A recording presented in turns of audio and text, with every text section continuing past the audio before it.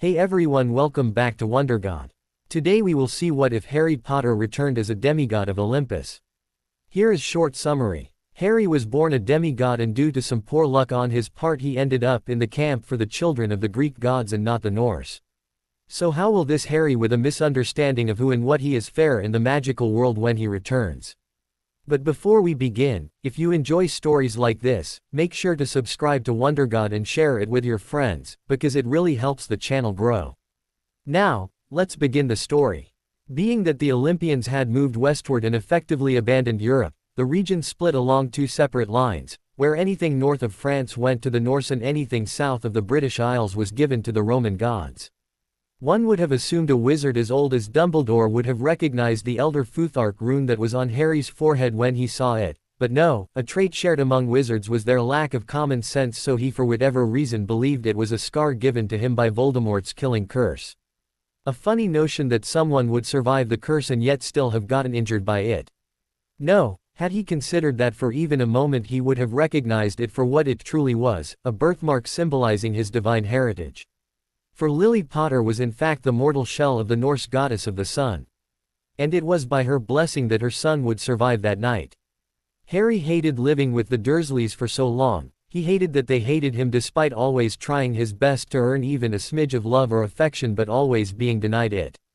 And now Harry found himself following a strange man with goat legs, all because the Dursleys had been far too eager to send him away with a complete stranger. This allowed him time to think back on how this sequence of events began. So we're going to America for what reason again?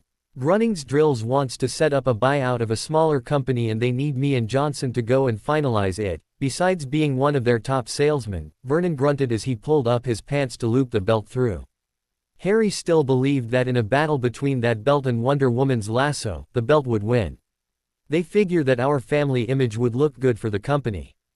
And since I refuse to leave you alone for a month in our house, glaring at the child he hated. Oh no, that would be so awful for the both of us having an entire month away from each other. Rolling his eyes, Harry continued to listen to his uncle grunt as the belt held his gut in. Shut up, freak, Dudley hissed angrily from the stairs. The fat boy hated his cousin, for whatever reason his cousin was strong, almost impossibly so, and it made him mad. He tried to bully his cousin, but when that same much smaller kid could pick him up by his ankles it wasn't a fair fight. So he stuck to verbal insults. So while we are there, you will be on your best behavior, no freakishness allowed. Vernon waggled a finger inches from Harry's face and for a moment the young boy was tempted to bite it off, but he didn't want to get indigestion from it, so he just willing it heat up. Something he discovered at a young age, that no matter how hot the sun got outside, he was never sweating, he was never cold in winter, and sometimes he could start fires without meaning to. It took years of practice, but he finally got that trick down. Vernon hissed as he retracted his finger and glared at the young boy, knowing he'd been the one to do it. Letting out a growl, Vernon grabbed his and Petunia's suitcases and carried them out to the car while Harry took Dudley's and his own much smaller case, since Dudders couldn't possibly be asked to do any manual labor. And the baby hippo wonders why he's physically weak. Harry shook his head as the fat little piggy ate another chocolate bar, his sixth in the hour. We'll be at the borders soon, the satyr said to Harry, who was following him through a path in the forest. Whatever you say, Harry responded as he didn't really have anything better to do but follow. Worst case, this just gets him killed by some crazy nutjob in the woods, but at least that'd be more interesting than what his uncle had him do the last few days. And you are not to come out at all, Vernon warned as he left Harry in the cheap motel for the third day in a row. Yes, Uncle Vernon, Harry dryly responded as his uncle shut the door and Harry flopped on the bed and turned on the TV, which didn't have anything playing that would interest a young child. So it was after an hour that Harry did what he always did when his uncle wasn't there. Ignore the rules. Stepping out of the motel room, he began wandering around the area, looking for something to do.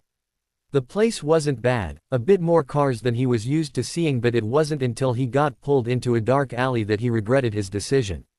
Ooh, a tasty snack, the voice said from behind him as he felt claws digging into his skin. Flinging out his elbow behind him, Harry felt it impact something soft, and whatever it was let out a grunt as it hadn't expected that much power to come out of a demigod of his age yet. Harry whirled around and in the dark could only see a pair of eyes. Raising his hand he willed light into the area, another ability he had discovered at a young age when he was small and still stuck in the cupboard.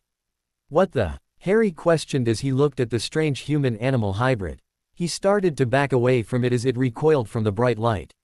He uses magic, it hissed as it hadn't considered that danger. Not many demigods were also gifted with the arcane arts, some were, but those were all older and not suitable targets for the weaker monsters. Harry decided that staying and attempting to interrogate the strange beast in front of him would not be best, so he booked it out of the alley and made it half a block before he collided with someone. "Oh geez, I'm sorry," Harry apologized as he looked back and could see the face of the monster glaring at him, but not leaving the alleyway before it slunk back into the shadows.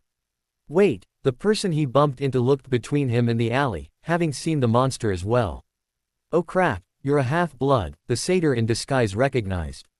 "I'm a what?" Harry asked as he stood up and then noticed the misshapen legs on the other gentleman. "Damn, and it's my day off too," the older satyr grumbled. "I mean, what are the odds that I stumble upon a random demigod?" Pausing for a moment before shaking his head. "Actually pretty good depending on which god you come from. I'm sorry, you must have me confused with someone else," Harry said, taking a step back from this person's muttering. "Hang on there," the satyr sighed. "Let me talk to your parents," he quickly requested, figuring he might as well bring the kid to camp now rather than send someone later when he got back and told them about him. Hell, figuring Chiron, he'd just send him right back out for not doing something after the monster already got his scent.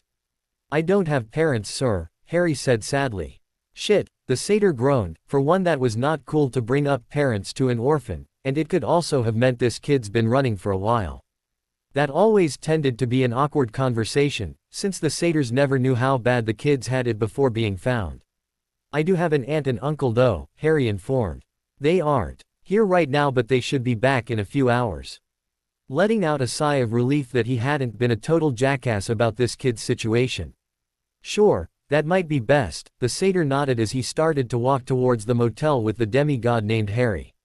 Harry and this satyr named Vincent, who he learned was a satyr as they sat in the motel room waiting for the Dursleys to arrive. He had explained to Harry a bit of what was going on. Harry was quite shocked to learn that he was actually a demigod, which caused him to think about some things. "Vincent, how would a car crash kill a god?" Harry asked. "It wouldn't," Vincent scoffed at the strange question. "But my aunt and uncle said they died in a car crash." Harry replied. "PFF'd, might be how one of them died, but no, they probably just made that up since it would be easier than telling you the truth." Vincent shrugged, and he hadn't been wrong, but he wasn't all right either. When Petunia stepped through the door, she saw the strange man sitting in the room talking to her nephew. "You're one of those freaks," she hissed, as even though she was a full mortal she was still sister to a witch and goddess, so was able to see through the mist that would have obscured the satyr from normal sight. "Well, that's rude." Vincent looked quite shocked to be referred to in such a derogatory manner. "He's not even of age yet, what is your lot doing here?" Petunia demanded to know. "Geez, hang on lady," Vincent held up his arms. "Yeah, he's a bit young, but I'm taking him now." "Oh no you won't," Vernon puffed up to seem as threatening as he could. "You lot dump him on us and think you can just come get him whenever it is convenient." "Well yeah, that's how this works," Vincent laughed. "I don't get to decide when he comes with us, but now's the time. His mother didn't go until she was 11, he still has time." Petunia looked confused as Lily only got the letter when she was 11, why was Harry getting a man with goat legs at 9? While the adults bickered, Harry just sat with his thoughts. Does this mean one of my parents is alive? But then, why didn't they come get me? Did they not want me? What was wrong with me? Was I not good enough? Suddenly Harry began to hyperventilate, as would any child when suddenly dealing with an existential crisis about what is their worth as a person. "Okay look," Vincent stood up. "It doesn't matter if he's a few years too young.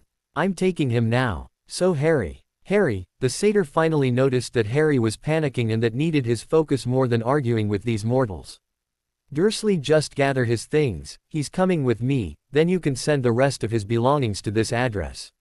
"All of it?" Vernon questioned as Vincent tried to get Harry to take deep breaths to calm down.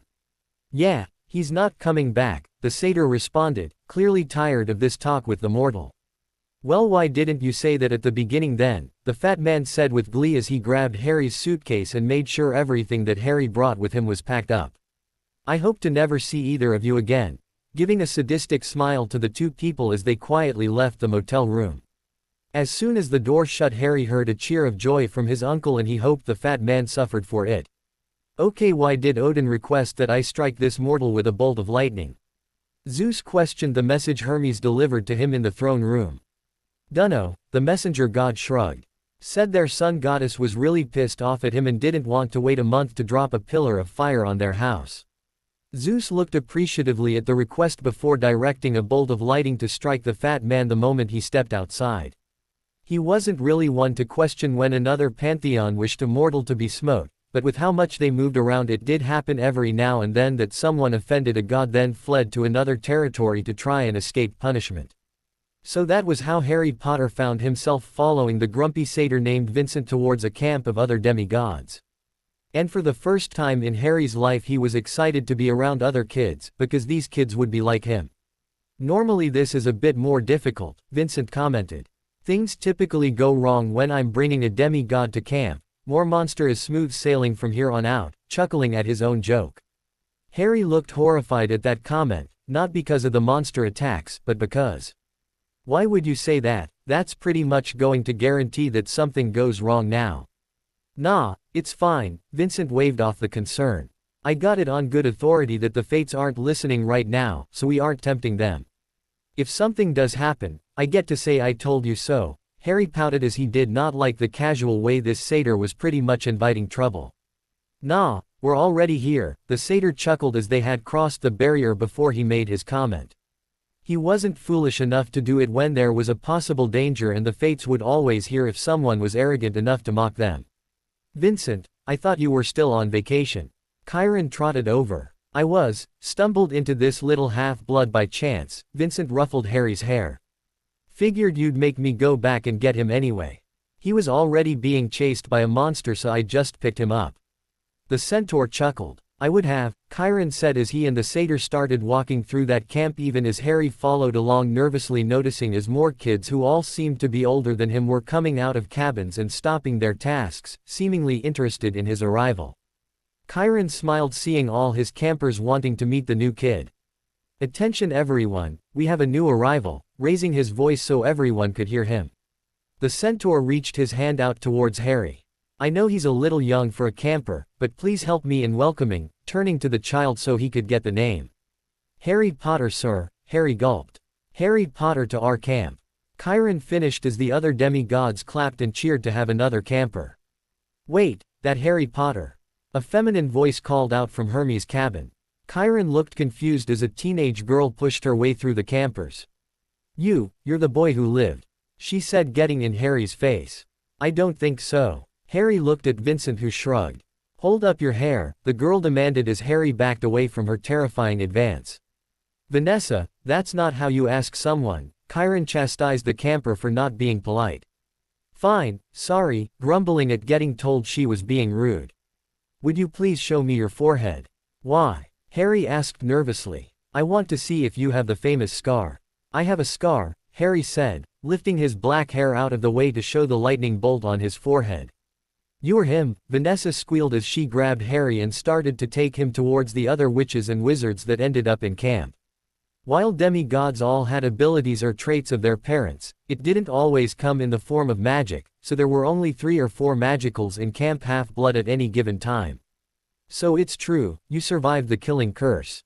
I have no idea what you are talking about. Harry tried to pull out of the grip, and Vanessa learned quickly that Harry was far stronger than his size would seem, as she was thrown to the ground quite easily when he pulled out of her grasp. Vanessa growled angrily as she picked herself up off the ground and pulled out her wand. You're a wizard, you dingus, she shouted as she cast a spell at a rock. Wait, I thought I was a demigod. Harry looked to Vincent, who wasn't going to be any help at all. You're both, an older teenage boy said, deciding to get involved to ease the situation. Name's Jericho Johnson, I'm a 6th year at Ilvermorny. Harry Potter, I'm 9, introducing himself to the much more polite teen, holding out his hand to get shaken. Snorting at the greeting, Jericho felt that Harry had a very firm grip. Strong one, aren't you? Probably one of Harry's kids, they tend to be scrappy. Don't know who my parents are, I just learned their names a few days ago, Harry shrugged. Those who could hear were quite shocked to learn that Harry didn't know the names of his parents until recently, although now they were all trying to guess who his divine parent was. Well, let's see if any of the gods claim you first. Chiron coughed, hoping to move past this awkward moment to have a discussion with the newest arrival about his previous home life, as Vincent had said the mortals were very rude to him. Harry came back over to the centaur and looked around as the campers got really excited. "How do I do that?" he inquired. "Well, normally you'll get a little symbol above your head when your divine parent notices you are here, so it could be any time really," Chiron told the young child, as the gods were not watching at all times, so some got to it later than others. "Well, maybe you're one of Hecate's." Jericho guessed, as he, Vanessa and the other magicals in camp tended to be. "You are a wizard." "Nah, no 9-year-old should be that strong," Vanessa disagreed. "He's got to be one of Ares' brats," sticking her tongue out as the children of the war god hissed and booed at her. "Oh, that's practically a compliment. Is there anything I can do that might maybe help?" Harry asked the older campers. "You got any special skills?" Someone from Demeter's cabin spoke up before letting out a cry of pain because someone cuffed him on the side of the head. "He's a wizard dingus, that could just be his magic," the person who struck the first commented. "I'm just saying he doesn't have a wand, so maybe," the two starting to bicker among themselves. As Harry watched the camp devolve into one of their favorite pastimes called, Guess That Parent, Harry just wondered when he'd know which god or goddess didn't want him. "All right," Chiron shouted. "As fun as it is to see you all play detective and try to figure it out before the gods tell us, you all have chores to do." Seeing his campers grumble as they started to go back to what they were doing before Harry's arrival. "That includes you all, I know you haven't finished your summer homework," Chiron warned the few Ilvermorny students he had that looked ready to pounce on the young celebrity. "It's always an experience with this lot," the centaur sighed as he started taking Harry towards the big house to explain some of the things about the camp to him and to ask some of the questions about Harry's upbringing. Harry shuddered a bit as he shook over the overwhelming experience of meeting the campers for the first time. "They seem nice." "Ha!" Chiron barked out a laugh. "Nice, just wait until the games begin, then you'll see them as the little terrors they truly are. I like them though, so I hope you end up liking them too. It's different than I'm used to. Being accepted, wanted even," Harry said sadly as he was led into Chiron's office. "Tell me about that," the centaur said as Harry sat in a chair across from him. What did Vincent mean when they were calling him a freak? Harry looked nervous as he wasn't sure he could trust this new person he just met. "Please, anything said in here, stays in here. Unless it's a threat to the rest of the camp, then you can trust me to keep it secret," Chiron informed Harry, recognizing the hesitation. "I do this for all the campers so they have someone they can go to if they need it, and I can't help them if they don't trust me." "Okay," Harry nodded as he spoke about his upbringing. Chiron, being as old as he, was grateful that he had millennia to practice controlling his expression because behind the calm mask he was furious. Every time he got a camper who came from an abusive household, he wished the gods would smite the mortals, non-intervention be damned. He was unaware that Vernon Dursley had been smote already, and the two remaining Dursleys were going to suffer in the coming months for their mistreatment of the son of a goddess. After Harry had told his story, needing quite a few tissues, he felt better, not having to hold it all in anymore. "Thank you, Mr. Chiron, sir," he said, even though his voice sounded raspy and he was emotionally drained from having to tell it to someone. "I am always here for campers when they need it," Chiron smiled, glad that Harry had been able to open up to him. "Now it's just about supper time, so let's head on over to the dining pavilion. I'm sure you're hungry after the day you've had." "I've gone longer," Harry started to say before the immortal centaur cut him off. "You will no longer be forced to skip a meal. At Camp Half-Blood we do not deny food as punishment," Chiron firmly said as he hated hearing how those vile mortals would treat Harry. "We have never had trouble feeding our campers, and one more mouth will not put a strain on us." "Okay," Harry nodded as he followed the centaur out of the large red building and towards the feasting hall. Harry was amazed at seeing the loud and happy atmosphere in the pavilion as the numerous tables held the students enjoying their food. "Where do I sit, sir?" Harry questioned. "Since you haven't been claimed yet, then you will join those at Hermes' table until such a time happens," Chiron pointed towards the largest and most crowded table. Sitting down, Harry was quickly pulled into a conversation which he found astonishing that he was making friends that easily. For the first time in a long while he felt like he found a place he belonged at. After seeing some of their customs and traditions, Harry was excited to be at Camp Half-Blood. Even as he settled into the overcrowded Hermes cabin, Harry was content because now he might begin to flourish as a person instead of being stuck with the Dursleys. I don't get it, Harry scratched his head as he looked at the signs posted around. How do you all read this? He asked of his guide who was showing him around the camp. It's ancient Greek, we're demigods so we can all read this, the counselor said to the latest arrival. Well, it's all blurry to me, Harry shrugged. Maybe it's your glasses, the counselor scratched their chin, deciding that maybe he needed to get his eyes checked. Even after stopping by Apollo's cabin to see if anyone could find something wrong with his eyes and getting one of Hephaestus's children to make him a new pair that better fit him, Harry still had trouble reading the signs. Don't know what to tell you, the counselor shrugged as they had no idea why ancient Greek was so difficult for this particular demigod to read since it seemed to be an inborn trait of all the other campers. Harry felt annoyed that there was still something that made him different from the other demigods in camp, but that just meant he had to get better at remembering where everything was since he couldn't read any of the signs. When it came to the other campers though, he was fitting in pretty well. It had been the older witches and wizards that had explained to him why he had a name like the boy who lived and more about magic. And Harry really enjoyed spending time with them as they listened to his stories about the things that would happen around him as they helped him contextualize that as accidental bursts of magic. They shared some of the information they had learned in their first years so that Harry had an understanding of what he could do later on in life if he practices hard enough. All in all, he was settling into life at the camp well enough. He didn't think anything could go wrong, until the first time some of the campers went on quest. It was nearing the end of December and he saw there was a large group of people gathering at the edge of the barrier. What's going on? Harry asked one of the other campers. They got a quest, the person said with glee as they saw the group form. What does that mean? Harry asked as he knew the word quest, he just wasn't sure if it was the same thing or not. The oracle gave a prophecy, so that means someone needs to go and complete it. It's a great honor, that person continued to explain what a quest was, as this older boy Harry hadn't interacted with that much gathered a small team. Hey, Vanessa is going too, Harry commented as he saw the older witch get picked for the team. She'd been nice about sharing the books she was reading since she was only in her third year at Ilvermorny and figured it wouldn't go over his head too often. So even if they got off to a rough start they were slowly becoming close friends. Yeah, probably figured a little magic would go a long way to help, the person said as they headed back to what they were doing. I hope she comes back soon, Harry said as he joined some of the other younger campers with their chores, wondering when he'd see his friend again and to learn all about her quest. She had come back for the holidays to spend time at the camp on break since the others at Camp Half-Blood were the only family she felt she had. Vanessa never returned. They burned a shroud for her on a pyre, a celebration of the quest's success but to also mourn the one lost. And Harry had never looked at a fire with such hatred before in his life, as the symbol of his friend's death was turned into smoke and ash.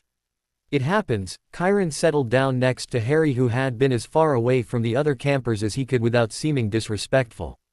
Why though? Harry questioned as he looked at the centaur for advice. Sometimes the monsters are too dangerous, the task too daunting, other times it is simply chance, Chiron admitted as he didn't feel like Harry would appreciate a sugar-coated answer. Why didn't her mother help her? That was her daughter, Harry's voice cracking as he struggled with his emotions. He knew his parents died to try and save him from that Voldemort guy the other magical campers told him about. The gods cannot interfere, not directly at least, the old centaur sighed as he explained the rule that prevented them from acting. The gods are stupid, Harry muttered as tears streamed down his cheeks. Chiron looked down at the young demigod. This was not the first time he had done this and he expected to do so countless more times. The gods can hear you here, so it is best not to insult them. Having no desire to try and say the child was wrong, he never did like how hands-off the gods could be. But he also didn't want the gods to think Harry was arrogant and in need of punishment, they could be particularly vindictive. I'm 10 and my friend is dead, Harry sniffled, not seeing a problem with what he said. And she wouldn't be if they broke their rule to keep a 13-year-old girl safe. Is that so wrong? Looking at Chiron for his opinion. It's not, the centaur admitted. It really isn't wrong to wish that those who died did not, that our friends did not suffer. But there was nothing you or I could do to change this. Not yet. Harry glared at the large fire which suddenly erupted sky high, causing the other campers to stumble back before continuing their partying, placing the blame on Hephaestus' children for losing control of the flame. Chiron, if someone was stronger with magic, would they have been chosen over Vanessa? Would she be alive then? That is a dangerous thought, to wonder about what might have been. It is a path that leads to madness, Chiron quickly warned as he's seen so many people lose themselves to grief and regret. But if someone was stronger, then maybe they could change things. Harry repeated his question. Possibly, Chiron sighed. Maybe the leader would have picked the stronger sorcerer, maybe not.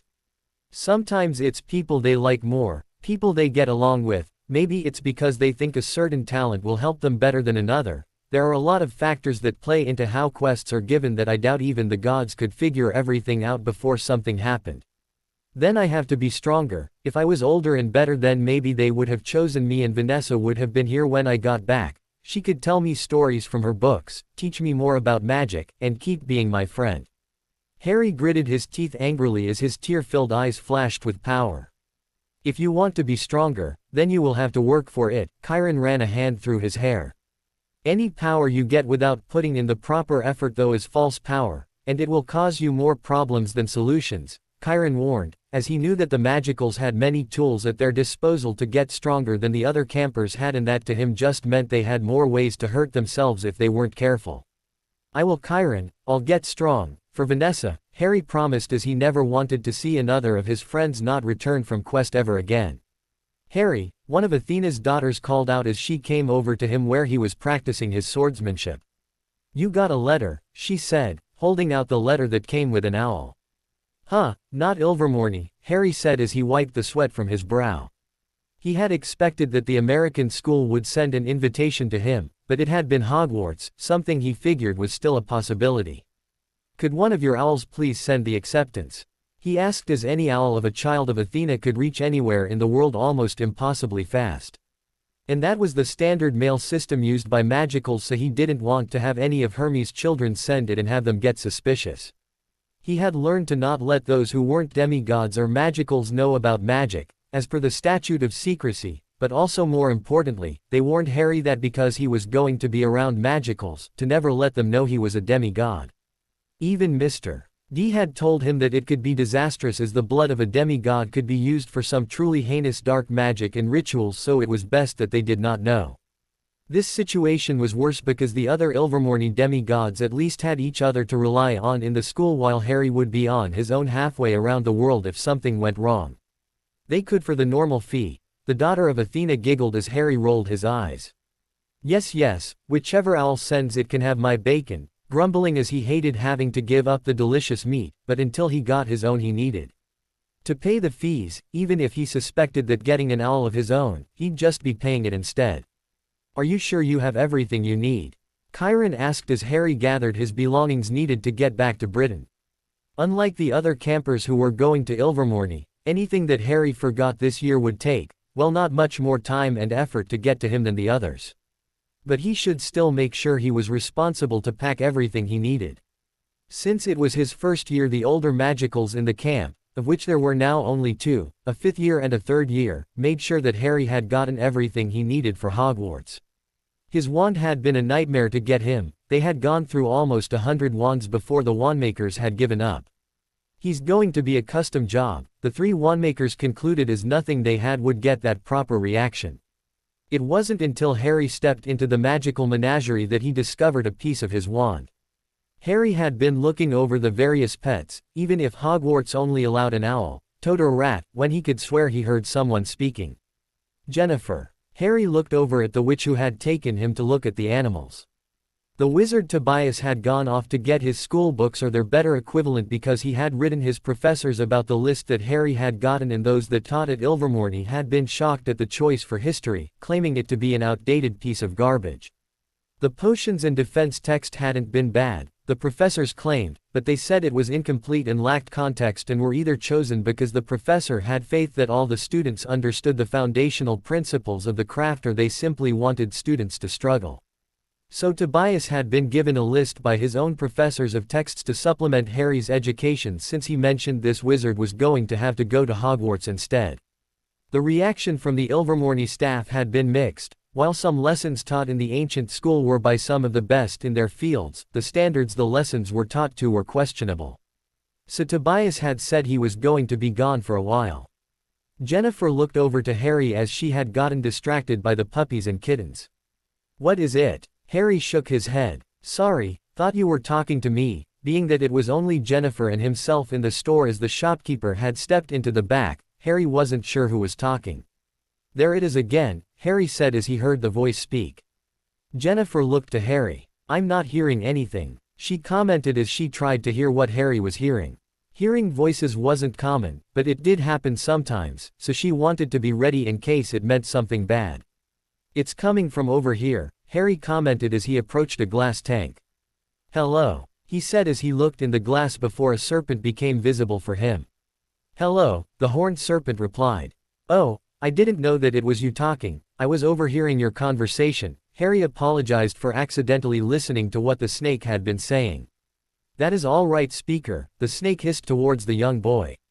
"It is quite rare for someone with your gift to be here." Harry was going to continue his conversation with the snake when Jennifer pulled him away from the glass. "Why didn't you tell anyone you were a Parselmouth?" she quietly hissed as she looked around the room in case anyone had heard him. "A what?" Harry asked. Jennifer pointed to the glass tank. "You can talk to snakes." "Oh, I guess I can," Harry mused as he hadn't noticed a difference from talking to the horned serpent and anyone else. "What does that mean?" "Not much really, it's just a rare talent. People would probably think you were more interesting since one of the Ilvermorny founders supposedly could talk to a horned serpent," Jennifer answered the young boy's question. "So should I get the snake then? I think it would be pretty cool to have a pet I could have a conversation with." Wondering if that was the right call, Jennifer shrugged. "I think you might be one of the few people who could, but that letter said you can only have one of 3 pets.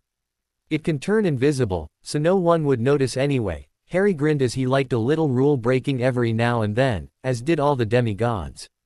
Jennifer ruffled Harry's unruly black hair, it being the one head of hair that the children of Aphrodite could never tame, to their utter dismay. So instead they had decided to tailor Harry's style around that immutable fact and made it look like it was intentional. Stepping out of the pet store with his own owl and snake draped over his shoulders, Harry was having a whispered conversation attempting to learn about the new companion. While Harry was doing that, Jennifer led him over to get his robes. Both of them got measured for new clothes and Harry lamented that his robes had to be a boring plain black. Jennifer giggled as she twirled in her blue and cranberry-colored outfit. "It's not my fault Hogwarts wants to be a stereotype." "Well, at least I only have to wear them in class," Harry frowned. Hopefully, he thought, as he couldn't imagine spending all his time in these things. Even if they were comfortable, it offered nothing in terms of protection and was restricting his movements quite a bit. "Yeah, you're going to have to learn how to fight all over again in these bad boys," Jennifer sighed. "I think Tobias is finishing up soon, so let's get some lunch before we see if those kooky wandmakers are ready for you now." Looking to a magical diner that she beelined towards. Harry rolled his eyes as he joined the demigod witch in a booth as she ordered what was basically a mountain of meat between 2 buns. After he ate a far more reasonable amount of food, he went back to the wandmakers hoping they had a solution for him that wouldn't require him having to go to London early and find a wand there. "A horned serpent," Violetta Beauvais gasped as she recognized the snake draped over Harry. She, like any wonder maker in America or student of Ilvermorny, was aware of the prestige a horned serpent held. Harry reached up and scratched the snake on the chin before hissing at it. "He says hello." Harry turned towards the witch, who looked a mix of terrified and awestruck. "I believe I may know what your wand core will be," Shekoba Wolf said as she approached the snake. "If I could take a shaving of its horn, which will regrow, it can serve as the core of your wand. From there we will only need to find what would best suits you." Harry asked if the serpent would be willing to allow this, and to his surprise the snake considered it a great honor to have part of it become a wand for a speaker. So the 2 witches carefully took the snake to the back room to get a single filing of the horn and to make sure it is properly shaped to go into a wand. Johannes pulled out a few blocks of wood. "Come on," while those 2, aiming his thumb behind him, "are playing with your snake," chuckling as the boy in front of him sputtered. We'll see what type of wood you're going to put in your hands. Oh, you just love to make those jokes, don't you? Harry rolled his eyes as he caught on that this guy liked to tell puns and euphemisms. I do, Johannes smiled as he set a few blocks down in front of Harry. Go on, give them a test. How do I do that? Harry asked as he wasn't sure what he was supposed to do with them. Whatever you like, it's about whichever one feels right, and only you can know that, Johannes told Harry. Maybe it's the way it feels, maybe the weight, could be how well you can swing it around. Even had one guy who insisted on licking them all and said the taste mattered more. He was a chef, so maybe he was right, Johannes shrugged. I hope you at least cleaned them all afterwards, Harry grumbled as he randomly grabbed the different blocks, but he just felt foolish. They were wooden blocks, why would any of them, stopping his hand over the golden-colored wood. The Pacific U, sturdy, cleans up real nice, Johannes hummed as Harry inspected the block. Something caught your eye. I don't know, it's just different, Harry responded as he was confused why suddenly this block called out to him. Well, that's heartwood, from the center of the tree, so it's going to have more orange or gold coloring to it, as opposed to the sapwood, which is lighter to the point that it can be white. Not a very flexible wand, but a solid one for those who might have a bit more of a kick to their spellwork. Taking the block from Harry's hands, the wandmaker went into the back. We'll have it done shortly, Johannes promised, as normally making a wand took a wandmaker time since it wasn't always the highest priority. But the nature of the wand was one that had the trio of wandmakers curious and willing to put aside any distractions and work together to craft this particular instrument. Half an hour later they came out and presented Harry with his wand, with the way that it had been waxed to a near-reflective sheen. Grasping the long stick in his hand, he felt a rush as a spark of fire rolled across his hand and spiraled out the tip. I like it, Harry smiled at the wandmakers who were very proud of their work. How much do I owe you, since you all put in a lot of work? Asking as he didn't know the price, but he assumed it was expensive. No charge, the wand makers said together. We've never had a chance to make a wand like the founder of Ilvermorny had, so make sure you do great things with this. I promise, Harry nodded as he looked at the tool he could use to grow in power. After getting his wand, Tobias and Jennifer took him back to the camp. They were eager to see him test it out with some of the more simple spells. Harry watched as families went through the magical barrier at platform 9 3/4, which was how he was able to tell where to get on as he slipped in behind AB's own family. He was aware of his fame from the other campers telling him that he apparently had a book series written about him, and once information made its way around the camp, copies were gotten and the other demigods made sure to tease him about the things he supposedly had done. He knew it was all in good nature. As for them, the methods that he used to defeat the creatures were hilarious and implausible. But he also didn't want to draw attention to himself. That could cause him problems since he would be alone in this new school. He managed to get onto the train without any fuss and settled into a compartment somewhere near the middle, ensuring that he would meet some people, but not as immediately as if he chose a carriage in the front. Watching out the windows of the compartment, he could see other students running all over the place, either looking for their friends or someone in particular, which led him to believe it was him, and he was grateful that he had a hooded cloak that hid much of his face unless they got close enough to look under it. It was a few minutes later when the door opened up and Harry looked up to see an older girl with brown hair that had a spot of orange on it. Ah, Marula. Snide scoffed as she plopped herself down on the bench. Just keep your mouth shut, Firsty, and I might let you live. She rolled her eyes as she didn't want to try and find another compartment, knowing they would already have a few people in them, and she had claimed this one the last few years. She normally didn't have to deal with anyone coming around since she didn't have any friends. She resigned herself to think nasty thoughts about this new Firsty who seemed to have decided that he would take a nap. And to her annoyance, the door opened again, causing her to stop reading the book she just pulled out and see who it was. Spawn, what do you want? She sneered at the pampered son of Lucius Malfoy. I hear that Harry Potter has come to Hogwarts, Draco sneered back at the witch who sometimes babysat him. And I mean to get to him before he meets the wrong sort of families, Draco's eyes running up and down Marula. Sure, she was a pureblood whose parents served the Dark Lord, but she was poor and last of her family name. All that meant she was good for in his eyes was a broodmare for a more proper and wealthy pureblood. Out of the corner of her eye, Marula noticed as the Firsty's lips ever so slightly turned up into a smirk. Sorry, Spawn, Maybe he's somewhere else, she snapped as she slammed the door shut. Before she even had a chance to settle back down and call out this mystery person on who she thought he was, the door opened again. Now what? She shouted as she came face to face with the group of students she liked the least at the moment, the traitor Barnaby Lee, the know-it-all Tulip Karasu, and the perfect prankster Nymphadora Tonks. Hey, Tulip rubbed her arm nervously as she looked at the first friend she had ever made and then betrayed. I don't want to hear it, Marula snarled as she wanted these people to leave her alone. Look snide, that vault was. Tonks' hair flickered through various colors as she tried to be calm about this apology. Hey, maybe Barnaby raised his hands trying to play peacekeeper and failing as Marula pitched a book at his head. Leave me alone. Marula screamed as she hated that the girl who stabbed her in the back was trying to pretend that it wasn't a big deal. Hey, Harry shouted over everyone else. Keep it down, I'm trying to beeping sleep here, he swore at the group who were on the cusp of a loud argument. Normally he'd be much more polite with his language, but some of the kids at Camp Aries' cabin were very loose with their tongues and made sure that Harry was well acquainted with the curses. Coupled with being tired from having to deal with the time difference and the uncomfortable number of portkeys needed to get from the US to London meant that Harry was tired and cranky. So his tongue was sharp and ready for the first fool to annoy him. Shut up, Firsty, you don't have any idea what this is about, Barnaby said as he glared at the young boy. I don't care what it's about, people are trying to sleep. Harry pulled down his hood and glared back at the boy, his own eyes flashing with power. The reveal of his identity had been enough to surprise them, but what he did next was truly shocking. Asclepius, if they start arguing again, scare them off, he hissed to the snake he finally came up with a name for as it became visible hanging from the upper rack and hissed at the students who looked terrified.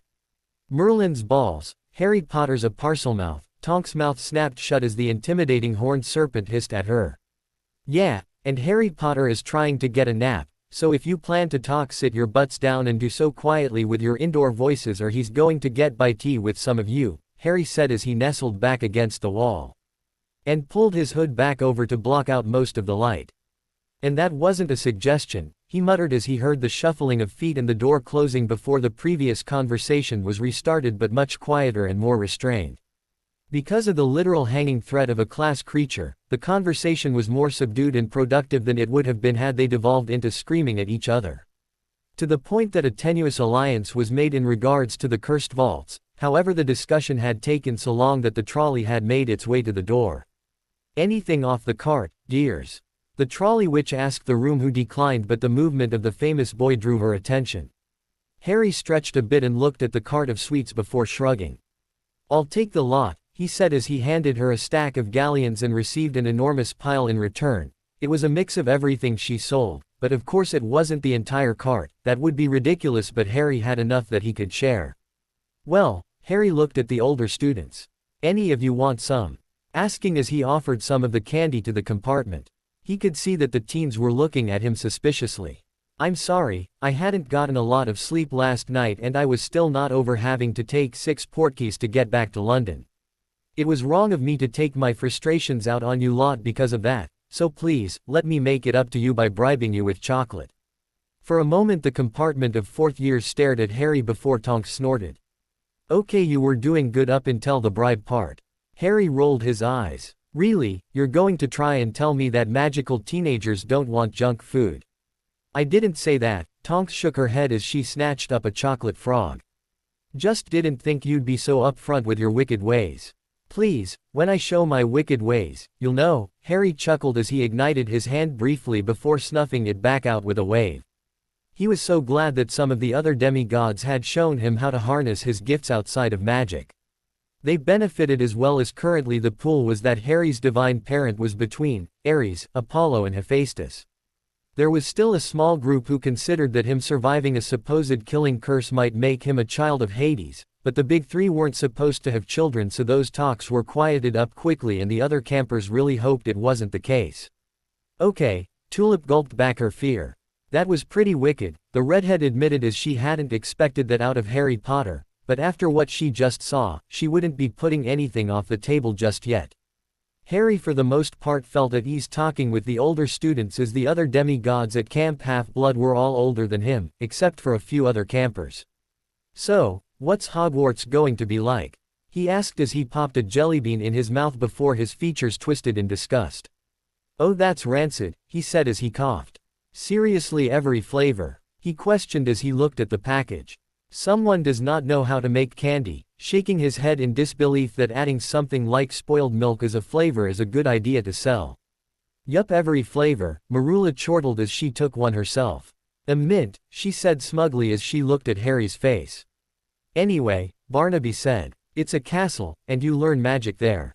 Saying that as if that was all that needed to be said. Harry deadpanned a stare at the other boy before sighing. I meant, what would be more beneficial to me coming all the way back to England to learn magic rather than stay in the US and go to Ilvermorny? Wait, you live in the States? Tonks said in confusion. For just about the last 2 years, Harry nodded. So it's kind of nice to be back home, but since I didn't have too many fond memories, it's more like nostalgia than actually enjoying being here. New York has much nicer weather, Harry commented as he forgot how wet everything could be on this side of the country. Wow, I mean, I guess it's not too shocking, no one has seen you since, well, that night, Tulip gulped as she tugged on her tie. Yes, the night Voldemort murdered my parents and then blew himself up, Harry rolled his eyes. I am aware. As to that, I spent most of it with my no-mage aunt, uncle and cousin, Harry continued. No-mage. Marula tilted her head. No magic, muggle sounds like a slur, but more importantly it sounds stupid, Harry commented. As if it's not bad enough that I have to hear the bastardization of the King's English by the Americans, to come here and find out that the magicals have silly names reminiscent of children's cartoons is just. No-mage just sounds more like something a real person would say. Harry folded his arms as his discussion with some of the other campers who found it fun to mess with Harry about his accent had been quite annoying. That's not terrible reasoning, Tulip chuckled as she realized that the word was kind of silly. But anyway, after a trip to America, I ended up staying and well, I don't rightly give a damn what happened to them, Harry scoffed as never checked up on them and he had no intention of doing so now. That was a part of his past he never wanted to revisit. Unknown to him he would not be able to, as after the sudden death of Vernon Dursley, which the insurance company declared an act of God, which was not incorrect, but they would have no way of knowing that. Petunia had been unable to collect on the policy and suddenly the debts owed were being called in, to pay off the mortgage and the car she had to sell the house and damn near everything in it. But to make the situation worse, the day before she could close the sale, it suddenly caught fire and the sudden appearance of a burn permit prevented her from collecting on that insurance as well. Which Petunia had sworn she never filed. Why exactly did you assist me on this one, Loki? Saul questioned the trickster as to his reasoning for adding that little detail after Saul had sparked the fire to eradicate the hellish prison her son was subjected to for years and years. Loki chuckled as he strolled away from the sun goddess. Well, normally you don't get involved in anything in the mortal realm. So when you took great interest in punishing this particular family, I wanted to know why. I just felt you might need a little help with some details that might have gone amiss with this retribution for the Dursley family. He said surprisingly honestly, even to himself. Very well, Lawfason, Saul said sweetly. I will accept your aid with my vengeance for the one who was once my sister, who threw that potential goodwill and protection away all because of her own petty hatred, and for taking it out on my son. Oh my dear, Loki bowed low and proper as the burning woman passed by him. We are going to have so much fun, he clapped and skipped after her. Normally he'd be told to leave Asgard whenever seen as he was unloved here, but with Sol's request of aid, he was free to come and go.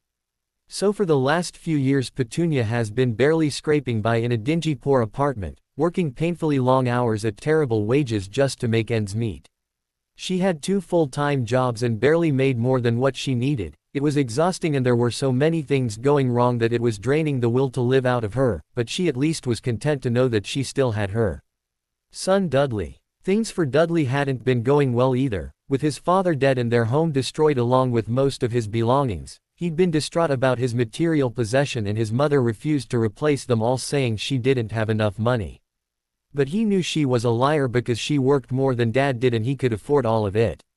So he regularly stole from her purse when she was sleeping on the couch after another all-night shift, unaware that his thefts were making her have to work more and more to make up the difference. A never-ending cycle of poverty she found herself in. But that was not anything Harry needed to concern himself with. He meanwhile was having a good time with these older magicals on a train ride up to an ancient castle where he would learn how to cast spells and make friends and live a far better life than he had before. Stepping off the train, Harry waved off the group of friends he had made before joining the other first-year students next to the very tall man. Harry hesitated for a moment as he sized up the potential threat. Making sure to stay near the back so he didn't get boxed in, he watched as this seemingly jovial giant of a man led them all to boats. Harry pondered what exactly that man was, because he could tell it wasn't fully human, but he didn't seem hostile. "Hello there," a brunette witch greeted Harry as she and a couple others joined him in one boat. "I'm Lavender Brown," she introduced herself. "Harry Potter." Harry nodded as he looked over the side of the boat, seeing movement in the deeper parts of the near pitch-black water. Extending out his hand over the waters, he formed a ball of light and dropped it in, illuminating the shape. "Not a kraken, just a big squid," Harry commented to himself as he now wanted to not be on top of the water in just a small wooden boat. "Can this go faster?" he asked loudly towards the large not-human man, wanting to get to the other shore sooner. "Oh, don't worry none about the squid, he's harmless," Hagrid said over his shoulder as the other students had been a mix of amazed and terrified at sight of the massive cephalopod. "Yeah, and I'm cute and cuddly," Harry snorted as he snuffed out the light and folded his arms as he mentally willed the boat to go faster, to no avail. "I mean, you kind of are," Lavender giggled as she watched the famous boy purse his lips and his face turn bright red. Harry practically jumped to shore the moment he was certain it was within reach. "Afraid of large bodies of water?" a brown-haired girl said. "That's thalassophobia." "No, I'm fine with water," Harry shook his head. "But put a potentially dangerous creature under me and then that changes. I bet if you had to walk across a bridge with a hydra under it and you only had the word of someone you didn't know that it wouldn't attack you, you wouldn't say that's fear of heights, it's just common sense," Harry said back to the girl flatly, who thought deeply about what he said. Hermione sheepishly nodded as she realized that the giant squid could have attacked them and that there wasn't anything but the assurance of the really tall man that it wouldn't. It was enough to make her take a second look at the lake before she shivered as she thought of the tentacles picking students off one by one and dragging them down into the dark waters below. After trudging up a long set of stairs, the students finally arrived outside a large door. "So you're Harry Potter," Draco Malfoy said as he pushed his way through the crowd of other children. "Oh Spawn, hello there," Harry said as he recalled the younger boy from earlier on the train. "Odd name that, but I'm not really one to judge, my parents named me Harry," smiling as he heard some of the other kids laugh. "It's Draco Malfoy, not Spawn." Draco sputtered. "Really?" Because Marula seemed very insistent that it was, Harry mused. "Maybe it's a pet name." "I'm not a pet to that whore," Draco shouted as his red cheeks contrasted his near-white hair. "Whoa, chill," Harry put his hands up. "No need to get so angry, it's called banter." Secondly, Harry nudged his head to the side where Professor McGonagall was standing and looking furious about Draco's outburst. "Come now children, let's get you all sorted, and Mr. Malfoy, I will let this go with a warning, Hogwarts does not tolerate that kind of language, or volume," Minerva states as she turned and led the students into the Great Hall. "Hannah Abbott," Minerva called out as she began the sorting. It seemed to go quickly enough until it was time for Harry's name to be called. "Huh," the hat said as it was settled onto Harry's head. "Well then, that's something you don't see every day." "Are you in my head?" Harry questioned the hat. "I am Demigod," the hat replied. "If you try and say anything, I'll burn you until there's nothing left but a pile of ash," Harry warned as he would not allow this magical garment to threaten Camp Half-Blood by revealing its location or that there were so many demigods there. "Heavens, or in this case Olympus, no," the hat shook back and forth on his brow. "I couldn't anyway, I am sworn to the castle itself only, and she will not allow me to harm a student, regardless of their, divine heritage." "Good," Harry nodded as he liked that arrangement. "So how does this work?" He questioned the cloth on his head. "Well, you are certainly a brave one, and you definitely will have to be when you go off and face the horde of monsters that will inevitably come for you. You'd likely outshine Sir Godric himself with your future deeds and heroism. Studious, but not overly so, Ravenclaw would likely drive you up a wall, definitely not there," the hat considered. "Yeah, I figured I wasn't one of Athena's," Harry chuckled as he liked to learn but not to the extent those kids did. "Hufflepuff might be a good spot, You are loyal to those like you and you'd fit in well with the Badgers. The hat continued to sift through Harry's mind until it came across a single memory. No, Slytherin is where you belong, the hat decided firmly, and he would not be shaken from this reasoning. Because I can talk to snakes? Harry questioned. That's a nice benefit, but no, Vanessa, the hat said, even as he could feel the pain even saying the name caused the boy. You promised to get stronger so that it never happened again. In Slytherin you will be great. You mean it? Harry asked. If you go there and shine as bright as you can, then I am certain you will become the person you set out to be, so that one day, trailing off as he let the implication hang for Harry. Thank you for the wisdom, hat, Harry said as he accepted that Slytherin might be tough, as it should be, but if it could help him achieve his goal, he would do it. Slytherin. The hat's voice boomed to the quiet hall. Harry set the hat down on the stool and proudly walked towards the table of the snakes, ignoring that the entire hall hadn't even made a sound about his sorting. The determination to live up to the promise he had made to himself was one he was going to keep, and anyone that got in his way would soon regret it. It took a moment, but the sorting ceremony recommenced after Albus cleared his throat loud enough that Minerva reacted and read off the next name from the list. The headmaster leaned over and garnered the attention of Severus. I hope it goes without saying that I expect to see Mr. Potter in the Great Hall tomorrow morning, unharmed, Albus warned, as he knew that many of Tom's followers had children in Slytherin. And while he was comfortable with Severus' progress in subverting the more dangerous schemes the students would create, with such a prime target so readily available, he was more concerned about the young boy's immediate safety than he would have been had he been sorted anywhere else.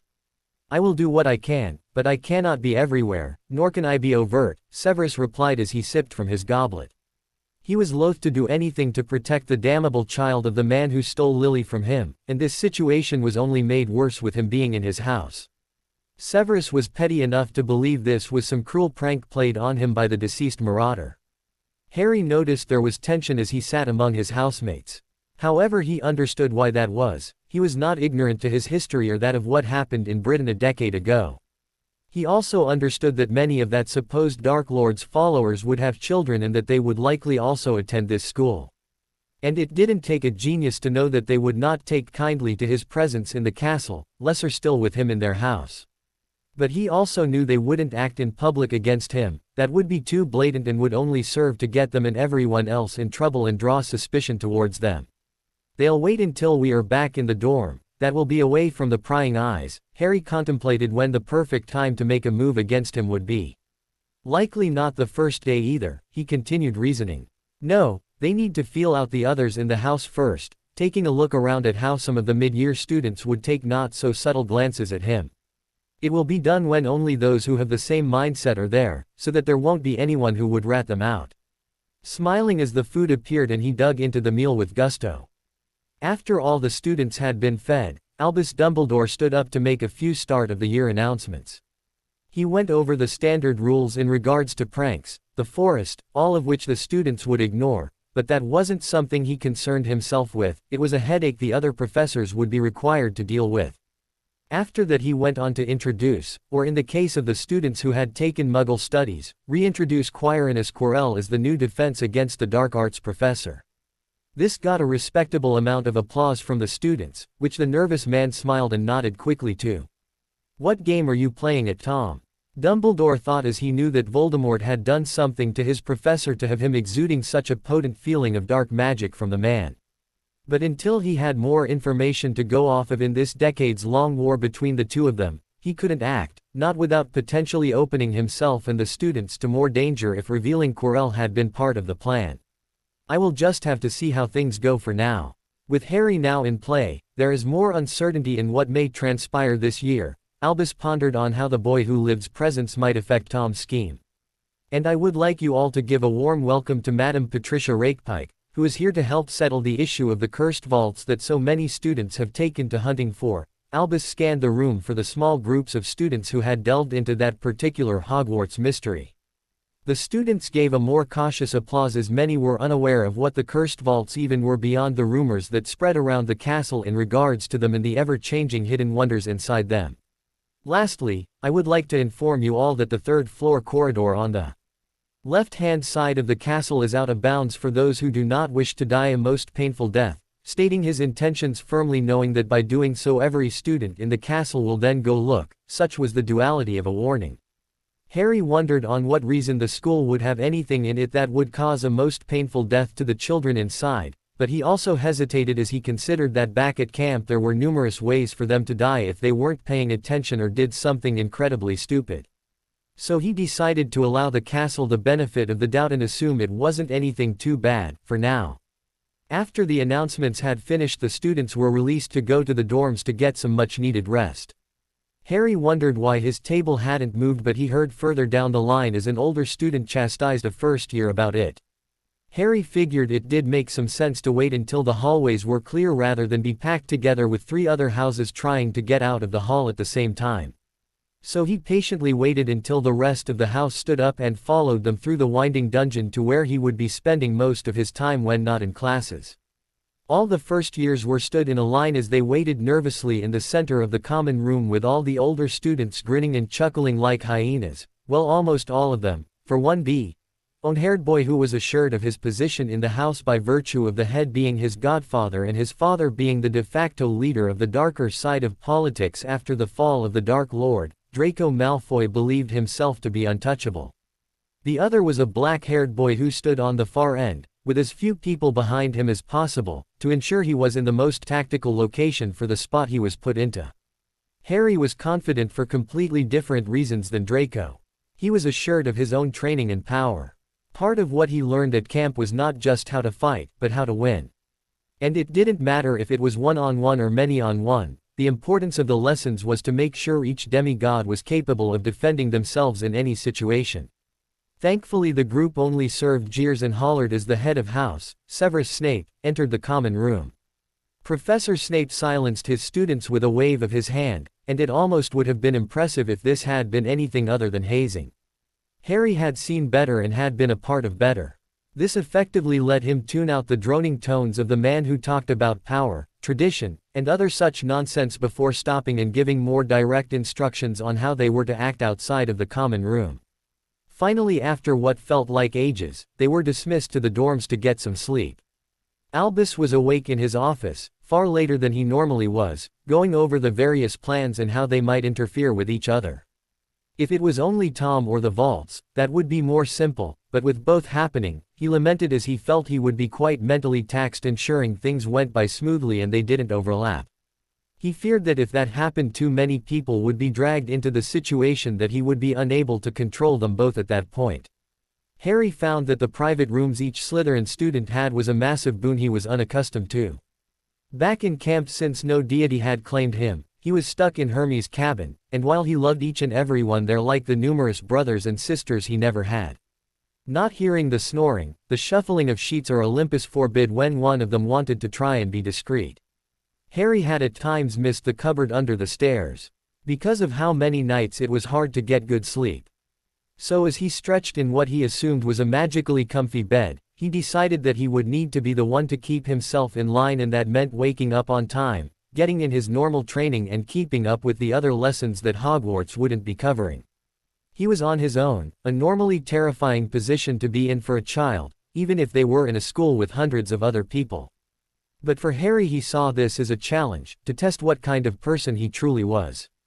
The Slytherin prefects, who tended to be the earliest risers, were shocked to see that there was someone up before them. That it was also a first year was even more surprising. Potter, the male prefect's voice sounded. Carefully putting his book down and earmarking where he was, he turned to face the person addressing him. "Can I help you?" He waited as he did not know this person's name even though they knew his. "It's not important, why are you still up?" The prefect folded his arms as he demanded to know why this kid had foregone the rules and not slept. "No, I got up about an hour ago," Harry corrected the boy. "It's the first day of classes, I don't know what to expect. It could be simple introductions. A way for us to learn about our teachers and their craft, or it could go straight into the lessons. It would be foolish for me to be lazy on the first day because I made an assumption on what a place I have never been to is like," Harry said flatly, as if it was the most obvious thing in the world.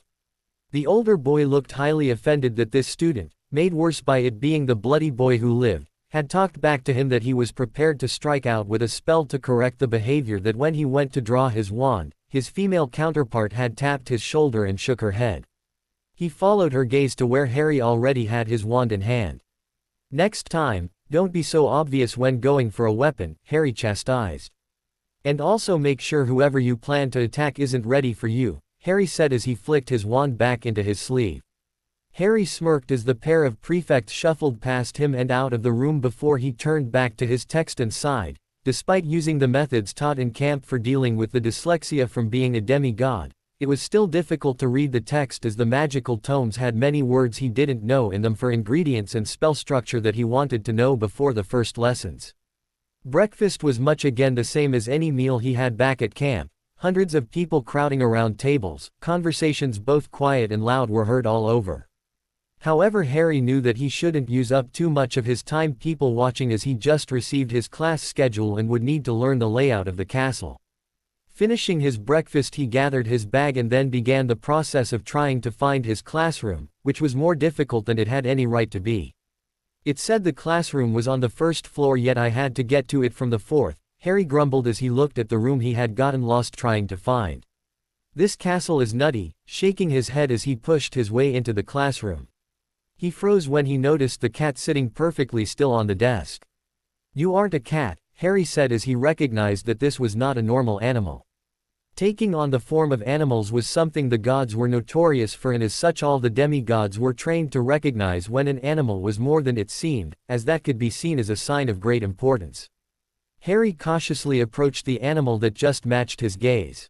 "Who are you?" Harry quietly whispered as he remained just outside the range of the cat's claws. McGonagall found it delightful that a first year had recognized her to not be a normal cat. Normally it was a surprise for the entire class to discover that she was an animagus. That it had been James's son to do so was humorous considering the man had been an animagus and found any excuse to prance around for Harry when he was a baby. Harry looked around the room and recognized that the professor wasn't here yet and class was about to start, tilting his head to the side. "Professor?" Harry curiously asked the cat and only received a nod in response. After McGonagall scolded a red-headed boy for coming in late, she opened the class to introductions and to the basic understandings of what she taught in the school. After a brief explanation of what transfiguration is, she gave them a simple task to try and accomplish. "Well done, Mr. Potter, on your first try as well," she said in surprise as she hadn't expected any student to get the correct result so quickly. "I've done some practicing," Harry shrugged as he told her the truth. He had spent time practicing back at camp some of the work the older students would do, so he had a firm grasp of theory and some practical experience that would be expected of a third-year student, not a first year. "I can see that it has paid off. 5 points to Slytherin." McGonagall nodded as she roved around the room looking for which students were struggling the most. Typically it was the Muggle-born students who had a harder time understanding the magic, but that came from them not growing up around it. Harry decided that with his accomplishment of the task given he would try for more complex work that he had been reading up on. Pulling out a text that Tobias had recommended, he flipped to a page he found interesting. "Metatrapst aut te scylla se crossi," Harry incanted as he waved his wand in a circle alongside the rim of his water bottle. Taking a sniff to see if it worked, he shrugged as he took a sip. "Nope, definitely not," he retched as he had indeed made wine, but it had a terrible flavor and was far too sour. Looking towards a potted plant, he leaned over and dumped out the violet-colored liquid before casting a cleaning charm and refilling the bottle with water through the use of the augmenti spell. "What was that?" a boy next to him hissed as he heard Harry speak some crazy words. "Drink something and dump it out." "Just wanted to see if it worked," Harry shrugged as he heard the older students talking about turning other liquids into alcohol back at camp, and he figured that he might as well give it a shot to see if he could accomplish the task before they did, and decided that attempting to make wine would be far easier than the whiskey and brandy the others were trying to make. As he could make juice if he used the correct wording, and to him wine was just adult juice. Going to have to figure out how to fine-tune that. It wasn't sweet enough for a drinkable wine. Maybe if I wanted to cook with it, but Harry shook his head as Mr. D had told him that you should only cook with a wine that you also like to drink, or else you run the risk of not getting a flavor you enjoy. The god of wine and madness had quite a bit of alcohol-related wisdom and advice to give. If you asked him for it, he wouldn't remember your name, but he'd still share with you what he knew. The Gryffindor boy looked at Harry Potter as if he was some sort of messiah. You can change water into alcohol. He shouted his question. Yeah, but it's a bit more complex than you'd think. I'm mostly doing it for a challenge, but it does have other practical uses if you can get that technique down. Afterwards you just need water, which you always have, and you can get any drink you want, even some that have gotten discontinued, Harry explained, as that had been the major driving force behind the magical campers' endeavor. Someone's favorite drink was no longer being sold, and they were doing everything they could to find a way to have access to it that didn't require them to sell their soul, which was an option that was still on the table. But I can make alcohol, Seamus repeated. Yeah sure, but we're 11 so we can't have it. I only took a sip to see how close I was getting, Harry chastised, as while alcohol was the party drink, there was no way for the campers to sneak any in. Mr. D was capable of sussing out any liquors, beers, wines and more the moment it passed through the barrier, and Mr. Chiron was very strict about making sure the campers did not engage in underage drinking. He grumbled endlessly about how hard it was to corral the campers when they weren't tipsy, and any number of blackout drunk demigods would make him wish he wasn't immortal. It's not like you couldn't brew up simple drinks if you get decent enough at potions. That'd probably be easier than using transfiguration, Harry suggested, as if the kid just wanted to get drunk. There were far easier ways to do that than to spend years practicing transfiguration to get to the point where you could make a passable beverage. Seamus decided that was completely unnecessary, as the fact that it could be done would ensure that he became an alcoholic before graduation. Harry's next lesson of the day found him in the dungeons, which to his chagrin required him to go to the opposite side of the school to find the hallways that lead towards the classroom. Well, at least I'll get some exercise each day just by walking to classes. Harry rolled his eyes as he took a seat in the back of the room and watched as more students started to fill in the open spaces. A quiet voice said next to Harry, drawing his attention. Is this seat taken? The chubby boy in Gryffindor robes asked as he looked at the only remaining chair. Harry moved some of his stuff over. Not at all, Harry Potter, extending out his hand to greet the person. Nay, Neville Longbottom, the nervous boy gulped as he hurriedly started to set up his potions equipment like his uncle had trained him to do. Harry looked at the way that some of the other students had their cauldrons and other implements out and had a curious thought. Do you really think we'll be brewing on the first day? Harry asked Neville, as he considered it unlikely since there were so many students who likely didn't even know what the ingredients were or even how to light their cauldron.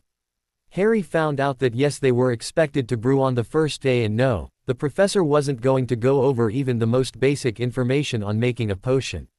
He was asked questions about potions ingredients, of which he didn't know since they weren't in the early sections of the potions book for the class, and since he'd never seen it mentioned by any of the other campers, likely meant it was a higher level question, completely unsuited for a first-year pop quiz. Just like your father, Snape muttered under his breath, just loud enough that Harry could hear it. Professor. Harry raised his hand up, hoping to get the attention of his teacher. Put your hand down, Mr. Potter, and get back to work, Snape snarled as he refused to give Harry the dignity of even looking at him. Sir, Harry continued along as if he had been called upon. That is part of my concern, that we are already working and you have yet to explain, well, anything about the potion brewing process. That seems incredibly unsafe given that many of the students have never seen these ingredients and the others that have are not experts. It is a simple potion that does not need further instruction, Snape growled out as he didn't want to admit that he was deliberately ignoring teaching the students. That may be the case for this potion, sir, but if the way Hogwarts teaches is to just have the students do the work as written in the text, holding up the potions book he found the assignment in, then we hardly have a need for you, don't we? Challenging his teacher with an innocent question. Arrogant, Snape turned on to Harry and stormed over to the child of the man he hated. Insubordinate and churlish, Harry interrupted his teacher by shouting at the man, causing him to stop in his tracks. Been there, done that. Now I don't know if today is just a bad day for you, sir. But potions is not a subject where inexperienced, new students should be left to their own devices. If you are not willing to take the time to teach us properly, then I will not waste my time learning from you. Grabbing his bag as he hadn't bothered to pull out any of his equipment, Harry left the room as the students looked at him in a mixture of awe and disgust for the way he had acted. Whoa, Tulip said as she noticed Harry come into the Great Hall early, She had a free period around this time just before dinner, so was one of a few students who hung around to do homework when it became fairly obvious that a first year had skipped class. She looked around and could tell she wasn't the only one to see him enter either. In fact, it wasn't just the other students who noticed him, some of the teachers who came in early to supervise had as well. The red-headed witch saw the flicker of light as a Patronus flew through the walls, likely headed towards Dumbledore just as Harry took his spot at the Slytherin table. Tulip bit her lip before abandoning her spot at the Ravenclaw table and hopping over to the neighboring one. "Harry," she whispered quietly as the boy had begun to dig into his bag. "What are you doing here?" "Oh, hello Tulip," Harry nodded to see who had wanted to talk to him. "Left class early, Snape's a prick." His voice loud enough that anyone could hear it in the mostly empty hall. His comment was scandalous enough that it caused the other students to gasp in shock that a student used that language to describe a teacher, that teacher being Snape, the student being a Slytherin, and that Slytherin being Harry Bloody Potter. What happened? Tulip looked around as she was worried about getting in trouble now just for being around Harry. "Oi, who was being a prick?" Tonks said as she took a spot next to the Ravenclaw girl. "Snape," Harry shrugged. "I don't know if that's standard for potion brewing to happen in the first lesson, without any formal instruction for the students. What I do know is that it is unsafe and probably the worst way to teach a subject." Tonks leaned back and whistled appreciatively as she'd never seen a first-year student have the gonads to do what Harry did in potions, even if she agreed with him. "Hey, what are you whispering about?" Marula hissed as she quickly hurried over after ending her conversation with some other Slytherin students. "Harry ditched Snape's class," Tulip said with a tone filled with worry about the young boy.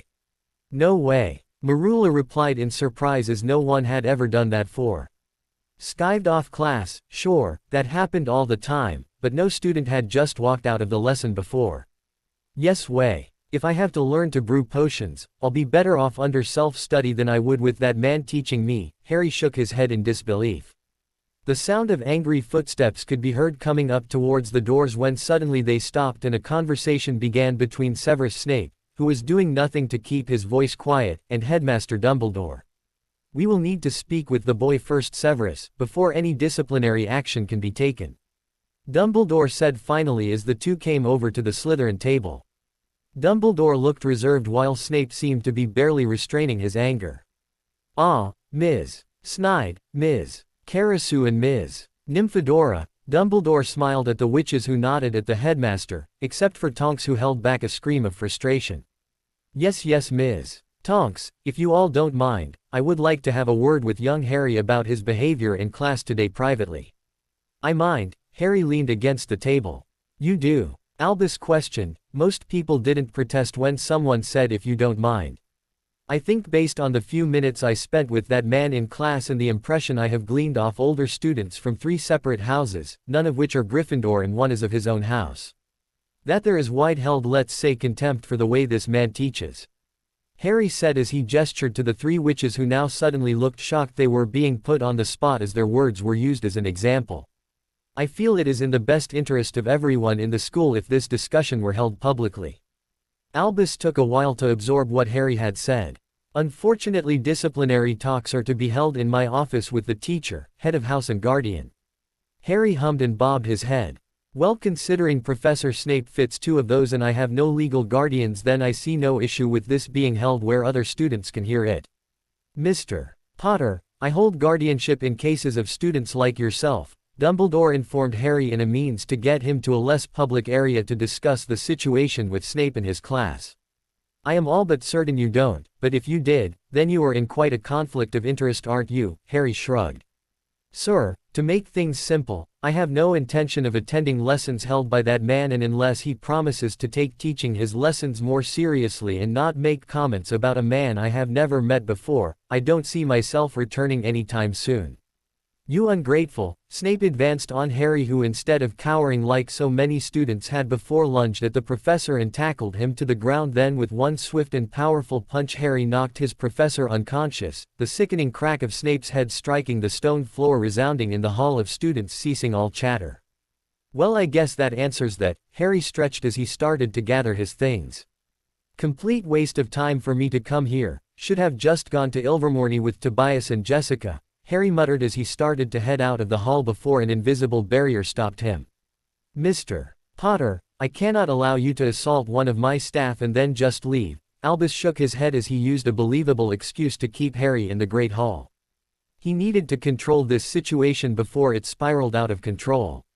Harry took a deep breath as he turned to face the elderly wizard who was impeding him from leaving the hall to gather his belongings. Then ensure you keep your staff on a tighter leash, Albus Dumbledore, Harry said as he strode over confidently towards the headmaster of the school. I do not know how things are done here in Hogwarts, but everywhere else, a teacher insulting an orphan's deceased parents within the first 5 minutes of the lesson beginning is considered unprofessional. That teacher then failing to instruct the students in the barest of safety measures or even how to identify their tools is not someone who is qualified to teach young students, who need said instruction. Harry said as his tone was flat and carried through the quiet hall. The students were frozen in place. Not only had Harry Potter spoken back to Albus Dumbledore, he'd physically knocked out the most hated professor in the school and was now saying the problem was Dumbledore's fault. It was almost surreal and something that they'd never believed if they were not seeing it with their own eyes. I came to this school because I received an invitation, as I suspect every other student did, Harry continued even as Albus was gaping in shock at the young boy who was standing up to him. And part of the reason I wrote back my acceptance, rather than decline and go to Ilvermorny instead, was because I believed that I could receive an education similar to the one my parents had gotten that made them into the great people they were before they died fighting off a madman to protect me. So when I find out that one of the core subjects that this school offers is taught by someone who derides a man I have never met, Harry snarled because while he assumed his divine parent was not the nicest person for never claiming him, as he agreed with the other campers that out of the Greek pantheon only the gods fit the closest approximation of what his powers were. That was still a person who died to protect his mother and himself. And then has the audacity to not teach the subject and instead have students, many of whom have likely never even attempted brewing before, begin a potion out of the textbook without going over even the most basic information of the craft. Harry's voice was just below shouting volume. It makes me consider if Hogwarts is worth my time, or if I would get a better education at any other school that would not tolerate such inadequate teaching, Harry said as he took a deep breath and frowned at the headmaster. Albus took a moment to collect himself, as he had not expected Harry to be able to compose such a scathing commentary on the educational standards of Hogwarts. To so effectively put a heap of blame on his shoulders that there were very few options that would allow him to save face in this instance. He'd need to make sure that he tread carefully, as this Harry Potter was a very different child than he had expected to have gotten from the Dursleys. I see, he finally said as he stroked his beard. I of course will need time to come to a fair decision about how to proceed. Decided to deflect rather than deny or rebuke. However, as it stands, Hogwarts does not solve disagreements with violence, and that will be the current topic to address at the moment. So Mr. Potter, you will have a week's worth of detention for your action, leveling a look at the child. Choosing to use Harry's own actions against him at the moment, as he knew that Harry could not deny, rather than approaching the tangled web of problems Harry had created for him now. With regards to the actions of Severus Snape, I can see that you are disinclined to handle this in the normal fashion, so I will convene with the other heads of house before making a decision. Stepping past Harry and lowered the ward that had prevented Harry from leaving. This will of course take time. Very well, I will wait until the end of the first week before I begin making plans to look for an education elsewhere, Harry said as he wouldn't hesitate to leave Hogwarts for another school if improvements were not made. Word spread around the castle like wildfire. Harry Potter was not the child hero so many expected of him. He was a confident, no-nonsense young man who stood up against both Snape and Dumbledore, which firmly planted him in his own territory when it came to allegiances in the school. If him being sorted into Slytherin was newsworthy enough to make it into the Daily Prophet, him assaulting a former Death Eater and defying Dumbledore was enough. That word got out to the parents within the hour. My son is such a rebel. Saul shook her head with a grin as she was watching how he stood up for himself. Now that Harry was back in Europe, he was easier to watch for her as she looked down from Asgard. The goddess of the sun was amused at her son's antics. He's a cute kid, Frigga said, watching the school next to her.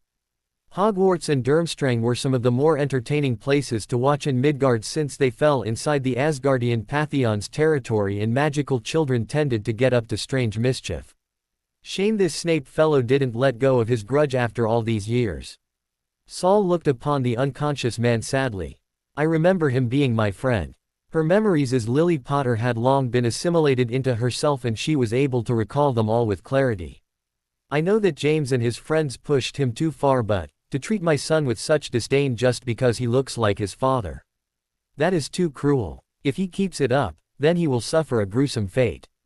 Yes, fathers and cruelty, I am familiar with the concept, Loki chuckled as he looked down through the clouds before swiping his hand to show a prison cell with a whimpering dog inside it.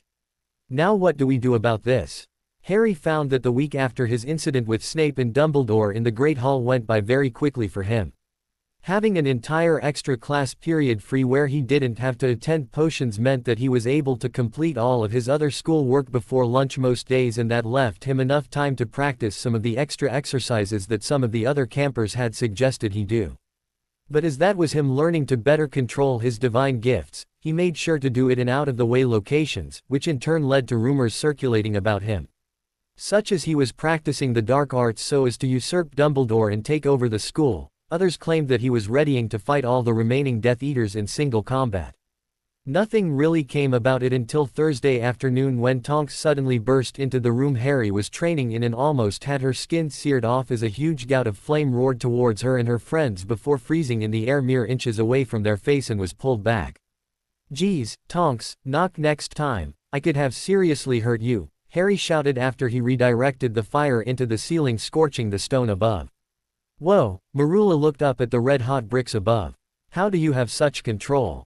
Fire, like most elemental-type spells, was incredibly difficult to control, and the only people she'd ever seen do such a thing were the professors themselves.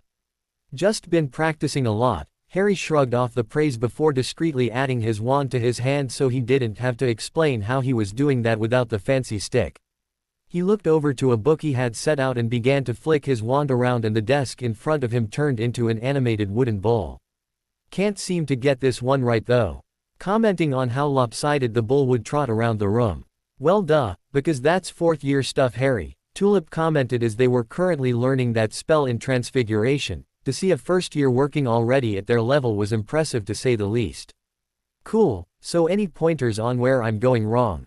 Harry asked the older students for advice. He was feeling that there was something fundamental that the book didn't tell you but a teacher would have already gone over. "How about we come back to that?"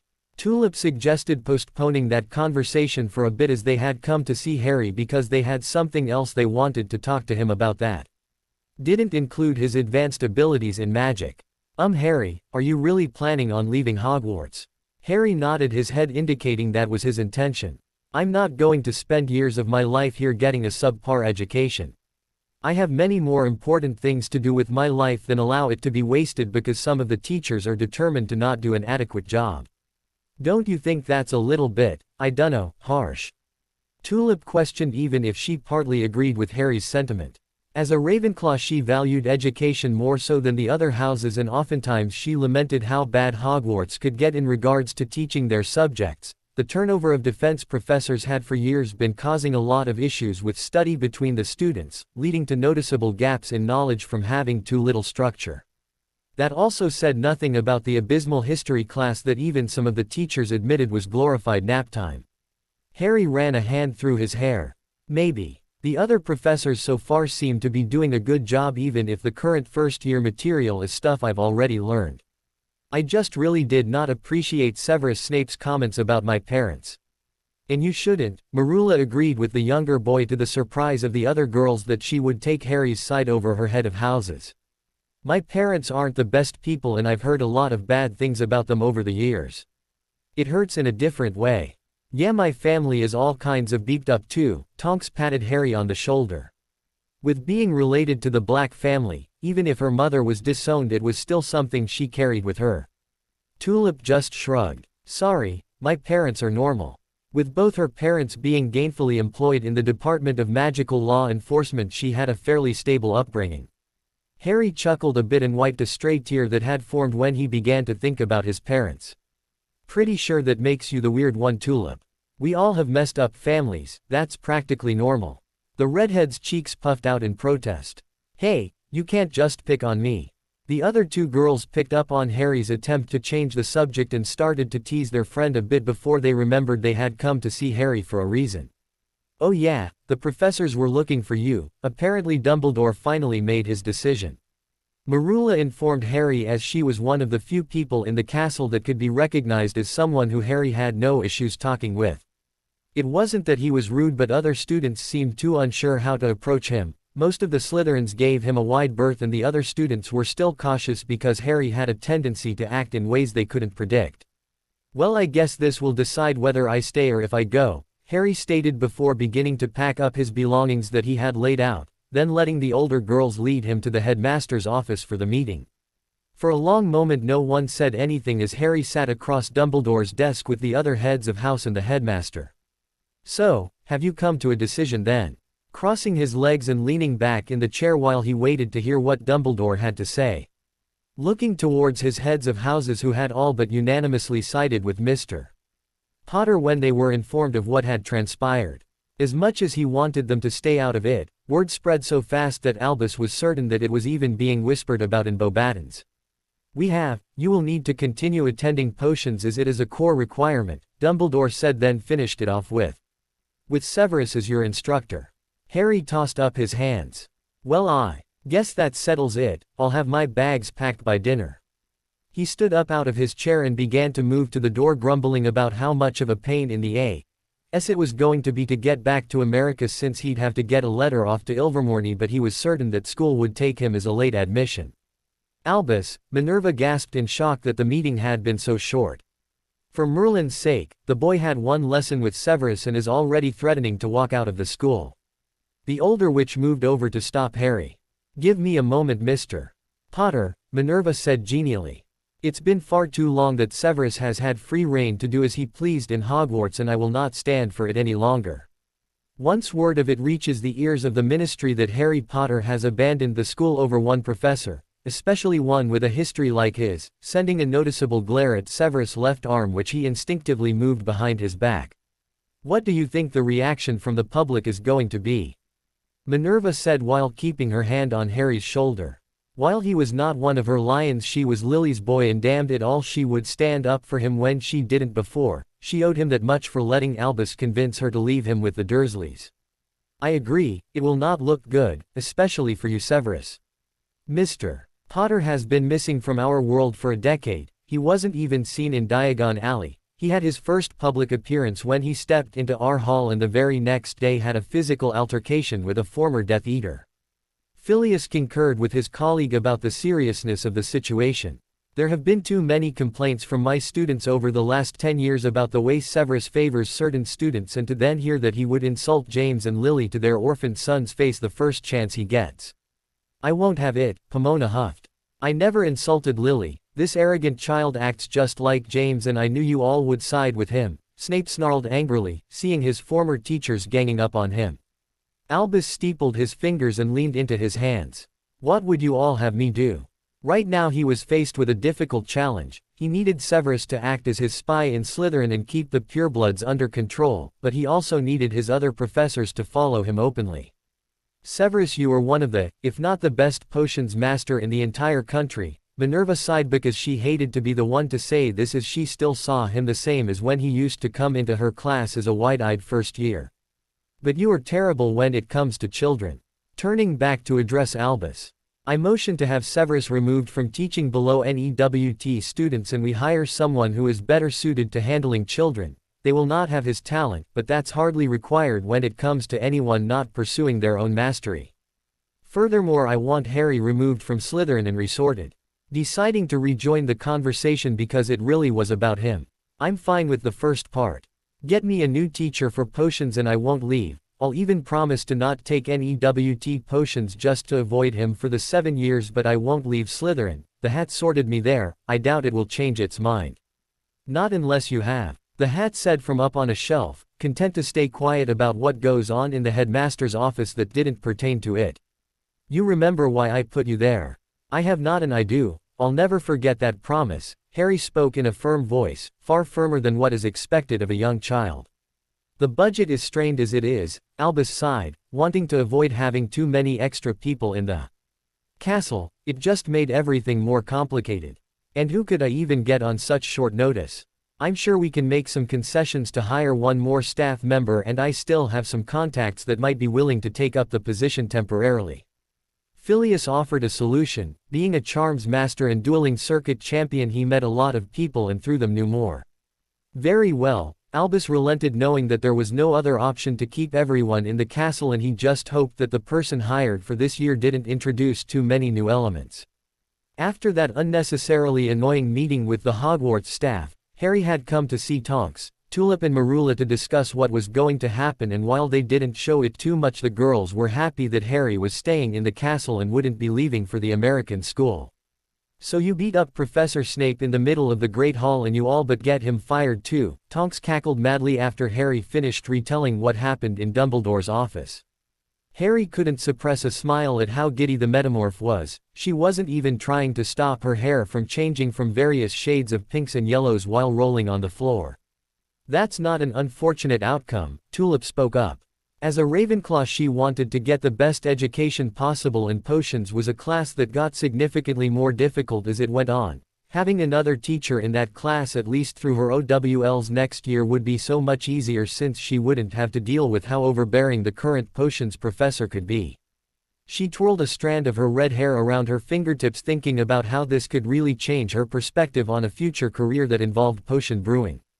I'm just wondering who they'll get to replace Snape. Not that it should be hard to find someone who's at least capable of teaching to a 5th-year level and isn't a right bastard to kids, Marula wondered.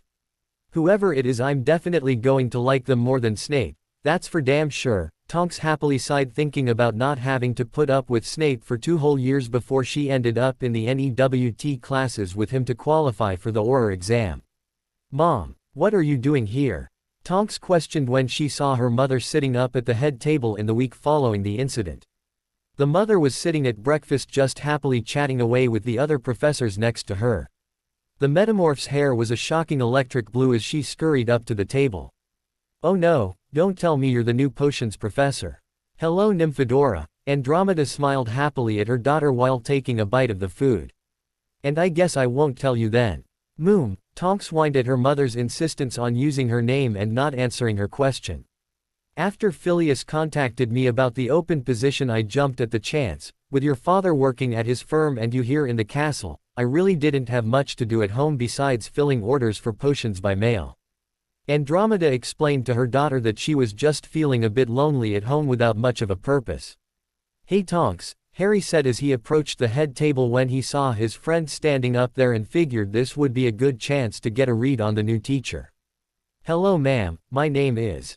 Oh, I know who you are, little Harry. I used to babysit you for your mother. Andromeda smiled brightly upon seeing Lily's boy. You knew my mother. Harry gulped audibly. In the short while he had been in the castle, he'd heard plenty about his father, but rarely was his mother mentioned in the same breath. Andromeda chuckled lightly. Of course I did, she was only a few grades below me in school, one of the brightest witches I've ever met. She was a rival for my sister Bella, but she definitely had none of the black madness. A frown graced her regal features for a moment before she pushed those thoughts aside. In fact, whenever I would babysit you, I rarely had to do anything since Nymphadora here. Moom, Tonks shouted, now that the memories of her carrying around Harry everywhere in the house and changing herself just to see him smile and hear his laugh. She once said that she was going to marry you when you were older because you were so cute. Walking around the house chanting, Maui Hawi, it was adorable. Driving the nail into her daughter's humiliation. The girl had been 4 years old at the time. Harry was stunned at that revelation while Tonks just hid her face in her hands. Well, I'd be a fool to pass up on that offer. Tonks is a wonderful friend of mine. Brilliant, good with a wand and very very cute, Harry teased, hearing the groan from his friend just confirmed to him that getting a new potions professor would pay off in dividends. She also does this really cute thing where when she's focusing on her homework and she gets to a tough problem. All right Harry, enough trying to embarrass me to my mother, Tonks finally said a bit louder than normal before grabbing his collar and pulling him away from the other professors who were clearly enjoying the byplay on display before them. Sorry Mrs. Tonks, seems my fiancé wants some alone time with me. Harry laughed maniacally only to get a hit on his noggin from Tonks. Ooh, she likes it rough, lucky me. I will hex you, the metamorph warned, waggling her wand over his head. Harry held up his hands in defeat. I'll play nice for now, sweetie, Harry said in surrender. Now I have so many regrets. Tonks grumbled while Harry was just vibrating with giggles. Don't worry, I'll never regret having you in my life. Harry smiled, knowing that his comment would do exactly what it was intended to, make Tonks blush. Thank you, Aphrodite, for your children who helped me get over that lame fear of talking with girls, because flirting is really fun. It also helped that pretty much everyone in the camp had been older than him, with some many years older, so Harry had gotten used to that. Here, Marula, keep an eye on little Romeo here, Tonks said while unceremoniously dropping Harry off at the Slytherin table. I have to go mentally prepare for my mother to be teaching potions for the year. Watching the Hufflepuff witch walk away, Marula raised an eyebrow before turning her attention to Harry. Want to explain yourself? About what? Harry hummed innocently, too innocently in fact. Marula smirked and nudged Harry's shoulder. So what did you learn about our new potions mistress while you were up there? It's Tonks, Mom, she used to babysit me, Harry shrugged while taking a bite of his breakfast. And if my mom trusted her during Voldemort's hissy fit, then she must be nice. Plus I doubt that Tonks would be as amazing as she was if she didn't have great parents. Oh, does someone have a little crush? Marula smirked, wanting to be able to get some ammo to use against her friends next time they met up. Are you perhaps jealous? Don't worry about that, I'm pretty sure that pounding in my chest when I get to sit next to you in the common room, the aroma of cloves and nail polish that makes my head swim, and just the cuteness of your declarations of becoming the most powerful witch in the world, then I've already fallen for you, leaning into Marula's side and letting out a happy sigh while batting his eyelashes up at her. For a moment her face was a vibrant shade of red at the romantic confession, before she saw the twitches on Harry's lips. You cheeky bugger. Shoving him off her arm and laughing awkwardly. Okay, but hey Marula, you are special to me, I mean that. I've only known you, Tonks and Tulip, for a couple of weeks, but you're the best friends anyone could wish for. Harry said honestly. Marula ruffled the young boy's hair that was almost as bad as her own and smiled softly. Thanks, Harry, it's great having you as a friend too. Now I just need to find a way to get Tulip alone to see how she reacts, Harry muttered darkly before letting out a clearly practiced evil laugh. Mwahahaha. PFF'd, Marula snorted, covering her mouth so she didn't get any drink anywhere. We are such a bad influence on you. You all. Please, I was corrupted before I even came here. So firsty, happy about your first chance to fly on a broom. Tonks teased Harry at lunch after she had asked him about his schedule for the day. When he told her that he was going to Flying 101 with the rest of the first years, the totally mature teenager didn't spend the last 5 minutes writing jokes. Of course Harry wouldn't allow her to get away from the table without getting in some of his own. Tonks, if you are so interested in my broomstick, you can just sit on my lap, patting his thigh, then looking at Tulip and patting his other. Don't worry, it's a two-seater. Ha. Marula sputtered and giggled, seeing both Tonks and Tulip gaping at the younger boy's crass comment. Where did you hear that one? Please, if you think that's bad, you should hear some of the other, proper, Slytherins. I won't repeat what they say when the girls are out of the room, but I'm going to have fun hurting them later. Harry exhaled as he recalled the very unflattering things that were said about the witches in the castle, even some about his friends. He was certain they reserved those vague threats for when he was in earshot. After all, he doubted that Malfoy even knew how to use what was between his legs. Not that Harry had any experience with that particular activity, but what can he say? Aphrodite's children were very open about certain topics, and Ares' children had no compunctions against foul and crass language, so he was well versed in what everything was and interesting ways it can be used in or on another person. Along with a smattering of the older students who took it upon himself to give him the infamous talk, Harry had quite a broad understanding of what beep was.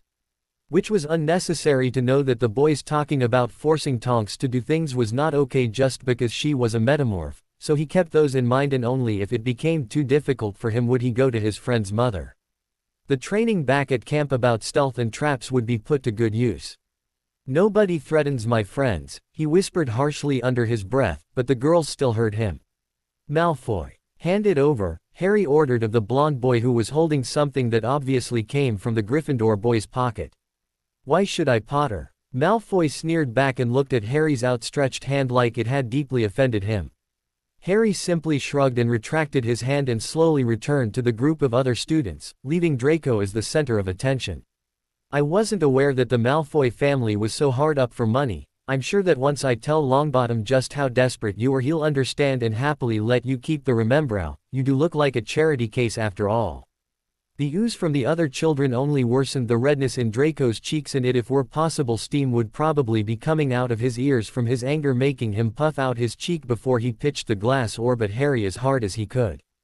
However, as one more experienced and wiser in the way of the world would tell you, children have shit aim. Anger makes it worse, so when Draco threw the object as hard as he could, it went sailing over Harry's head. Idiot, Harry sighed while mounting his broom and chasing after the sphere that Harry was certain would shatter if it hit the ground. He knew he'd only have one shot at this. Flying down in a spiraling arc, Harry managed to wrap his fingers around the Remembrow, his knuckles barely tickling the blades of grass on the lawn. His daredevil flying earned him a round of applause from the Care of Magical Creatures students who were just off to the side with Professor Kettleburn. Nice one, Harry, Tulip called out to her young friend in appreciation of his aerial acrobatics. You're a natural. Harry dismounted and bowed for the class of 4th years. I aim to please Ms. Karasu. You should probably get back to your class now, Mr. Potter. Professor Kettleburn nudged his head with a cough. I suspect that your little stunt was not done under the watchful eye of Madam Hooch. But 15 points to Slytherin for an incredible display of skill. Once he made the trek back to his classmates, he passed off the Remembrow to a Gryffindor student just before Madam Hooch returned with Neville, who had his broken wrist fixed up by Madame Pomfrey. Back in the common room, Harry was just returning after setting his books and school supplies in his room when he was confronted by Draco Malfoy, who still looked miffed about the earlier embarrassment. Potter, I challenge you to a duel. Malfoy said loud enough for everyone in the room to hear. Harry gave the other boy a tired look before shrugging. Fine. Draco smirked and turned around, opening his mouth to declare the rules before he slumped forward unconscious, with Harry stowing his wand back up his sleeve. The rest of the house looked at him, scandalized that he had already attacked. Dumbass, Harry muttered and stepped over Draco's body to join Marula on one of the couches. What idiot challenges someone to a fight and then turns their back on them? Shaking his head in disbelief at the sheer stupidity that was presented to him. Hey, bye. How's the parents? Still stuck up in Azkaban? I bet they die this year. Flint laughed at the brunette with an orange stripe in her hair as she pushed her way out of the common room, that had found her distress at the insults towards her and her family to be quite entertaining. Marula absolutely loathed Halloween. There were too many things wrong with the day. From it being a reminder that her parents had been captured and incarcerated in the wizarding prison, all for choosing the wrong side in a war, to how those like Malfoy and Nott would rub in her face that her family was too poor to have bought their way out of a lifetime in prison, that she grew up with her aunt and uncle who only saw her as a failure and disappointment. And now she was friends with Harry Potter, the boy who in a way caused it all. That left Hogwarts' most powerful witch, her self-given title, feeling conflicted. Harry was her friend, but should she be friends with him, she thought to herself. She was the daughter of two of the Dark Lord's most adamant followers. By all rights she should be siding with her house and hurling insults at him and taunting him for his dead parents. But in the 2 months she had gotten to know Harry, she didn't want to do that. But Halloween was always so awful for her because it came with too much baggage. On other days it wasn't too bad because this year she shared some of her classes with Tonks and Tulip, but not today. Apparently it was all Slytherin and Gryffindor. That meant for hours she was alone. She couldn't sit with the lions since they didn't like her either, being a snake, a child of Death Eater parents, poor, and with all the negativity around her at the moment she felt ugly and dumb too. So all it took was more comments from the upper year girls that had her hiding away in an unused classroom. Harry was steaming mad as he stomped down the halls. He knew what Halloween meant. The other magicals back at camp had told him the story that he was famous for. Hell, even a few of the non-magical demigods had heard this before. So he understood that today would not be a very fun day. His housemates, barring Marula and a few other exceptions, had gone out of their way to harass him more than usual. That he could tolerate, but what was giving him a massive headache was the pity. That wasn't something he was used to. Mr. Chiron on the last Halloween had sat down with him and talked, The immortal centaur didn't know anything about James and Lily Potter, but he had countless demigods pass through the camp that had lost their parents. Technically all of them had one parent who was never present. But what the counselor never did was pity him, never tried to talk down to him about what it all meant. Then to top it all off, Tonks and Tulip had been busy all day. It seemed that Tulip had been sleepwalking the previous night and Tonks found her just before she entered the Forbidden Forest. Tonks told him it was probably related to the cursed vaults, but he should stay out of it since it could be really dangerous. He had been half tempted to disabuse her of the notion that he was not dangerous, but she seemed pretty adamant about him staying out of the situation, so Harry relented. He could wait a bit longer since it was their quest, but if one of them got hurt he wouldn't hesitate to get involved. He would never allow any of them to end up like Vanessa. Far away on the grounds next to a heavily warded cage, a lock clicked open, the metal door slowly creaking open as whatever was inside discovered its newfound freedom. The feast that night was a celebration that most of the castle was enjoying. It had been 10 years since the end of the war and it seemed that things were finally coming back to normal. The revelry of the masses was soon interrupted by the care of magical creatures, Professor stumbling in and slamming the doors shut. "Someone let out my chimera," he shouted across the hall to the head table, the urgency of the situation demanding that confidentiality be disregarded. That chimera was a Class 5X magical creature, a wizard killer, untamable and exceedingly dangerous. The beast was only in the school to be handled by the 7th-year students who had an interest in working with other dangerous creatures, like on a dragon reserve. The cage had been carefully made by the goblins and enchanted to be unbreakable, just like the chains they used on their guard dragons. The lock even required a key similar to a Gringotts vault. Someone opening it without the key clearly had power and skill. Dumbledore looked incensed. From the break-in at the bank over the summer, he knew that this had to be Tom's doing. If he could get into Gringotts, then the chimera cage would also be possible for him to open. "Students are to remain in the hall with the door sealed. I will go to my office and call for the Ministry's aid in finding and capturing, if possible, the wayward creature." "Head counts," Minerva said to her other heads of houses. "Find out if any students are missing." Moving from her chair to head to her own table with the other 3 professors doing the same. Unfortunately, Harry Potter was not someone that Severus Snape cared enough about to comment that he was not present, and Ms. Snide had been too much of an annoyance for him to bother, so when he reported that no one seemed missing from his table it went unnoticed. The potions master considered that should Potter meet his demise by virtue of an escaped beast, it was not his problem to deal with. Harry startled at the screaming coming from deeper within the castle. It only took a fraction of a second to recognize the voice and his body was already running. Sliding around the corner he took in the sight before him. "Marula!" Harry shouted in a mixture of concern, fear and absolute burning rage. The older witch was on the ground trying to desperately crawl away from the approaching monster. She was cradling one of her arms to her chest as it gushed blood. When she heard Harry's voice she turned to see him charging right at her, but upon looking away the predator pounced. Marula thought it was all over. She had been wandering the empty halls because with all the other students at the feast she wouldn't have to worry about anyone giving her shit. Just left alone with her thoughts. Until she heard a strange noise coming from down the hall. Considering that it might just be Peeves, she was content to leave the poltergeist to his pranks. When walking away that sound turned into a low rumble. Turning around she was staring in terror as Professor Kettleburn's chimera slowly stalked around the corner and all 3 heads were staring right at her.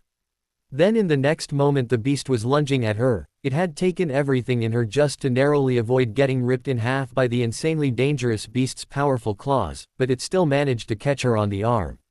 The pain was agonizing and she screamed when she hit the ground. That was it though, she believed. Until Harry showed up. The young boy sprinted past her and instead of dying immediately like she had expected with her soon following, Harry got underneath the massive and heavy beast, stopping it in its tracks. At the shoulder the chimera stood over 5 feet tall and the beast weighed over 1,000 pounds, something of that size dwarfed the young wizard. But to her astonishment, Harry not only was able to catch it but push it back. To say the Grecian monster was surprised would be an understatement. It had expected a quick and easy snack with the first which it found and the second smaller wizard would make for a tasty hors d'oeuvre.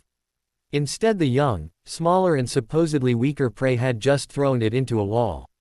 Marula could only watch in amazement as Harry manhandled the known wizard killer.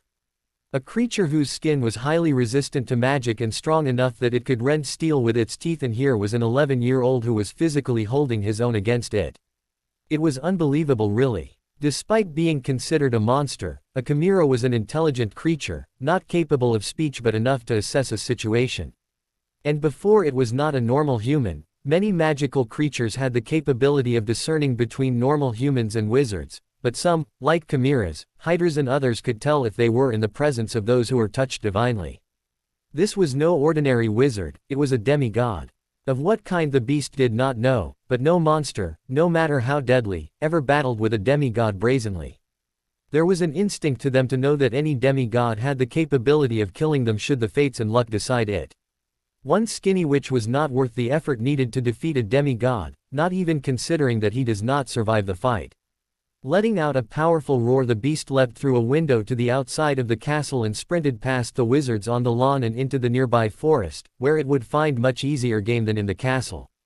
Harry was left panting for a moment, having earned his share of scrapes and bruises in the fight, but after that moment he quickly turned back and ran over to Marula's side. "I'm taking you to Madame Pomfrey." The amount of blood lost from the gash in her arm made him worried for her safety. Marula wished to protest, but her vision was starting to get blurry from blood loss and the adrenaline leaving her sister, so she wasn't able to put up a fight against Harry picking her up in his arms and taking her to get treatment. "How dare you try and punish Marula?" Harry shouted at Snape, who had just given a point deduction to the both of them for not being at the feast and, as he explained, recklessly endangering their lives with Gryffindor-like heroics. That had pushed Harry over the edge of his frustration when the professors had come to the hospital wing after Harry had told Madame Pomfrey what had recently transpired. He left out a lot of the details of the attack so as to not draw suspicion onto himself for being able to single-handedly fight off a chimera. But he had expected sympathy and care in the case of his friend who was mauled by the creature, and instead his head of house coming in like a jackass and making her out to be some glory hound. "In detention for insubordination," Snape drawled out. Harry rolled up his sleeves in preparation for a fight. He knew he hated the robes for how they get in the way of a fight for good reason now. "You want to go another round, Beak Nose? I'll make sure that the next time you don't wake up for a week," Harry threatened the man who he already didn't like. Detention for threatening a professor, Snape sneered at the young wizard he could tell was getting riled up. "And the only reason Ms. Snide is not getting one is because she is not awake enough to disrespect me. Severus, for Merlin's sake, stop antagonizing the boy," Poppy warned as she finished up closing the wound on Marula's arm and the bruises that were forming. They were lucky to get away with only a few scrapes, and he was practically frantic when he burst in carrying the young lady. Harry folded his arms and pouted. "I wasn't frantic, I was just worried," he muttered under his breath with a tinge of blush on his cheeks for the way Madame Pomfrey was making him out to have acted like. So what if he pretty much picked up the nurse and carried her over to the bed he gently placed Marula in to get her treatment as fast as possible? "I agree with Poppy." Minerva placed her hands on her hips in frustration at her colleague's continued pettiness. "Mr. Potter and Ms. Snide have done nothing wrong. They left the feast to go hunt down a creature that had no business being around," Snape retorted. "We were not at the feast, you lying sack of guano," Harry shouted back, but a whine from the out-cold Marula made Harry lower his volume. "I have been avoiding the rest of the castle all day because I could not stand the pity people like you keep foisting on me, so I had no inclination to attend a feast dedicated to celebrating the day my parents died." Harry could see that the comment about this day being a reminder of his parents' death not being something he wanted to associate with joy and festivities did manage to make the professors shut their mouths so he could continue. "As for Marula, I presume that Malfoy's and the other upstanding Slytherins' comments they have been flinging at her upset her enough that she wanted to avoid others for the day. I understand that, as such neither she nor myself were informed about the escaped chimera until we came across it. So Severus Snape, if you want to punish me for jumping into a dangerous situation that might have gotten me killed, that's fine with me, I'll accept that punishment, but you will not punish Marula for being a victim, are we clear?" Harry said, challenging the potions master to disagree. "Arrogant little," Snape hissed before Harry had tired of Snape's nonsense and tackled him into a wall, pinning him against the stone and pressing his arm into the man's throat. "I said, are we clear?" Harry repeated and roughly shoved the man again, causing Snape to choke out what air he hadn't managed to knock out of him. The potions master's vision started to go blurry from lack of air and no way to fill his lungs, so he was squirming before he finally nodded his head to be given the privilege to breathe again. Mr. Potter, you cannot just assault my staff to get your way with them, Albus sighed. You don't see me attacking Professor McGonagall or Flitwick, so clearly this greasy cunt is doing something wrong. Harry glared at the man who was rubbing his throat. Instead of showing concern that 2 members of his house were attacked by a monster, he tries to punish us. Meanwhile, the Gryffindor head of house is more worried about 2 Slytherins than the man who is supposed to be someone we look up to for the next 7 years as an example of what it means to be a Slytherin. Harry finished his tirade while waiting to see what the headmaster did in response. Albus, for crying out loud, ignore that Severus is digging himself a hole and consider the bigger picture that 2 students were attacked by a dangerous creature. Something has to be done. Minerva interjected before Dumbledore could punish Harry for what she saw was just a tad excessive force. Clearly someone orchestrated the release of Sylvanus. Chimera to what end I do not know, but I will be needing time to investigate it, Albus said with a stroke of his beard. Harry just shrugged and left the adults to their own problems and returned to Marula's bedside and took up vigil in case she needed more help. On the one hand, Saul was absolutely giddy at the sight of her son tending to the nice Slytherin witch, but on the other she felt only burning rage like her own son that Severus had deliberately ignored the danger her son was in by lying about all the Slytherin students being at the feast honoring James and her mortal shell's sacrifice. Now wait just a moment, my dearest burning gas ball. Loki chuckled and stopped Saul a moment before she hurled a massive ball of fire down onto the man who seemed hell-bent on maximizing his personal suffering. I know you want nothing more than to burn that greasy git to a crisp, and normally I would be all for seeing arrogant mortals getting what they deserve, but do you really think that he has earned such a swift death? Loki chided. Do you not agree that for his attempt on your son's life that he should be made to suffer? What do you have in mind? Saul asked, questioning the trickster god's words. Loki chuckled happily. My fine lady, you are the goddess of the sun, for now make sure that none of your glory touches his skin. No matter what he does, your rays would never warm him, a personal perpetual night. I would go so far that even your light cannot illuminate anything for him, subjecting him to darkness unless he spends the time and effort to create fire or cast a light spell. You want me to take away the sun from his life? Saul inquired. While unique, I do not think that he will be particularly affected by that. Loki scratched his chin in contemplation. Yes, his magic would provide him ways to subvert your punishment. I say you take away all fire from him. Thor chimed in with his thoughts on the Snape situation. All of Asgard was interested in Sol's baby boy, who at the moment was the only child demigod of the Norse pantheon currently in Hogwarts. Unlike the other pantheons, the Norse didn't have too many kids at a time, which is why they didn't have a need for a camp like the Grecians across the sea. If a mortal had gone after any of my children like this Severus is doing to yours, he would have been dead a long time ago, but if it's suffering you want him to feel, then that's what I would do. It's certainly a start. Saul pouted and then waved her hand so that the sun would no longer touch the man's skin and that his ability to create any fire would be stripped of him. That should at least inconvenience him during his lessons, as he'll never be able to light a cauldron now, Loki said in the hopes of cheering up the goddess, who would have simply burned the man alive and been done with it. We can come up with more fitting punishments later. Fine, but if he so much as looks at my baby boy funny, I'm going to make him burst into flames in the middle of the Great Hall, Saul warned, because she was no longer going to allow any of the history she had shared with him to affect her judgment or punishments. Unfortunately for Severus Snape, the man's annoyance did not end after leaving the hospital wing. Albus had called a staff meeting to discuss the release of the Chimera, but before that could begin, Minerva was tearing into him for his action of punishing Harry for his heroics. The portraits who had witnessed the battle were gleefully telling the professors everything they could see from their perspectives. A glorious warrior, lion-hearted and brave, the most dashing hero I've ever witnessed. I was swooning when he saved the damsel. He's skilled and strong, a great example of a wizard. He deserves a bloody medal for fighting the Chimera to protect his friend, Pomona commented after listening to the tale the excited paintings told. A lone young man running into danger so as to save the innocent maiden. It was everything the Boy Who Lived series were made of to sell to young girls. If he was older, I'd say Ms. Snide should give Mr. Potter a reward. Septima nudged Bathsheba while making a crude gesture, earning both chuckles and glares from her colleagues. People don't run in and fight Class 5X magical creatures barehanded for just anyone after all. These are children. Minerva gasped, turning her ire from Snape for a moment at hearing the equally suggestive comment. Meanwhile Andromeda just offered a shrug and took a sip from her drink. I'm already expecting to discover Mr. Potter and Nymphadora in a broom closet together in a few years. What about Ms. Karasu? Phileas brought up his own student who seemed quite close to Harry Potter. They have grown quite close as I see them studying together in the library often, very closely I might add. Ahem, I do not recall this meeting being called to discuss the future affairs of Mr. Potter. Albus interrupted his teacher's gossiping, then looked to Minerva. Nor was this to berate Severus. We have someone who released a dangerous creature on the students, likely in an attempt to distract from some other goal.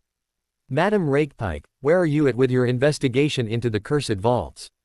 I have a few of your vault hunters assisting me, which is getting me up to speed on what they have been up to the last few years far faster. Curiously, Ms. Snide, Ms. Karasu and your own daughter are among that group. Addressing that part of the answer to Andromeda. So the question I have is, was the Chimera's release somehow involved? Because it seems unlikely that it would just happen upon one of the few students who are looking into the vaults.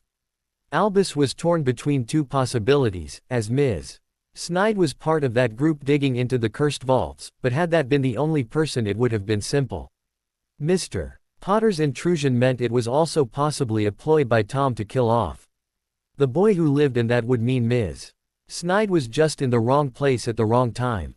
It was seriously making it harder to keep the two schemes separate.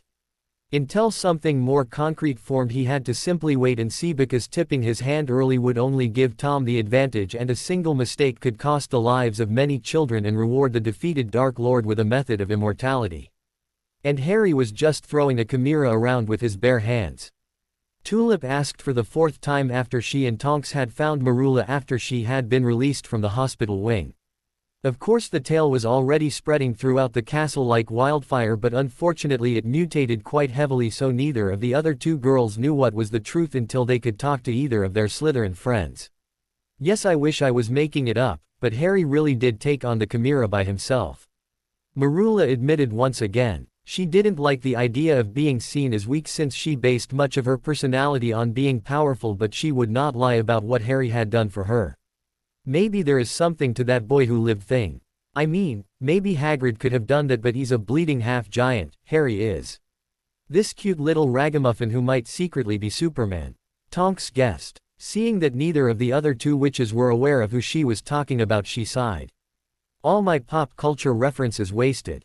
He's a Muggle comic book character. I mean, even you purebloods had to have heard of Superman, right?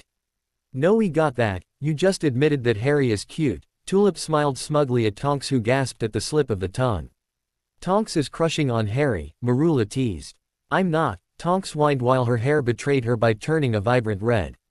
Don't feel too bad, he is cute, but he's a little kid, they're supposed to be cute. Tulip reassured the Hufflepuff that there wasn't anything wrong. Says the girl who has a few of the Boy Who Lived series in her dorm.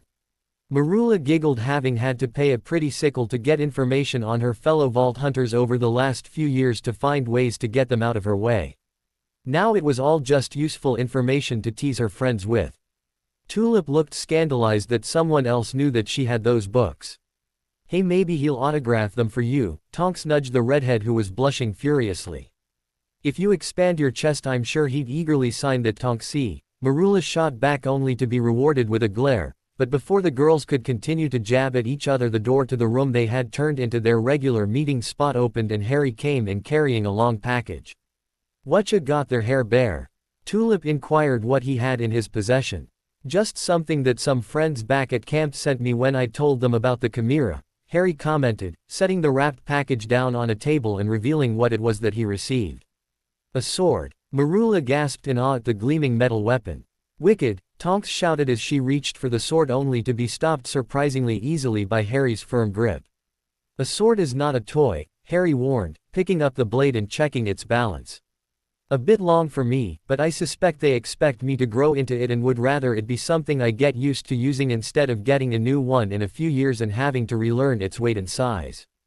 Taking a step back so that there was no chance any of the three witches could get hurt, Harry took a few practice swings before upping his speed and adding in a few basic techniques he had been taught. A fine blade, looking at the celestial bronze sword that he had been entrusted with to defend himself and others. "What kind of camp do you go to? Because I want in," Tonks happily said. At first she had expected Harry to just swing the sword around without any purpose, but she wasn't expecting Harry to have seemingly been trained to use it.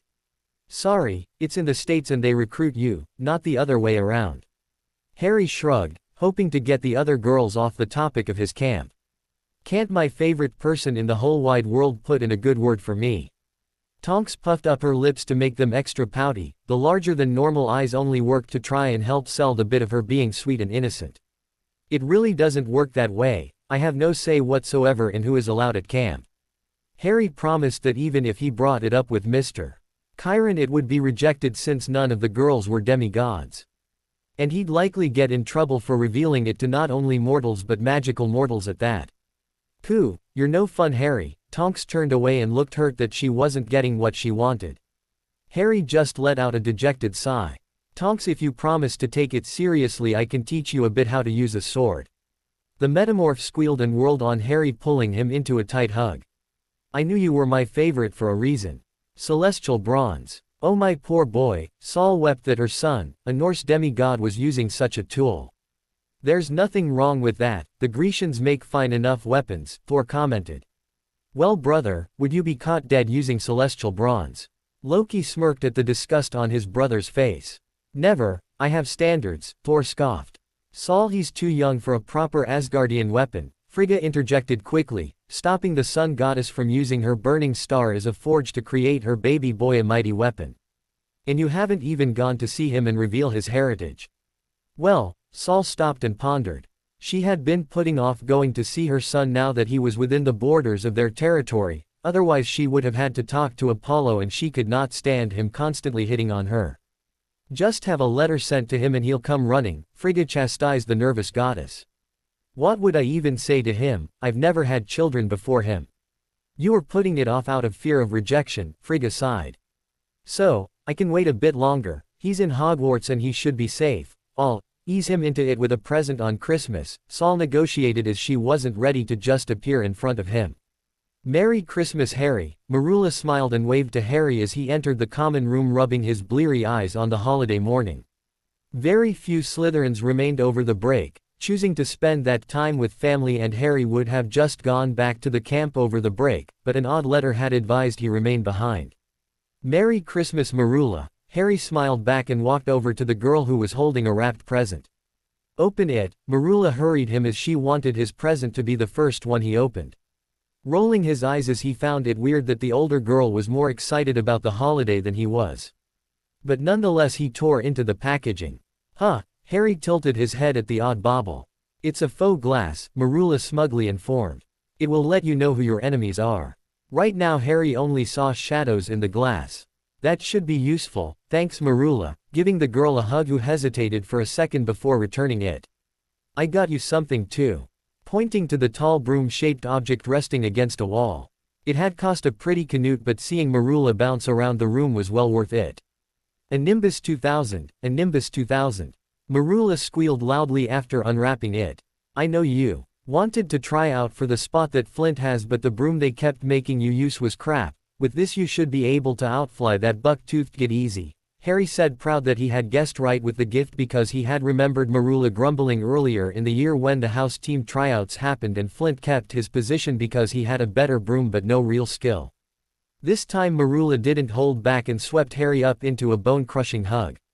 "I am so going to rub this in Tulips and Tonks' faces. I'm clearly your favorite," the witch cackled gleefully while running to find her friends, who all agreed to stay over the holidays for Harry's first Christmas in Hogwarts. Harry just chuckled because he had gotten gifts for all the girls. It was not easy, but he kind of cheated with some help from campers. Aphrodite's and Apollo's kids working together had helped him pick out the best gifts for each of the girls using their knowledge of what girls liked and a bit of divination.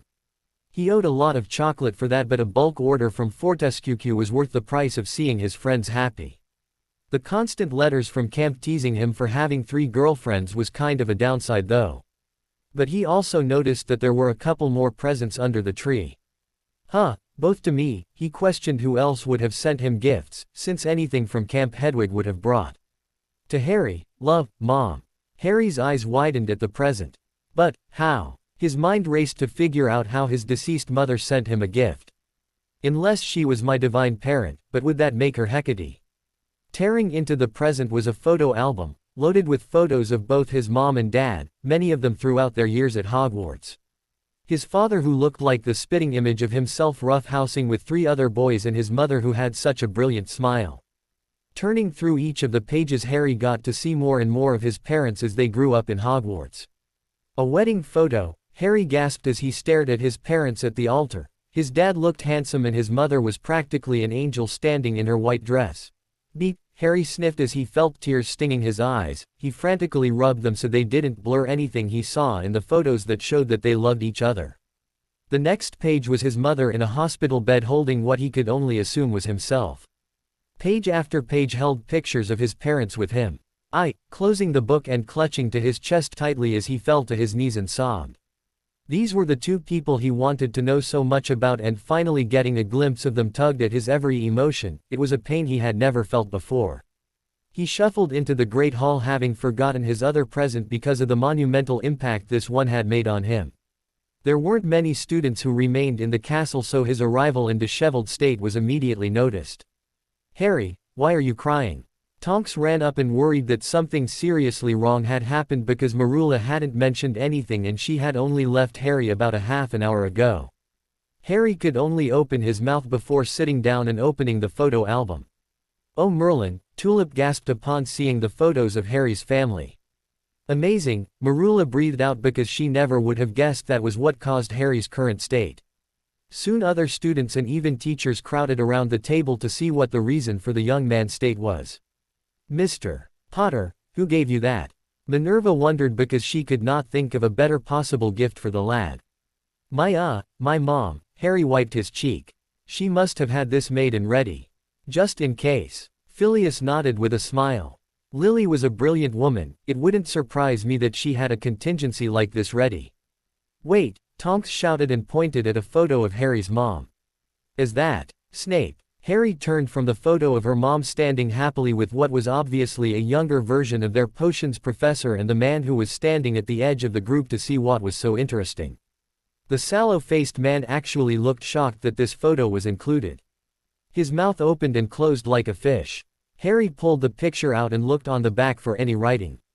My best friend Severus, sir. Turning a darkened gaze to the potions professor who was all but running out of the hall to avoid the confrontation.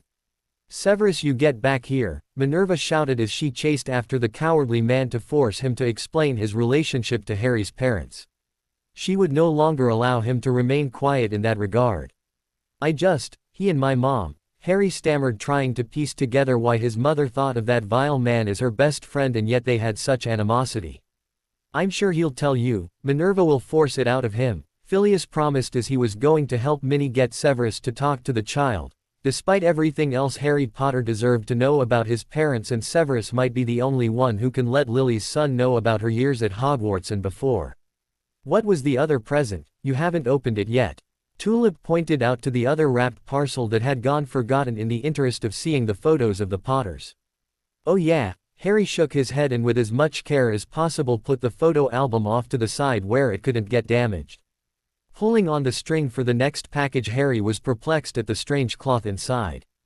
That's an invisibility cloak, Tonks shouted because invisibility cloaks were very rare and hard to get. The note says it was my father's. Harry read off the words. It was not a surprise to the purebloods that the Potter family owned such a rare magical item. Go on, put it on, Marula urged him. She'd never seen an invisibility cloak before, or maybe it was more appropriate to say that she had never not seen one before. Either way, she wanted Harry to try it out. Harry reached around and placed the cloak over his shoulders and was wowed that he was just a floating head now. What the hell was that? Loki shouted when Asgard shook for a brief moment. Odin came stomping into the room looking furious. What are you all doing in here? It wasn't his father, Thor protested, the angry conclusion that they had been the cause of the quake. Something else shook the Yggdrasil. Jormungandr. Frigga questioned, as she, like all the Aesir, were worried about Ragnarok. Saul quickly looked down upon her son who was the center of attention in the Great Hall. I never knew. Knew what, my dear? Loki questioned while looking through the waters to see Harry Potter.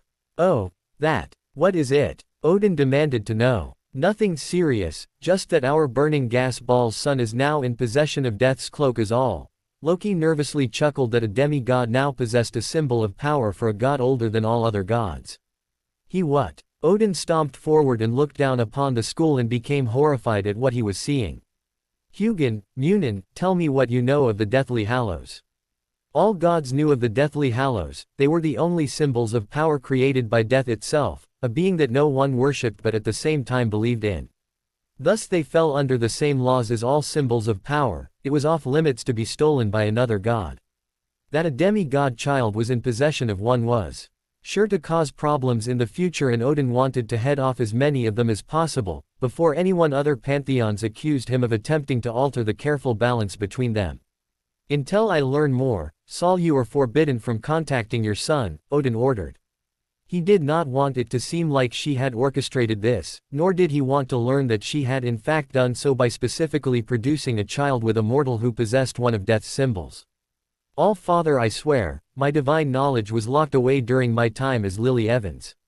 I did not know nor recognize James's cloak for what it was. Saul protested immediately. This could have potentially grave consequences for not just herself but her son, if the other gods decided she had planned this outcome. Odin silenced her with a swipe of his hand. As the Norse god of magic, that was a very simple task to accomplish. He stomped away so that his ravens could tell him all they knew of the Hallows. My dear, Frigga sighed, unsilencing the distraught sun goddess. I believe that now things are only going to get more interesting. After securing away his presents in his dorm, Harry went to go to his regular meet-up spot with the older girls.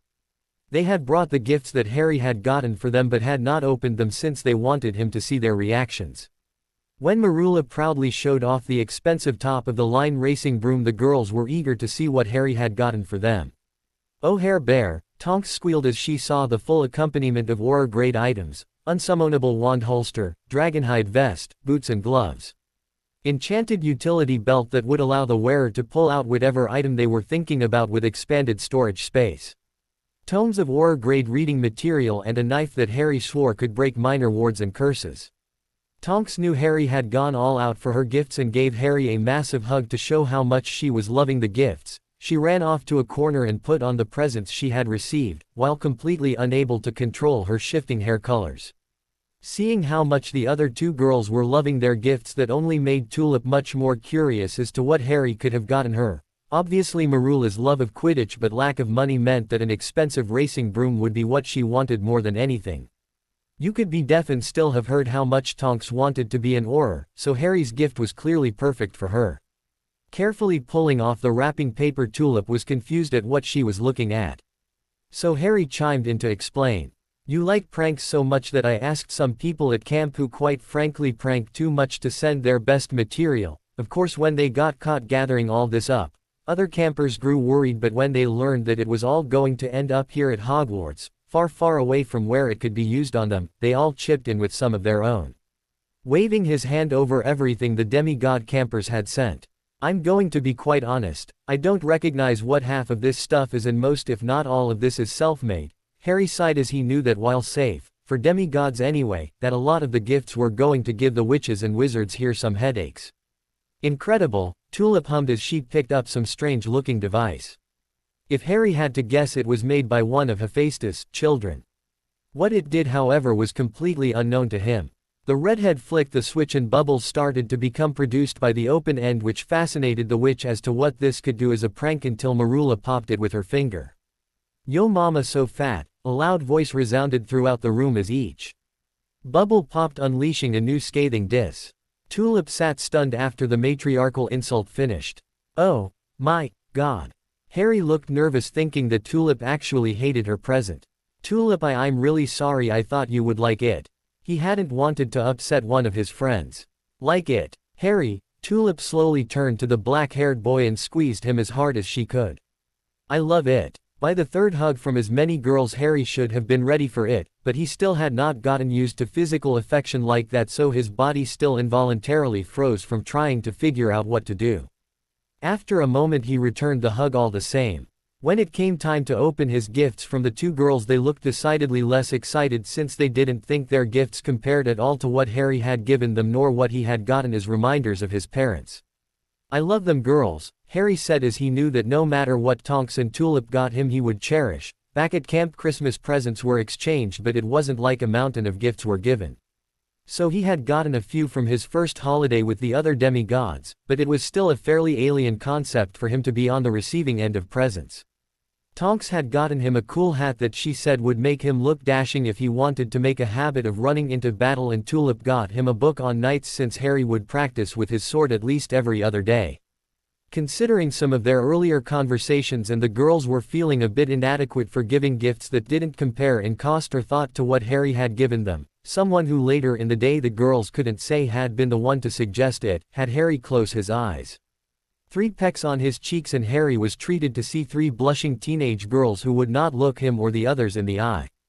"Wow," Harry managed to say breathlessly. "Best Christmas ever. So Snape, you have some explaining to do." Harry folded his arms during the sit-down that McGonagall had arranged between him and his head of house, the supposed former best friend of his mother. Snape glared angrily. "I don't have to say anything to you." Folding his arms in a huff. "You and I both know that you aren't walking out of this room without talking. The other professors won't let you." Pointing his thumb at the door that he knew the other heads of houses were standing behind. They had been teachers during Snape's and his parents' time in Hogwarts, so they knew some of what had been going on and would know if Snape just told obvious lies or said nothing. "So make it easier on yourself and just talk to me like a person. What were my parents like?" Harry requested to hear from a biased source, but still someone who had been one of James and Lily's peers. "They weren't important, that's it, end of story," Snape said quickly while moving to stand. Hurrying towards the door, already trying to come up with something he could say that would convince the other professors, he told the boy everything he knew. Just before his pale hand gripped the door knob, Harry looked up from the floor. "So you really hated them that much, huh?" he said, causing the man to pause. "My mother was your best friend, but now you hate her so much you won't even tell me what she was like growing up. What did she do to you? I deserve to know at least that much. How did she wrong you that you would carry a grudge for 10 years since her death?" Snape was a bastard. He hated Harry for everything the child represented, but he loved Lily, and he could not allow even his son to believe that Lily was the one who did anything wrong. "She didn't, I did. Your mother was a bloody saint." "Then tell me something about them." "I'll never get to know my parents beyond some photos and kind words from people who didn't even know them," Harry pleaded. He hated that he was sounding so desperate, especially to someone he loathed like Snape.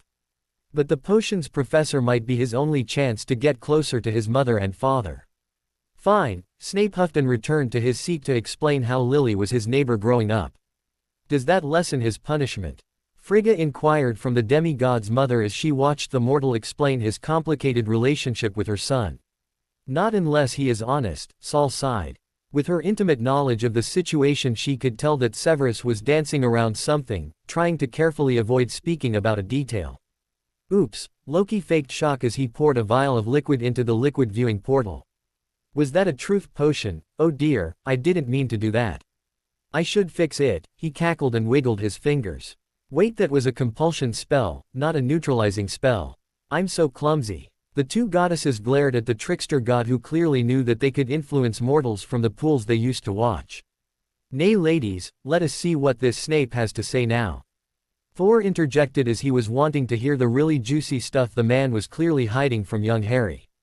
Minerva, Phileas and Pomona were discussing among themselves how their days were going as they waited for the sit-down between their colleague and student to end. It had taken quite a bit of coaxing, bribes and trickery over the last few weeks to get Severus into the room with Harry, but they were determined for Harry to be able to learn about James and Lily even if Severus would be heavily biased against one and for the other. It was more than they could offer. With things quiet in the room, they had assumed so far that nothing was happening until a young voice roared in anger and the tremendous sound of crashing furniture was suddenly coming from the room. He wouldn't, Minerva said almost in disbelief that Severus would resort to attacking Harry just to get out of talking about the boy's parents, that they rushed in only to see Harry wringing the life out of their colleague's neck. It took all three of their combined efforts to free Severus before his soul departed their world, but still the young man's grip left deep purple bruising on the wheezing man's neck. Let me go, I'm going to send him straight to Tartarus, I'm going to disembowel you.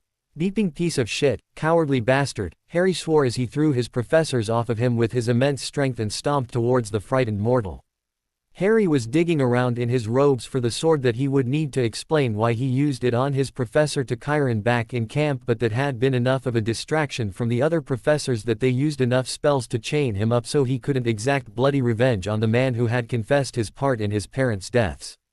As soon as I am free, Severus Tobias Snape, I will hunt you down and gut you myself.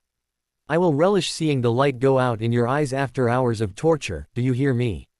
You're a dead man. Harry roared in anger as he fought against the restraints the teachers had put on him, the magical chains groaning under the strain of Harry's attempt to break free of them. Panting from exertion, Minerva stalked over to Snape, who was trying to circle around Harry to flee the room. You had better have the best explanation in the world, Severus, or I may just let Mr. Potter follow through with his threat. She warned as she assisted her colleague up for what may be the last time she ever did anything to help him. Albus had not expected his 4 heads of houses to be coming to see him at such an hour, nor at all really. Meetings that involved all the heads typically were scheduled, and he was aware at least partially what they were about.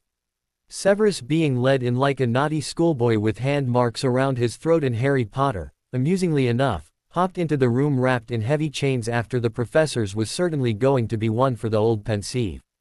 Taking a moment, Albus cleared his desk of anything that might distract him, and with the clearing of his throat motioned for Minerva to begin. Unfortunately, Albus, I do not know what exactly caused Mr.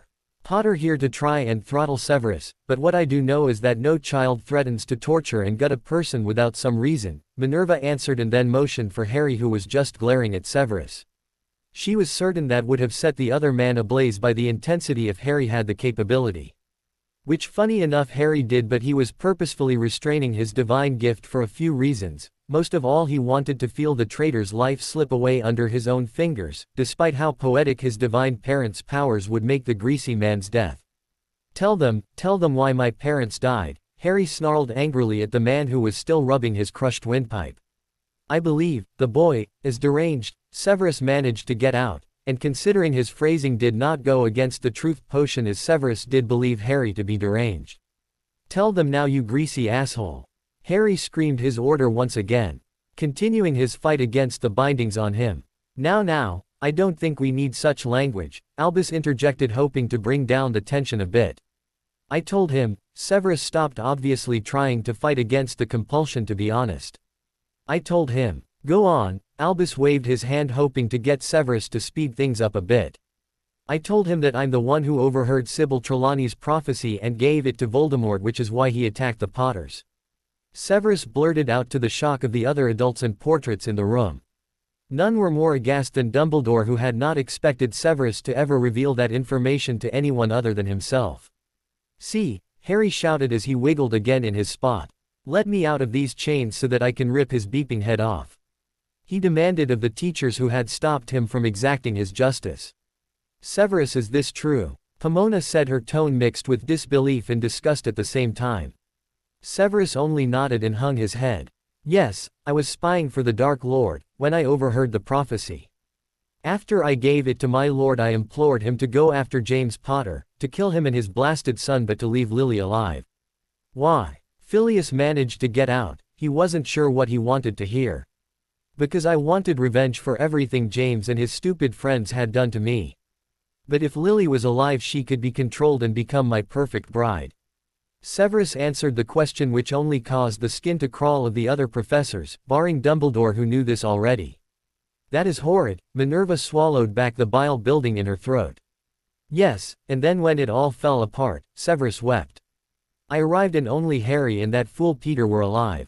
Peter? Pomona questioned. Pettigrew, Snape explained. He was there when I arrived. He took the Dark Lord's wand and ran, and I only had a few minutes with Lily's corpse before I heard Black's atrocious motorcycle arrive, and I had to leave her beautiful body behind. This was news to the other professors that Peter was at Godric's Hollow. It didn't make sense for the supposed dead hero to have been there with the Dark Lord. You heard him, now let me go. So I can make him suffer, Harry demanded, as he hopped up and down in place. Harry, he could possibly explain more about that night, Phileas interjected as this was fairly earth-shattering information. So it doesn't matter, my mom and dad will still be dead, but I can at least avenge them. Harry countered as he wanted that vengeance and he wanted it now. But how the bloody hell did you become a professor at Hogwarts? Minerva asked. If all of this was true, why would Snape come here of all places? Because I needed protection, so I confessed it all to Dumbledore. He got me the job and all I would have to do is spy on the Slytherins and try to curb their more enthusiastic behavior. As one, the others in the room turned their gaze towards the headmaster. You knew. Albus steepled his fingers. I was aware of certain aspects, yes. You let a man like that around children, let alone Harry Potter. A child he has freely admitted to us he wanted to see dead. Pomona raged at the irresponsibility of that decision, especially without informing them of this conflict of interest. I did so because I believe that Severus has turned a new leaf and needed a second chance, Albus said as grandfatherly as he could. Second chance? Phileas scoffed. That's only if he had confessed everything he had done and then been punished for it. We don't just dismiss what someone has done, especially not something of this magnitude. My word, he should have been turned over to the Aurors for questioning. I felt as though the grief of knowing what his actions led to was punishment enough. Albus coughed into his hand. Come on, aha. Harry cheered as he managed to finally overpower the spell, and with a crack the metal binding on his shattered and he leapt the potion's master, drawing his sword that with one fell swoop bit into Snape's shoulder, carving its way down the man's side. Harry, no. The other teachers shouted as Harry started to hack away at Snape's body with the blade, only to stop and let out a scream of frustration that the divine metal would not harm the mortal. Beeping forgot. Wait here. Harry stowed the sword back in his robes and moved towards the door. There's a really nice claymore by Professor Vector's classroom. I'll be right back. Turning back only to get the door to the room shut before he could leave. Mr. Potter, while you did no physical harm to my employee, I cannot simply allow you to go off and procure a method of doing so. Albus said with resignation that Severus would not long be of use to him. Even if the potions professor was allowed somehow to retain his position as a teacher, the other faculty would know and would never allow Snape to do anything that might be seen as suspect ever again. That's fine with me, I'm not picky, I'll take out my aggression the old-fashioned way. Slapping his fist into his palm, he stalked towards the man who had nowhere to go. Harry, Severus needs to be tried for his crimes, Minerva pointed out, even if she wasn't too opposed to Harry being allowed to do some level of violence towards the man she no longer held any respect for. Unfortunately, Minerva, since the trials of the Death Eaters 10 years ago, Severus has been cleared of all charges, Albus reminded, as he had been a key component in ensuring that Severus was not locked away nor his true motives revealed. You cannot be serious, Pomona protested. The man just confessed to numerous crimes. I am, Albus responded. As of right now, Severus has done nothing more illegal and as chief warlock I cannot just lock him away without cause, nor knowingly begin proceedings against him for something he was cleared of. This is ridiculous, Albus. Phileas stomped his foot in frustration. At the very least he needs to be questioned and removed from his position. Alas, it is not that simple, Albus said resolutely. Removing a tenured professor would require the agreement of all 4 heads of houses, which I assume that Severus would not agree to that. Removing a head of house would require the convening of the board of directors, which, might I remind you, Lucius Malfoy, whose son Severus is godfather to, leads. So that's it, we let him remain in the castle. Minerva scoffed. It might just be easier to let Harry kill the prick and we just cover it up, Pomona muttered. Ooh, badgers have teeth, not surprising since Tonks is in your house. Harry teased, getting some enjoyment at seeing the portly woman look a bit ashamed of her suggestion. But I'm all for it. Harry Potter, you will have detention for attempting to kill a professor, Albus interjected quickly in an attempt to wrangle control of the situation before Severus found his head on a pike out on the lawn. And Pomona, while I cannot give you detention, you should know better than to try and orchestrate something like this. Why the bloody blazes are you defending him? Phileas shouted. He was beginning to question the sanity of his employer at this rate. Because I am trying to be impartial, Albus responded. I believe that it is prudent that we all take a night to cool our heads. And give him a chance to flee. I think not, Minerva scolded Albus, short-sightedness. He will not flee, Albus assured the elderly witch. I trust that we can clear this up in the morning. And that is my final word on the matter, so if you would take Mr. Potter back to the dorms, we will pick this up tomorrow. Harry was shocked beyond belief that the professors were listening to the headmaster and hard started ushering him out of the room. Why the beep am I not choking the life out of that coward right now? With a sigh Minerva directed Harry down the stairs towards the dungeon. Because Albus wouldn't allow you to kill Severus in his office. It would be too difficult for you to end the man's life with him interfering. I must say your strength is almost otherworldly, Mr. Potter, Phileas chimed in. And an impressive sword, Pomona said in agreement with her colleagues. Yeah, well, I forgot it doesn't work on people, that's why I was given it, because it's safe around them, Harry admitted, while not saying it specifically didn't work on mortals is why Snape was not bisected and turned into meaty chunks. I just thought he was enough of a monster that it would still work. I was unaware you were trained in the sword, Phileas continued the conversation. A bit, Harry confessed with a shrug. If you would like, I used to do a bit of swordplay during my dueling years, I could test your skill against my own, Phileas offered, because at this point Snape was his most hated person and Harry was high up on his list of people he liked. Partly because he could tell the young lad had the heart of a warrior in him. I think I might like that, thank you, Professor, Harry smiled back at the quarter goblin. Now you get some sleep and we will go see Albus first thing in the morning, Minerva stated as she pointed to the Slytherin dorm. Your parents will receive justice, I assure you. With a grumble Harry entered the Slytherin dorm with a hiss, having learned that he didn't need the password since he was a Parselmouth.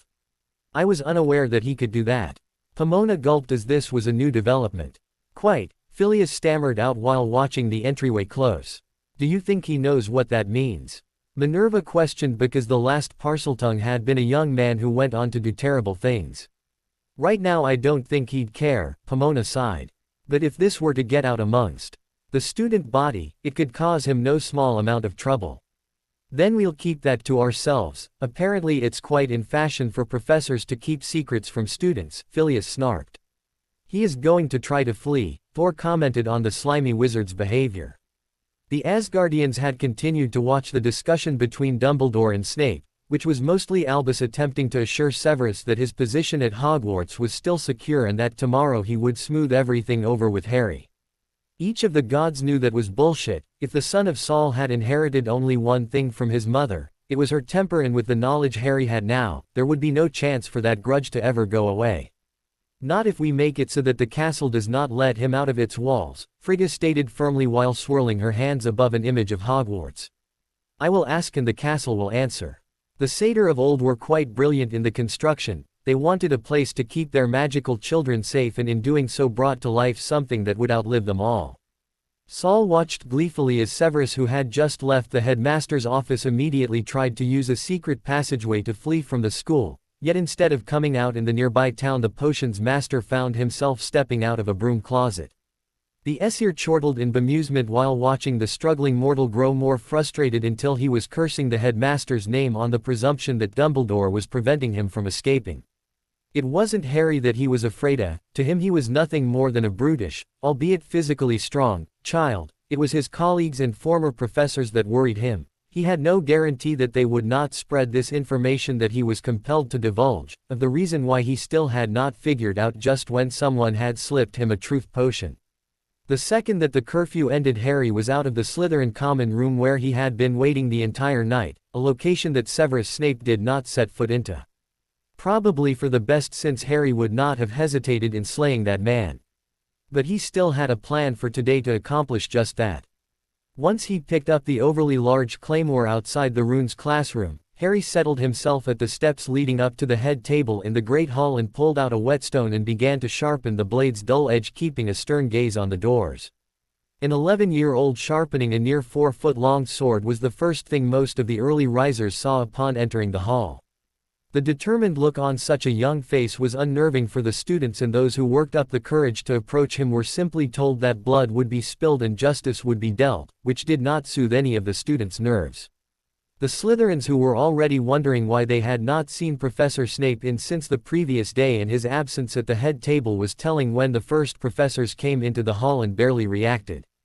Professor Flitwick stopped his conversation with Septima Vector as she was explaining a part of arithmancy she wanted his opinion on that. She turned to see Harry and her eyes widened, but when Phileas composed himself a second later and continued on his merry way as if nothing was out of the ordinary, she cautiously sidled around Harry, who greeted her with a smile before returning to sharpening the sword.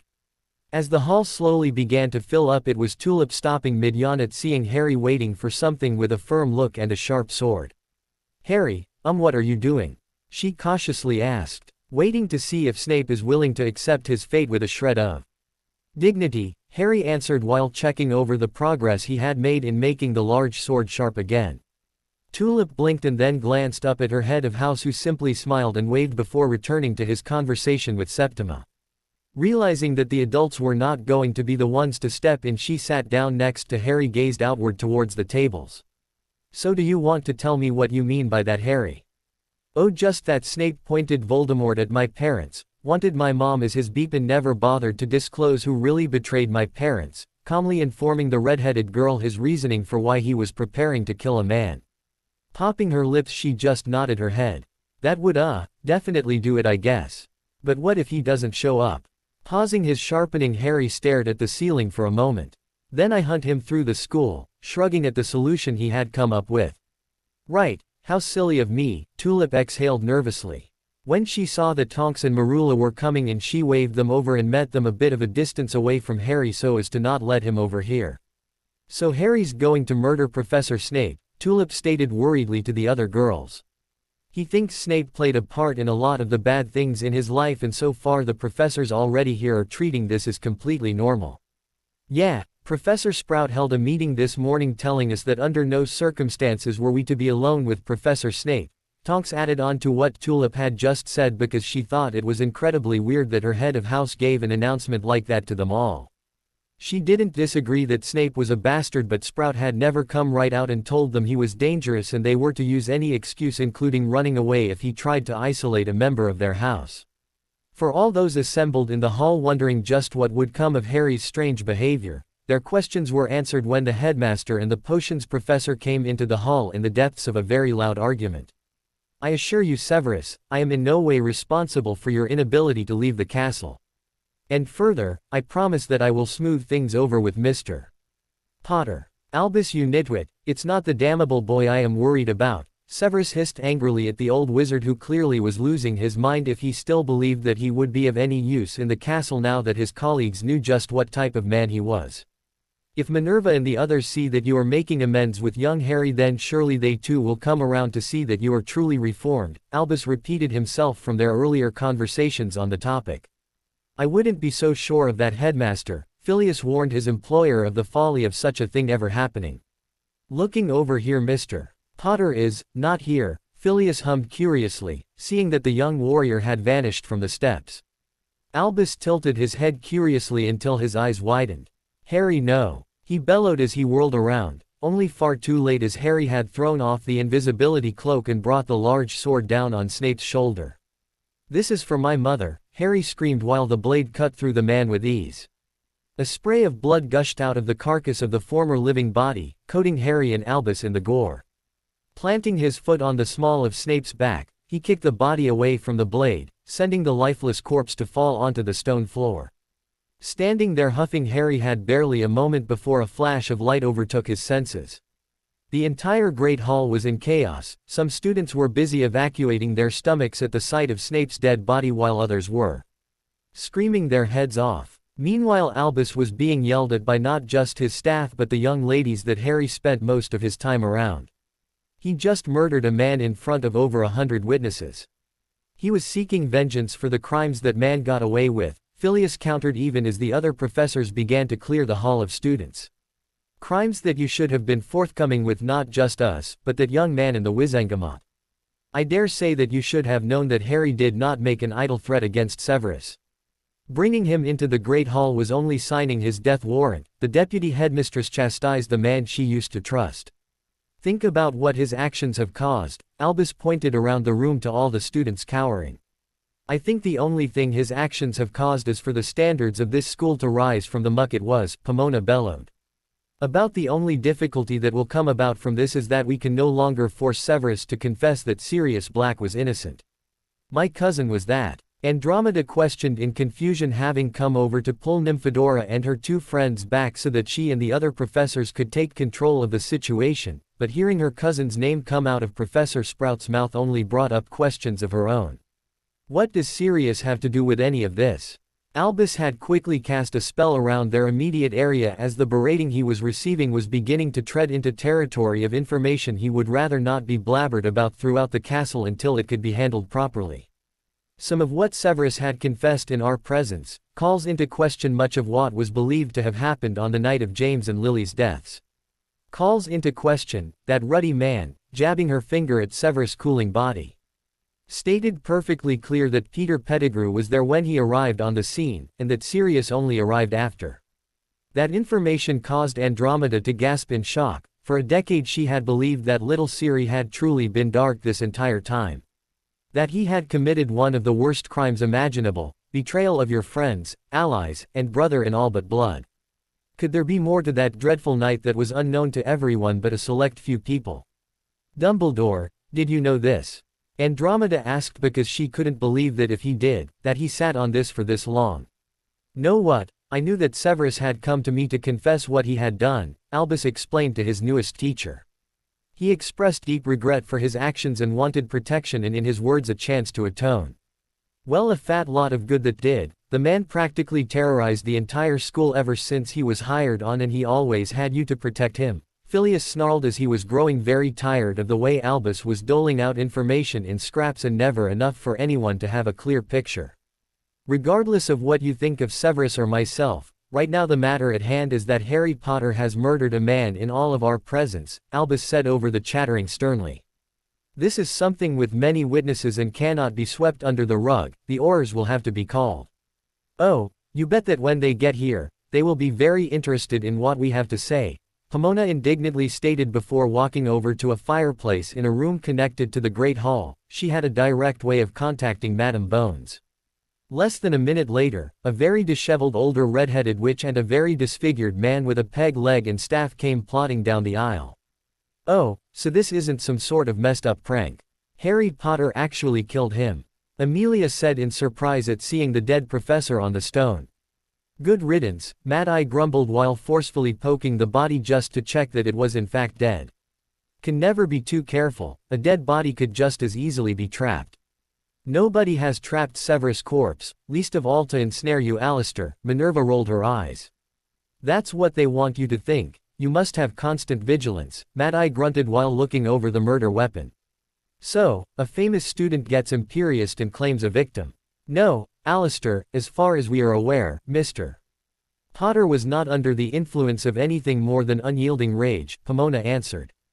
Alistair, you handle the crime scene. I'm taking them all upstairs to get some answers, Amelia ordered, receiving a nod from her best Auror who was already erecting the spells needed to preserve the body and evidence.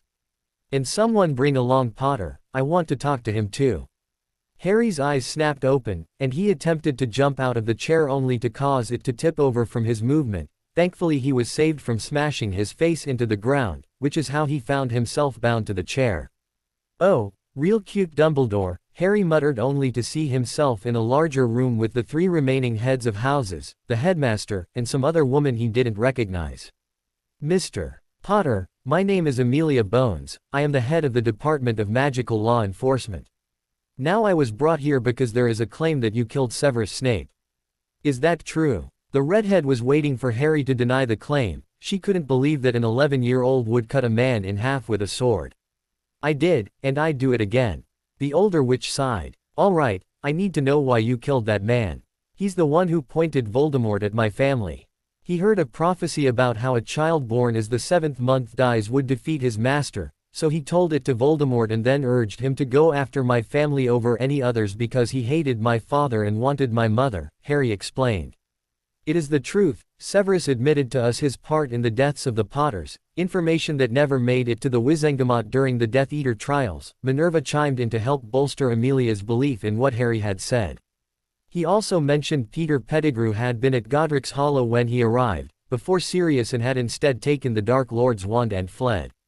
Amelia took a moment to look around the room to see the other professors nodding in affirmation. Well then, this is certainly not an ordinary killing then, is it? I dare say it is not. Albus sighed as he was quite upset to know that he had lost his spy and would now have to work very hard to keep Harry Potter from being imprisoned. As much as I dislike this, I must bring the minister in on this situation. Albus, you contact the Board of Governors, Amelia instructed as she tried to think of the proper procedure for a situation like this. As an outright murder in the castle, especially of one of the professors, had not happened any time in her memory, and since the perpetrator was an underage wizard, there were likely to be complications.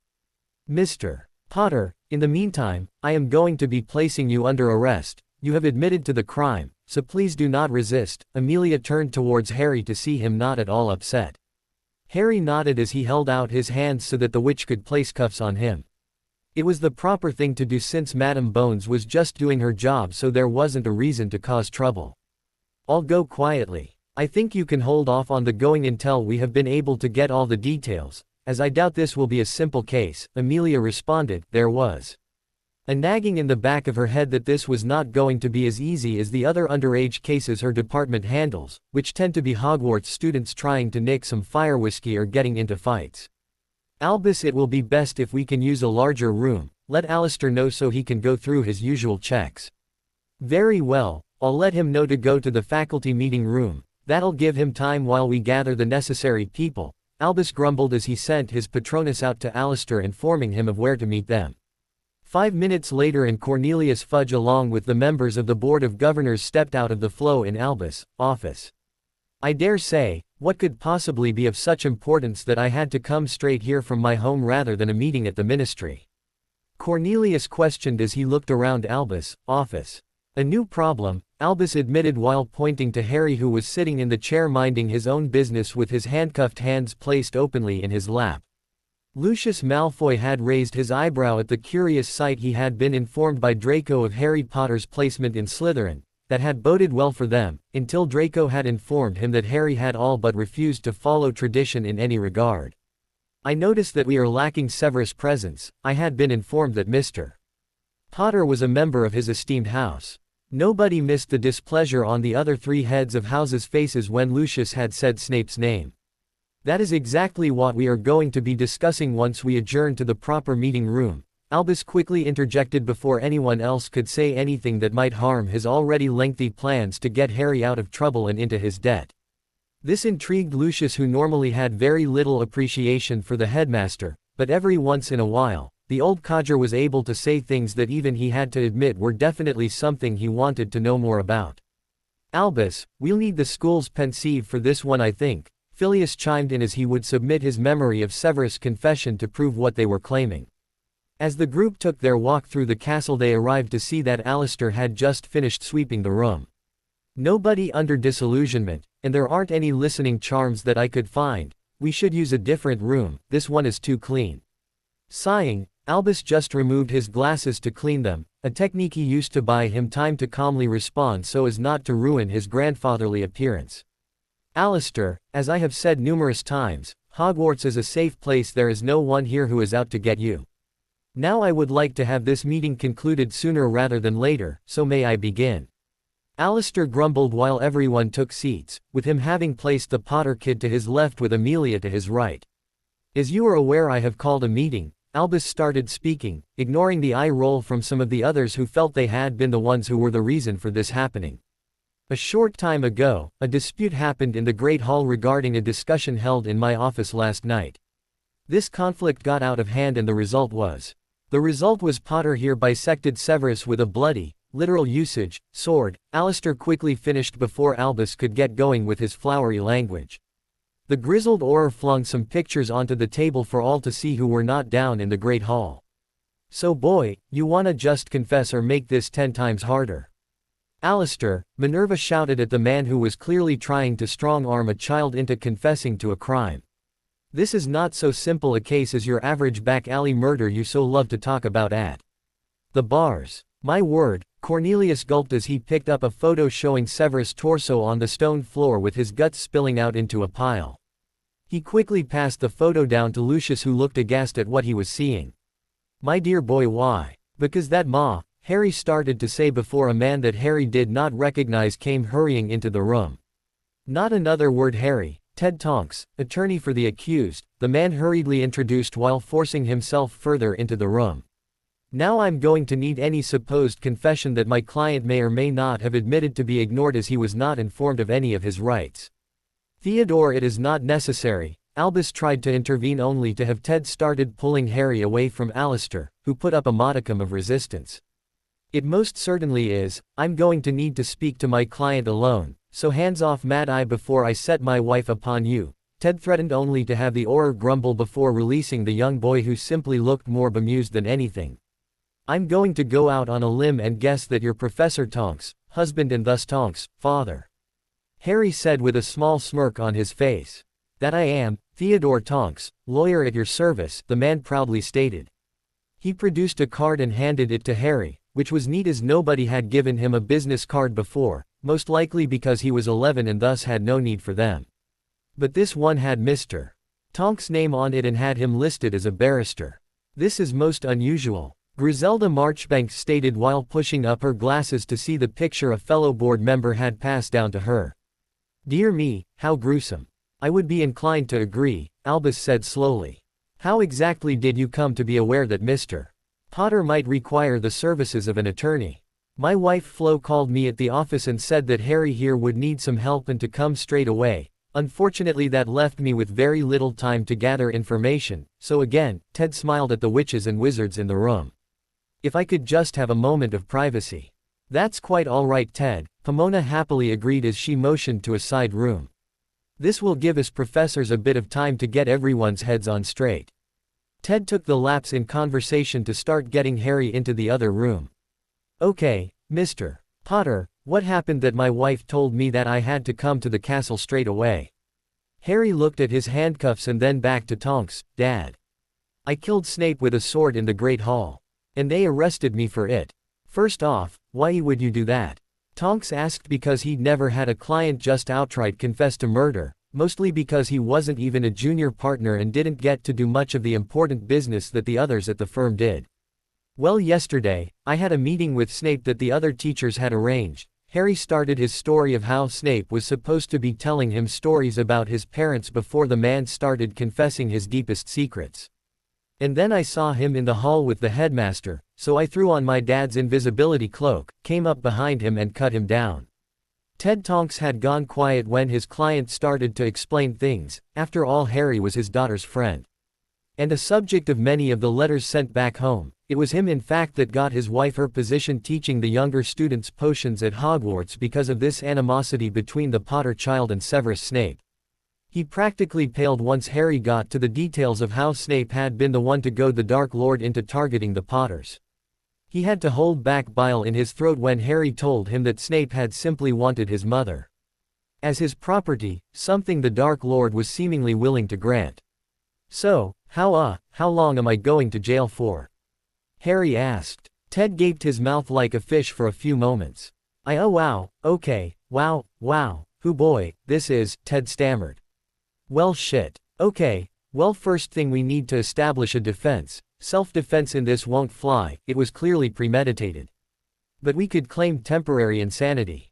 "I'm not crazy." Harry quickly spat out against the notion that he was mentally unstable. No, not like that. I mean, argue that this revelation was such an enormous shock to you that you could not be held liable for your actions because there was no logical way for you to process it. But I did. I learned that he was scum of the earth who had admitted to being directly involved in my parents' murders, so I killed him in revenge. That might be a good defense as well. If this goes in front of the whole Wizengamot, framing this as a blood feud would strengthen your case. Not a surefire way, but many old families understand a blood feud and that this being a strange case, well, lesser offenses has led to more bloodshed, Ted said hopefully before realizing that this potentially unstable wizard was his daughter's friend. "Now this isn't me asking as your lawyer, this is Nymphadora's father. Is she safe with you?" Ted asked. "Why wouldn't she be? She's one of my best friends in the castle," Harry shrugged. I wrestled a chimera for Marula, and I'd do the same for Tonks or Tulip. I'm gonna want to circle back to that chimera thing, but I'll take your word for it, Ted nodded. Well, I'm about as ready as I can be, I'll try to stall this for time. Stepping back into the meeting room, Ted was somewhat surprised to see that all the adults were arguing and screaming at each other. He was absolutely unable to make out what they were screaming about though, since everyone was trying to talk over each other. From the time that Harry and Ted had left the room, Cornelius, Amelia, Alistair and the governors were shown the memory of the previous night from when Pomona, Phileas and Minerva had intervened to separate Harry and Severus. Once they all came out of the pensieve, many were quite unsure what to think or say. But it was Alistair that let out a whistle. So Black might be innocent then. That had set off a slew of arguments over every little detail revealed. Each person trying to get control of the conversation to focus on one point at a time. It was to that Harry and Ted walked back into. Harry chuckled as he looked at how of all the people Albus was keeping his mouth shut and watching the bickering. I bet it's like watching rowdy children to you, isn't it? The longer I am alive, the more I come to realize that children who come through my halls as first-year students do not change all that much, Albus replied before letting off a cannon blast of noise that made everyone else cover their ears. As you all have so much you wish to talk about, I feel it prudent that I keep us on track for the most important detail. I am in total agreement, Headmaster, Ted said as he took a seat next to Harry at the table. And after discussing with my client, I would like to have a meeting scheduled before the full Wizengamot. He has nothing to hide and has done no wrong. No wrong, Lucius bellowed. As complicated as Severus was, it was clear that he still held a loyalty to the Dark Lord that in his death drastically affected the entirety of Slytherin House meant that it was a bad thing for his son. Yes, this was sadly the result of an intense blood feud between the noble house of Potter and that of Severus Snape. Ted looked around the room. The man had confessed to wanting the extinction of the Potter bloodline and to further take my client's mother as his property. That he had done so by utilizing a notorious terrorist surely meets even the highest standards for retribution from my client. Lucius snarled as he wanted to draw his wand on his in-law, but this would not be the proper time nor place. But even he knew that Severus' confessed reasoning for pointing the Dark Lord at the Potters would have earned a blood feud from any survivors had they known of it. It would be a very difficult point to argue against in front of the other pureblood families. That's getting ahead of things, Ted, Amelia sighed as she tried to find the place she wanted to start. Severus stated that Peter Pettigrew had been on scene when he arrived at Godric's Hollow, before Sirius Black. We'll need to talk to him, find out what he can still remember. Cornelius, I need you to okay the release of Sirius into my Auror's custody for another interrogation. Amelia turned towards the minister, who looked more confused than anyone in the room, likely because neither Albus nor Lucius could coax him into thinking one way without it being obvious to everyone else. In the meantime, I believe that releasing our student is prudent, Phileas requested. I have no reason to think that Harry will cause any violence unless sufficiently provoked. I agree. After the incident this last Halloween with the Chimera and Miss Snide, Harry has shown a great propensity for heroism, Pomona agreed. Chimera? Griselda asked while looking in Mr. Potter's direction for an answer. There was an accident with the Care of Magical Creatures class, Harry meekly answered. I found the Chimera going after Marula and fought it off. It wasn't that impressive. I believe that we will be the determiners of that, Ted quickly stated. I'd like to review the memory of this incident as it might be essential character evidence to prove my client is not guilty.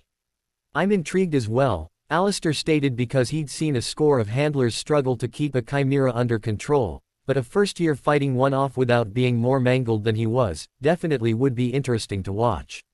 Mr. Potter, if I may pull the memory from your mind, I am also quite interested in witnessing the battle you had undergone, Phileas commented. Harry just shrugged. Sure thing, I guess. It was an odd sensation having his memory taken out of his head, like someone stuck a turkey baster on his brain and let it beep. That the silvery thread wiggled around before being placed in the pensieve while Ted, Alistair and Phileas entered to watch it play out was weird that they had just stuck their faces in the large basin. In the meantime, Harry was the center of attention. So, I don't really know who any of you are. He slowly trailed off with an awkward cough into his fist.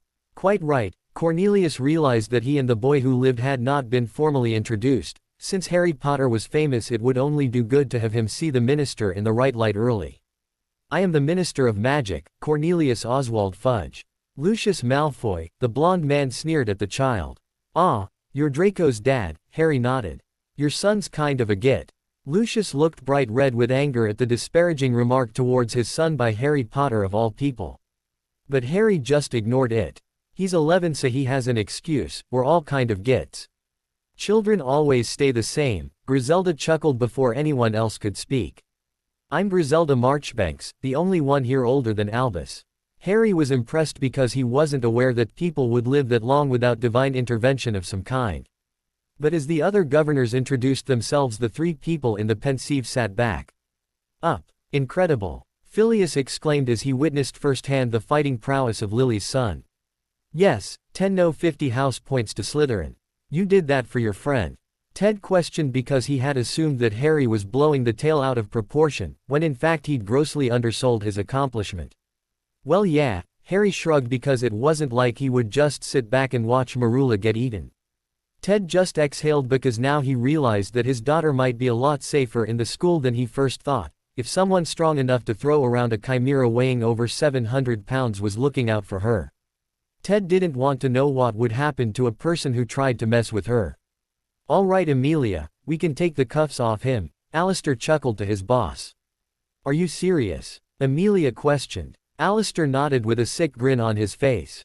Oh yeah, if the kid didn't want them on him anymore, he'd break them off with his bare hands. It's only enchanted against magical means of removal, not whatever kind of insane strength Potter's got in his muscles. Knowing that Alistair rarely wanted suspects not fully restrained, the idea of him seeing a memory was enough to make him okay with them not even using handcuffs was strange. She'd have to see his memory of the memory later. It wasn't a perfect system, but she needed to stay in the conversation. Uncuffing Harry, who just placed his hands on the table so they were visible, Amelia turned back to the discussion as Ted was looking quite pleased with himself. If the Wizengamot see this, then it's all but assured they side with my client. This act of heroism is unprecedented in a first year. I'm unsure if we need things to go that far, Albus said in the hopes of directing the conversation away from more people being involved. He had no doubt that currently the entire castle was discussing what had transpired this morning, and it would make its way on the wings of messenger owls by this very night.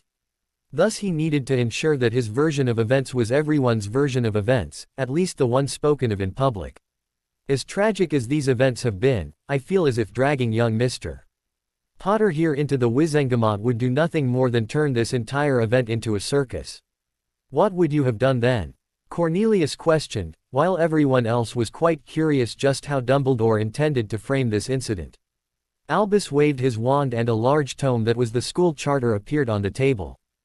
Flipping it open to the corresponding page, which wasn't really necessary as the book itself was blank and would just provide the proper rules that the headmaster wanted brought up, it was only large in size as it did contain pages of rules. We must treat this as an internal Hogwarts matter. What? Amelia balked at the idea of the murder of Severus Snape being treated the same as a fight between students. While she was on the side that said justice was done, the law was clear on this matter. I admit that it might have been a more stable situation should Severus, Harry and myself had this discussion of their pasts in a calmer manner, but there isn't much we can do now to remedy the animosity between the two. So I feel it is in the best interest to counsel Harry into exercising forgiveness rather than vengeance. Harry blinked owlishly at the headmaster, because it sounded to him like the crazy old man was suggesting that he get no punishment for what he did but also keeping him under the thumb for his actions. It simply didn't make sense to Harry that the headmaster was this desperate to keep him in the school. There had to be some reason for this level of interest. Which in turn meant Harry wanted to know what was going on, because this was not how a normal educator would handle any student taking the life of a teacher. Are you suggesting that we call this an oopsie-doopsie, and pretend that Harry Potter did not just murder a person? Lucius questioned because even he was unsure just what angle the headmaster was playing. Forgiveness is the first step. Cornelius for once looked to Amelia to handle this situation because everything else seemed quite mad to him. Amelia just took her monocle off her face and looked around the room. As much as I do not wish to say this, I need more time to investigate. This is going to be the most high-profile case since we tried the Death Eaters. Whether Mr. Potter is locked away or not will not be decided this day. I still have to look into the claims of Sirius Black and Peter Pettigrew both being present on that night 10 years ago. Why would that matter? Harry asked because he'd wanted to know just how this Sirius person came into play. Because if Severus Snape had in fact been telling the truth, then it would not have just been the Potters that held a blood feud against him, but the Black family as well. That the Ministry may have given an order of Merlin to a traitor is just going to be the icing on the cake. For the meantime, Mr. Potter, Amelia turned towards Harry. If you have even so much as a toe out of line, I will have my orders down here to take you into custody, she warned, to which Harry nodded.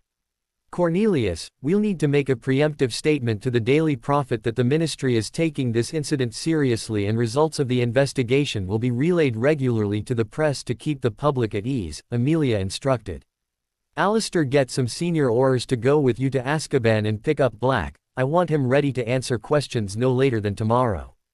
Alistair nodded and stomped his way out of the room to gather whichever Aurors could still cast a Patronus to come with him.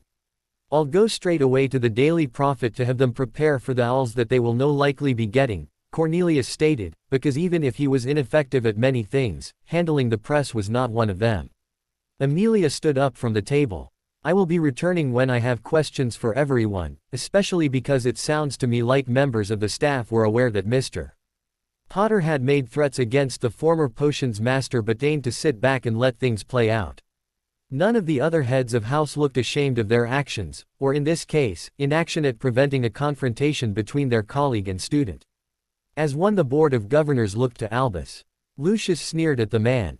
I expect regular updates on this situation, Albus. Finally, that left Harry with the Hogwarts professors and Ted. So this has been a very odd day, I'll say, Ted stated.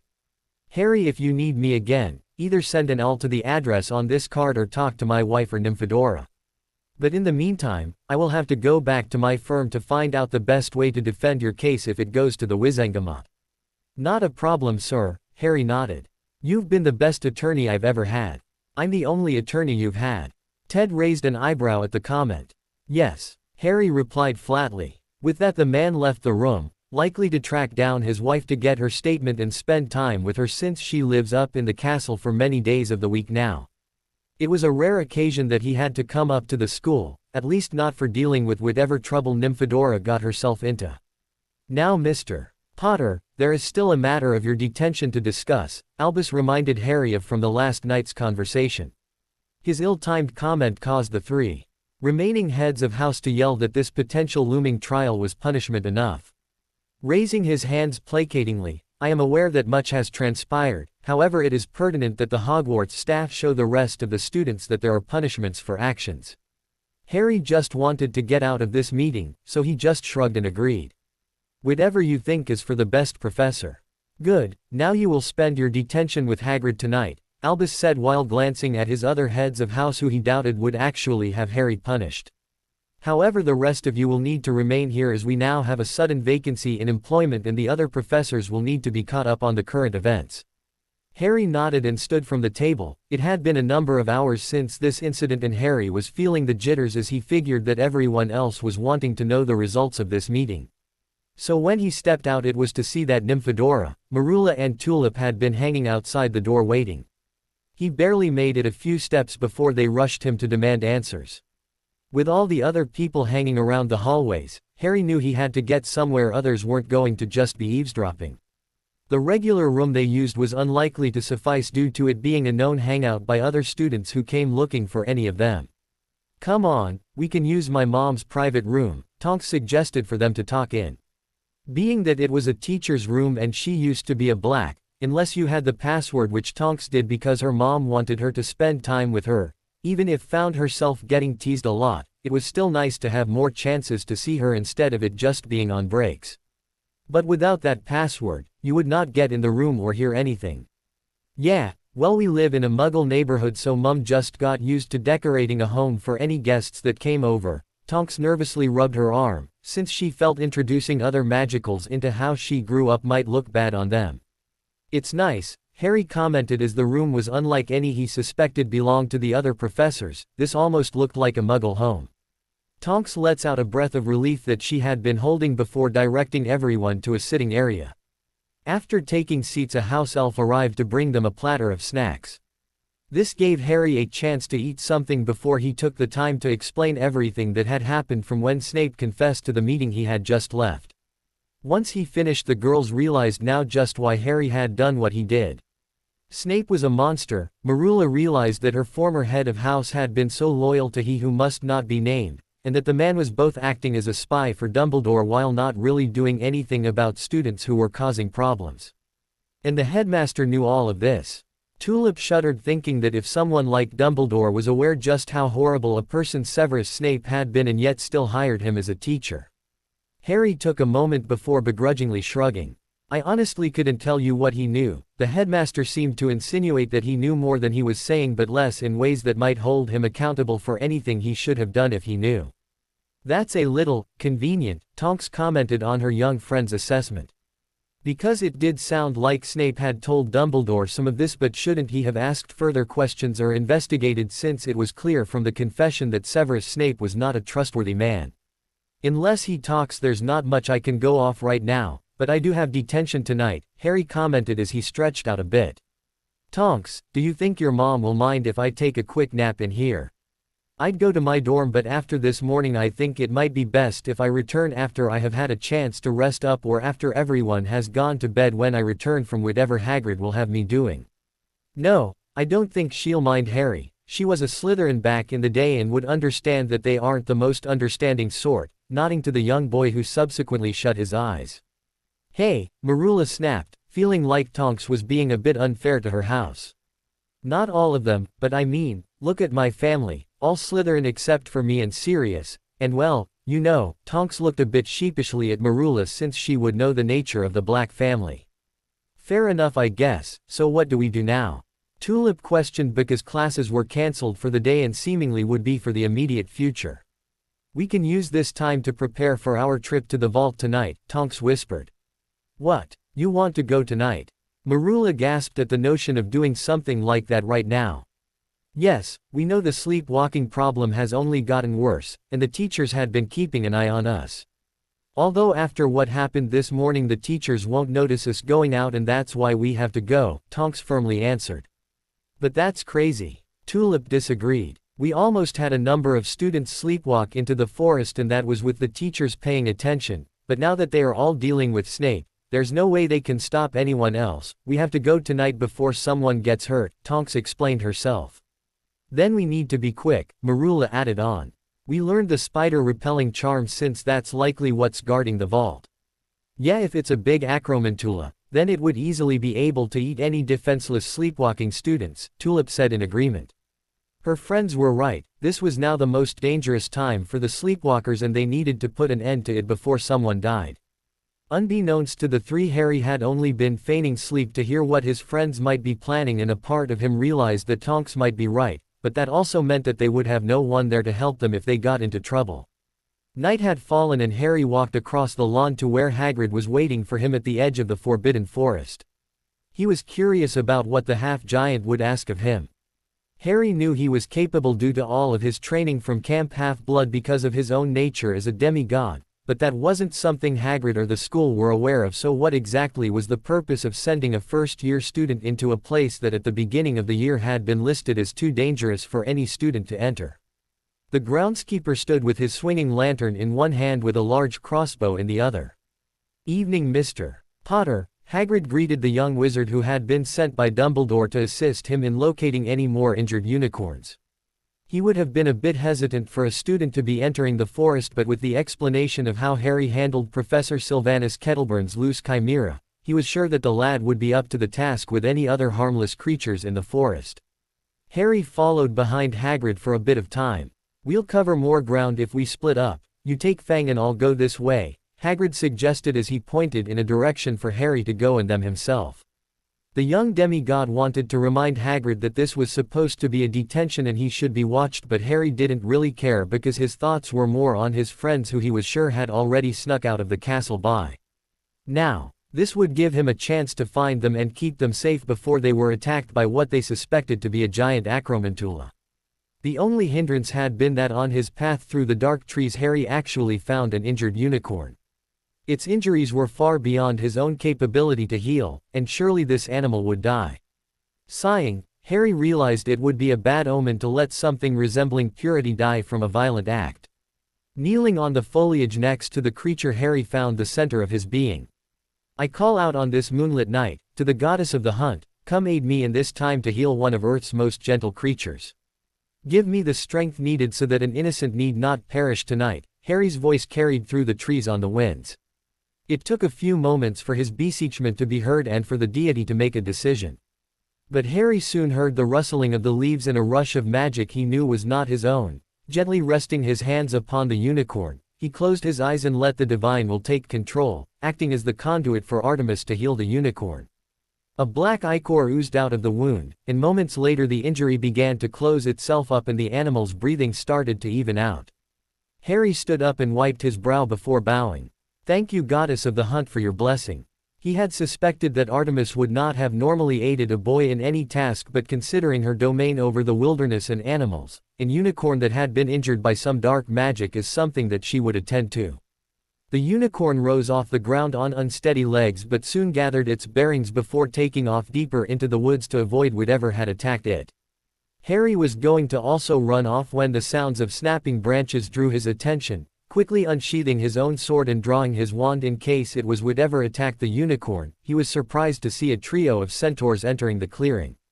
I am Firenze, and we had word of an injured unicorn young wizard, the centaur announced while looking around and spotting some of the silvery unicorn blood. Harry nodded back to the centaur as he had very little to fear from them, knowing Chiron, who explained that the centaur herds near the school could be a beneficial ally if he had need of them. That would be correct, but I have tended to the wound with the aid of Artemis. All is well. She who hunts by moonlight? Firenze questioned before understanding the situation. Ah, I see, you are not a normal wizard. What brings a demigod into our lands? The centaurs did not care much for the presence of witches and wizards who would brazenly enter their forests, taking what did not belong to them, but the children of the gods were an exception. I got detention, and the headmaster sent me to Hagrid to help him find any injured unicorns. Then I believe it is auspicious that you had been given this task, as it is unlikely the noble creature would have made it through the night had anyone else arrived, Firenze stated. Tonight is a strange night, much will happen. Yeah, I figured as such. I'm not the greatest at reading the stars, but Chiron taught us some, Harry agreed while looking up. Would you maybe happen to know where my friends might be in the forest? They were trying to stop the sleepwalking curse that has been affecting students in the castle for most of the year. The centaurs shared a short conversation before turning back to Harry. Torvus has been talking about regaining his honor after an arrow was stolen by another wizard who was investigating the cursed vault in the forest. We will not go with you, but they are near the Acromantula colony. It is located in that direction. Thank you, Firenze. Harry bowed before sprinting off towards his friends. As he ran, he glanced over in the direction of the castle, getting an ominous feeling that someone else was taking advantage of the lapse in teacher's attention. Harry knew the properties of unicorn blood, and one would have to be desperate to curse themselves just to prolong their life by a few scant hours, meaning whatever was involved in the school's third-floor corridor was also happening at this time. But his friends needed his help. They were strong witches, and could possibly take care of themselves with the aid of a centaur, but he was a worrier. Leaping over a log, he could see the trees becoming denser with cobwebs, the treetops layered in the strands to block out any light from the heavens above. As he approached the direction he had been given, he began to hear the shouts of spellfire. Bursting through some thicker webs, Harry found that this was not just a large acromantula, it was the size of a mid-size sedan. The spider-repelling charm simply wasn't strong enough to do more than make the creature flinch. Flipping over Torvus, Harry reeled back his hand and drew on his diving gift to form fire in his palm. Flinging it forward, the power of the sun exploded on the arachnid, sending it hurtling back with a screech. He slid to a stop next to his friends, who looked surprised to see him arrive. Pulling out his sword, Harry started to look around the surroundings. We have to go, one spider means more soon. Marula wiped the dirt off her face from being thrown earlier in the fight. We can't go yet, Harry, we haven't stopped the vault. The acromantula recovered from the blow and looked more furious. You will not interfere with my nest, the food will come to me, it announced to the newcomer. Tonks and Tulip readied themselves to continue the fight when Harry opened his mouth and began to hiss. Stopping dead in its tracks, the acromantula scurried away from the clearing deeper into the forest. Why did it leave? Tonks questioned why Harry speaking Parseltongue was enough to make the spider flee. He's a Parseltongue, Tulip gasped as she remembered what creature all spiders feared. The spider must think Harry was calling for a basilisk. Why would he think that?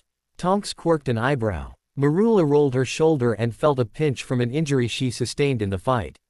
Because rumor in Slytherin is that the Chamber of Secrets holds Salazar Slytherin's monster, the King of Serpents. It doesn't matter, he fell for my bluff, Harry informed the group while moving to free Torvus from the webbing he'd been captured in. We need to leave because that Acromantula is likely to tell every other one that's in the forest about a speaker in Hogwarts. We have to seal the vault before we go or the curse won't end, Tulip reminded the group as she ran forward into a hole where the spider had made its nest. Tonks climbed down after leaving Torvus, Harry and Marula above ground. So how'd you find us? Hogwarts' self-proclaimed greatest witch asked. My detention was to help Hagrid find any injured unicorns, and I did, Harry explained. After I healed the mare, a few centaurs found me, Firenze pointed me in your direction.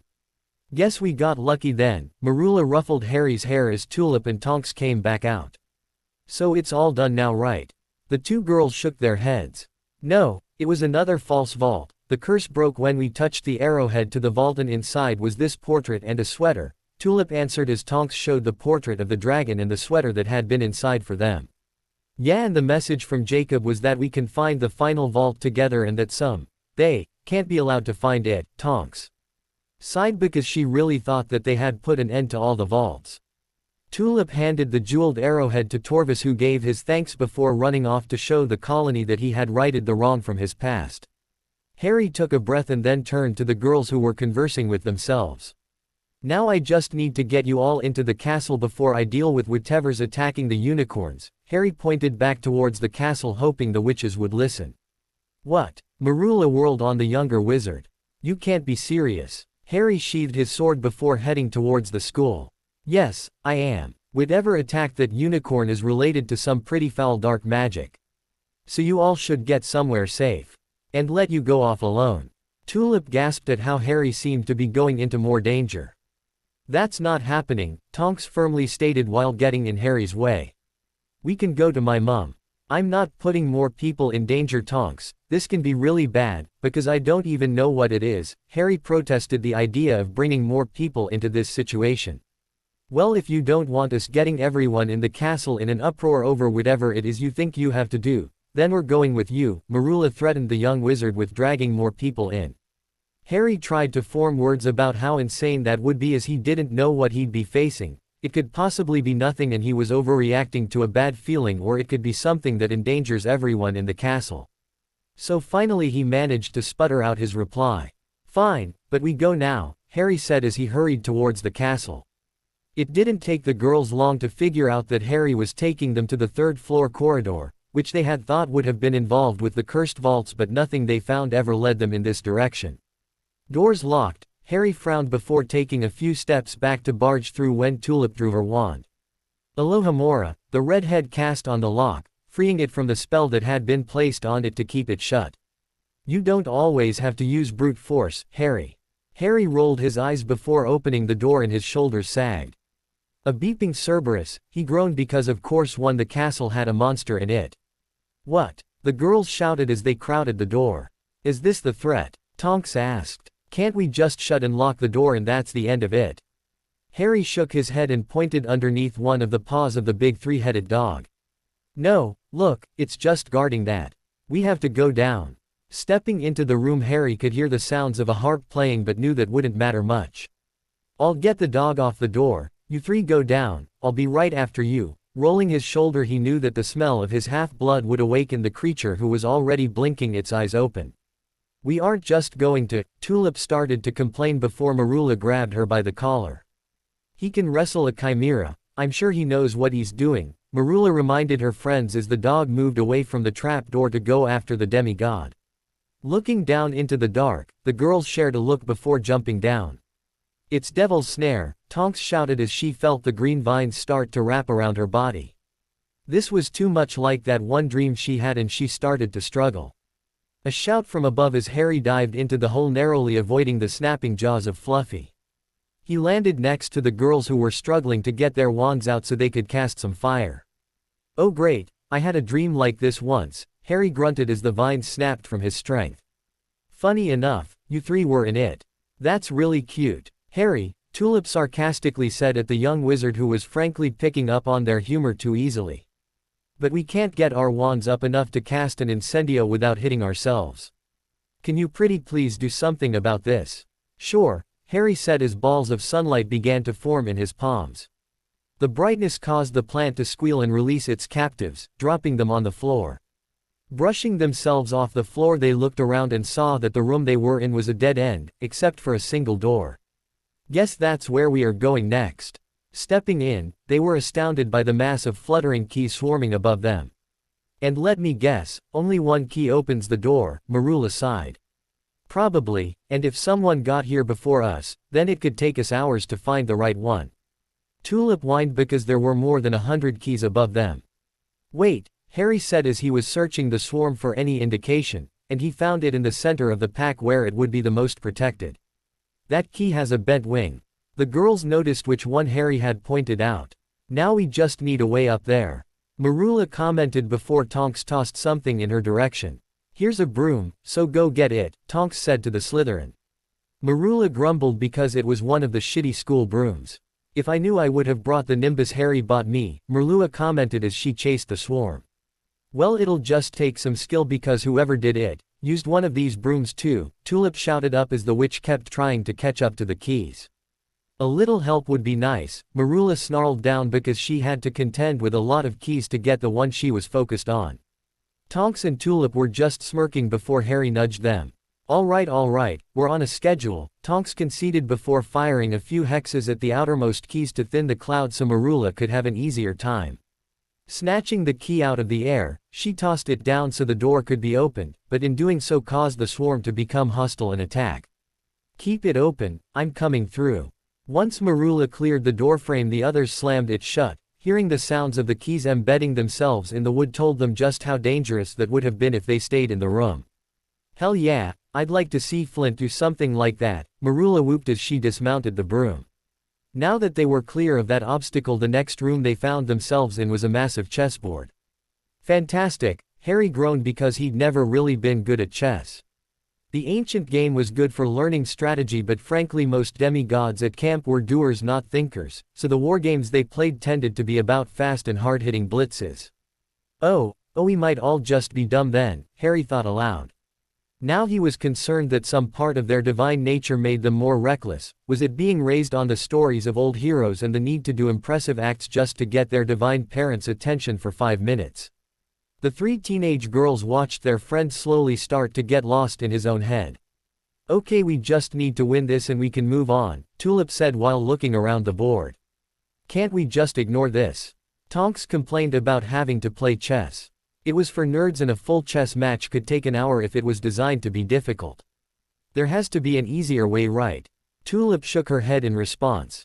"I doubt it. If we try to cheat, all the pieces will attack us." "All right, Marula, you take the bishop.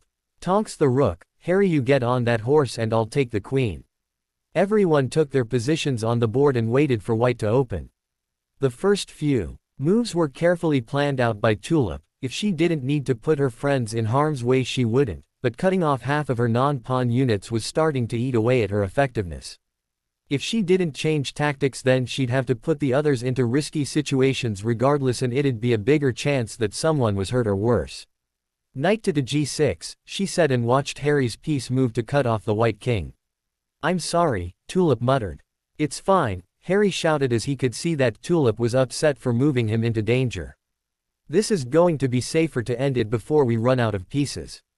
"But you could get hurt, or even killed," Tulip trailed off. The others could see how this match was affecting Tulip and they knew they needed to do something to keep her head in the game. "No way, come on, this had to be made by the professors, they wouldn't kill us," Tonks said in the hopes of distracting the redhead. "Yeah, they wouldn't make this lethal. What if they had to come across and misplayed? They wouldn't risk their own lives on a chance of an error," Marula confirmed even though she had no way to prove such a claim. Tulip nodded and the game started to go faster. By finally using her friends to attack, the tides were turning, but she was in a pickle now. She'd have to sacrifice one of her friends to checkmate the enemy king. I don't know who to pick. She whined because she didn't want to send anyone to get hurt. Harry could see that each of the girls were going to make that sacrifice. Me, it has to be me, he quickly shouted over them. The other knights have the horse stabbed, I won't get hit and even if I do. You know that I can't be hurt the same way, it has to be me. Harry, Tulip tried to protest against sending the youngest to take the hit, but she knew Harry was right. He was different from them, they didn't know how, but Harry's body was far stronger than even an adult. Fine, knight to h3. The stone horse slid across the board to come to threaten the king. Check, Tulip said with a wavering voice. And as expected, the queen came over and bashed her cane through the horse. Having expected this, Harry dismounted the horse and exited the board. See, I'm fine, now finish this. Tulip was relieved to know that Harry hadn't been injured and that he was right, that it was the safest for him to make the sacrifice. She said Marula to checkmate the king and let out a sigh as the king dropped his massive sword. Tulip let out a cheer as she came over to Tonks and Marula, who congratulated her for pulling off that win. Then the sound of clattering as they turned to see Harry hefting the massive sword over his shoulder, only for the imbalanced weapon made him start to tip over. I don't got this, Harry said as he fell onto the floor with a thud. Damn it, too heavy to wield properly. You know we're heading into danger, but I'm actually feeling safer that he's not bringing that with him, Tonks said, because sure, Harry was surprisingly effective with a sword, but something twice his body length was a bit absurd.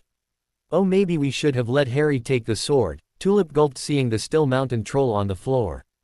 Harry walked over to inspect the creature by lifting an eyelid. He's unconscious, someone definitely got in here before us, we should move on to the next room. Harry dropped the troll's head.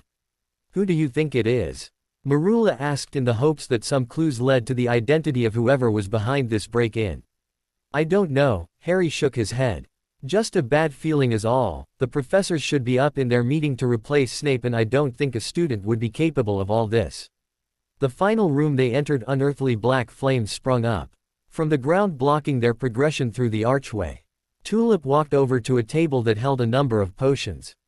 Tapping her chin, she deduced that one of the potions would allow a single person to progress further ahead. Who should we send? Marula asked as the girls stood around the table trying to figure out which one of them would find out who was behind this all, when they heard a crackle of fire behind them.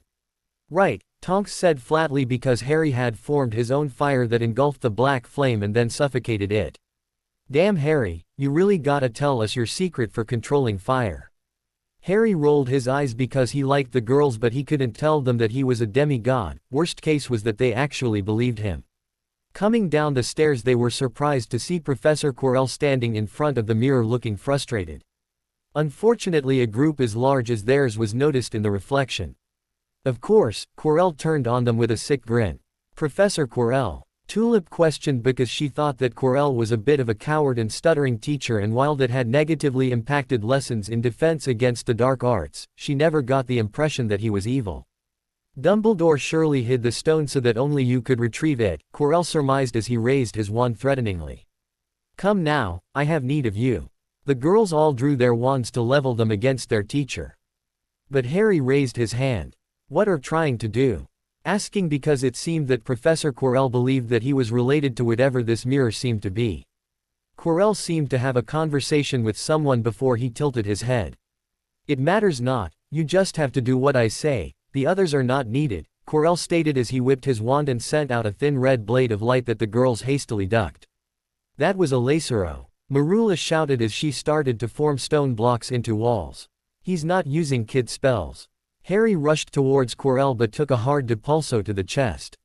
Your time to die will come soon, after you have helped me. Tulip and Tonks nodded before coming out of their cover at the same time, the Ravenclaw witch spraying water everywhere with an augmenti charm, and once sufficiently covered, Tonks touched the tip of her wand and dropped the temperature with a glacius, freezing it into harsh icicles. Marula took the cue to come out blasting with confringos, and it seemed to put Quirinus on the back foot when he slashed his wand in a complex pattern and light erupted from the wand, using the icicles as prisms to warp and turn the entire room into a deadly laser grid. The girls saw the damage done when they ducked behind the cover made earlier, and that it was carved through like butter. You ladies might have considered me to be a poor sniveling coward, but even if I was, I still taught the students years above you, Quirrell reminded that while his master's plan required him to act a certain way, he was able to teach the 7th years what they needed to know. Quirrell whipped around to grab Harry in another spell and slam him down hard on the stone, cracking it from the force. "You're certainly strong, but a brute will not stop the greatest sorcerer in the world." Harry grunted as he struggled against the force pressing down on him. "Pretty sure, that's Marula," Harry shouted as he drew his celestial bronze sword and threw it at Quirrell. To his surprise, the blade sliced into the man's throat. He hadn't expected that, as he was betting on Quirrell flinching back from it even if it wouldn't do any damage, but it had. The man slumped to the ground and Harry was relieved from the magical pressure. "Geez," Tonks huffed as she looked over to the still form of Quirrell's body bleeding all over the floor. "He's dead," Tulip gulped nervously because she knew that the professor was evil in trying to kill them, but this was the first dead body she'd ever seen. "Yeah," Marula nodded while seeing Harry walk over to pick up his sword and put it away. Harry was just turning to walk towards the girls when he saw Quirrell's body rise from the ground. "I see this vessel is of little use to me now," a horribly broken voice said. Slowly one of Quirrell's arms rose to remove the turban, revealing a disgusting face on the back of his skull. "The boy who lived, we meet again," Voldemort grinned at Harry, his one obstacle in life. So that's why it worked. Harry surmised that at some point Quirrell's body was so devoid of life it would be considered as just a vessel for some dark entity.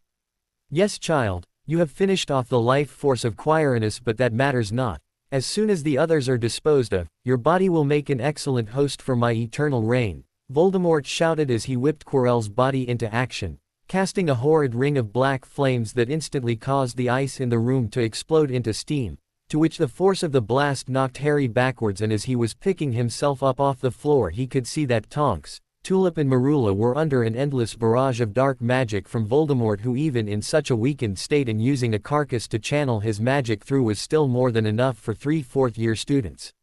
Harry's head was ringing and his body ached. He didn't know what to do, his friends were going to die. "Saul, no, the Allfather has forbidden you," Thor shouted up in Asgard as the sun goddess vanished.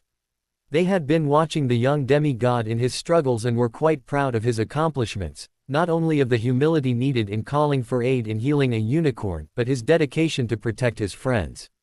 But as the threats mounted, the goddess grew more anxious. She worried that her son was heading into a greater danger than he was capable of handling, as it had not taken much deduction to discover just who was riding Quirrell like a parasite and what Albus Dumbledore had hidden in the mirror of her eyes. Seeing that her son was in mortal danger, she had to do something, even if it meant punishment for disobeying Odin's decree against seeing her son. She couldn't let him die without knowing his heritage. The pain in his head started to subside strangely and the world seemed to slow down. "What's happening?" Harry questioned what was going on when in a brilliant beam of sunlight a beautiful figure made of a starlight and fire descended from above. "Who, Mom?" Saul beamed a smile at her son for recognizing her. "Yes, Harry," she said as she knelt next to her son so that she could give him the first hug in nearly a decade since the last time she held him. "It's me. But, I don't understand, Mom. You're not an Olympian." Harry looked confused because she wasn't like any of the other gods and goddesses he saw on Mt. Olympus. For the once-a-year trip the campers got to see their parents. Lily crooned her son's hair. "No, I'm not, I'm an Asgardian. I am the goddess of the sun and you are my baby boy." "So why haven't you? Why did you?" Harry stammered while trying to find the right words. "I wanted to for so long," Saul apologized for the delay. "It took a few years for my memories as Lily Potter to finally get sorted into my eternal being, and by then you were already with Petunia." I'm so sorry, Harry, for everything you went through." Harry felt a hot drop of water touch his cheek and turn to steam, and he knew his mother was crying. Hugging her tight, Harry didn't want her to cry. She was his mom. "It's okay, I got through it. You're so strong, Harry." Saul smiled as she looked at the incredible young man he became in her absence. Looking past her, Harry could see that his friends were struggling. Even with the time slowed down, they were losing. No spells they cast could get through the black flames. "My friends," Harry said to his mother. "I know, that is a powerful spell used by Gellert Grindelwald, Protega Diabolica, the flames of the devil." Saul nodded. If she was selfish and kept enjoying being around her son, they would die. "I have to help them," Harry told his mom. This was everything he ever wanted, a chance to meet his parent and get to know them, but it couldn't have come at a worse time. I'm sorry, Mom. Don't be, you make me so proud. There is so much of James in you. He was a brave warrior, Saul said as she started to rise back into the air. So be brave too. She disappeared from Harry's perspective and time seemed to start to flow naturally. Pushing through the pain, Harry looked at the Dark Lord and stepped forward. This movement was enough to draw attention to him. Harry Potter, do you wish to burn along with your friends? Voldemort grinned as Harry kept approaching. The fires will not be penetrated by anything, they are too powerful for you to quench. Harry didn't stop, he stepped forward and it seemed as if the black flames would incinerate him on the spot, but they just rolled over his body. A son of the sun does not fear fire. Harry shouted as he charged the wizard and flicked his wand, sending a gout of fire at Voldemort, who was shocked that the powerful dark magic had failed to harm the child. He deflected and blocked as much as he could, but the child was still advancing. No, this cannot be, Voldemort shouted as Harry was finally within range and the young wizard's powerful hands grabbed him. Burn, Harry said as he pushed forth the divine flame inside him, igniting the monster of a man in front of him in their intensity.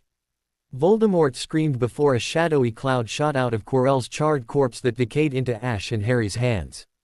Next time, Voldemort swore as the shade took off through a wall. With the body gone, the black flames died just as quickly. Harry looked at his dusty hands and to the girls who had been moments away from a gruesome death. Looking up, Harry knew that had his mother not come, he wouldn't have found the courage to keep going. Thanks, Mom, he said quietly as the girls rushed over to check him out. Once they were assured he was fine, mostly because of him repeating it over and over that the black flames hadn't hurt him, Harry went to stand in front of the mirror. Now what did he want me to do? Harry wondered while seeing his reflection with the girls behind him.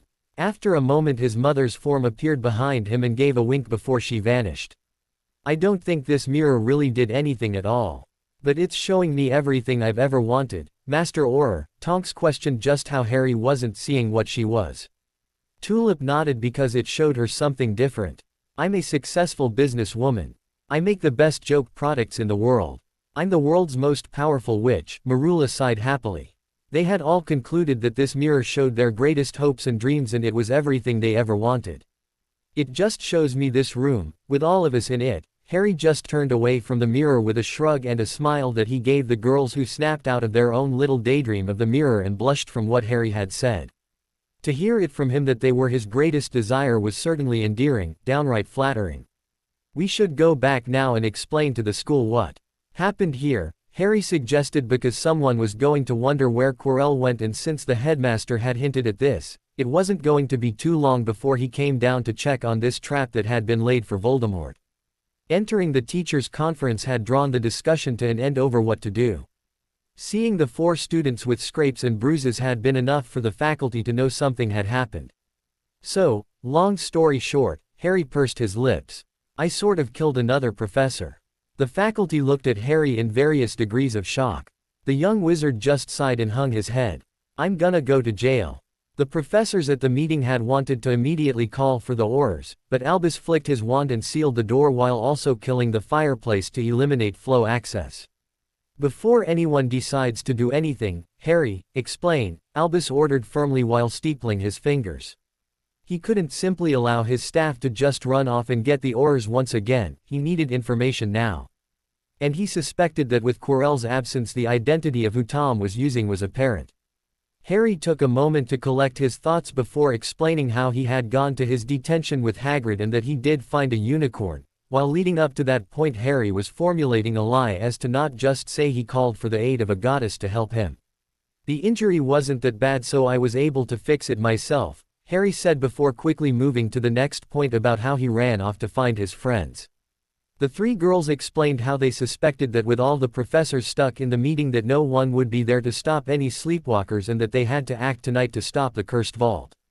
Telling their tale of how they discovered all the clues and prepared for their adventure. Andromeda looked quite miffed that her daughter had done something so foolish without even speaking to her. But when the girls passed over the speaking to Harry, who had in their eyes somehow known something was wrong without any possible way of knowing, once he got to the part of Quirrell having his throat slit and the subsequent revelation of the Dark Lords still surviving, the professors were instead horrified about the events that took place under their feet. And he died, Harry vaguely said in the hopes of keeping attention away from his own actions. Harry, he didn't just die, Tulip corrected. Professors, I've never seen the spell Vo you know who used, it was like a ring of black fire that he could control with a thought, none of our spells could do anything to it. Phileas looked to Albus as this was a spell he distinctly remembered. Protega Diabolica, getting confirmation with a nod. That's not simple dark magic, how are you even alive?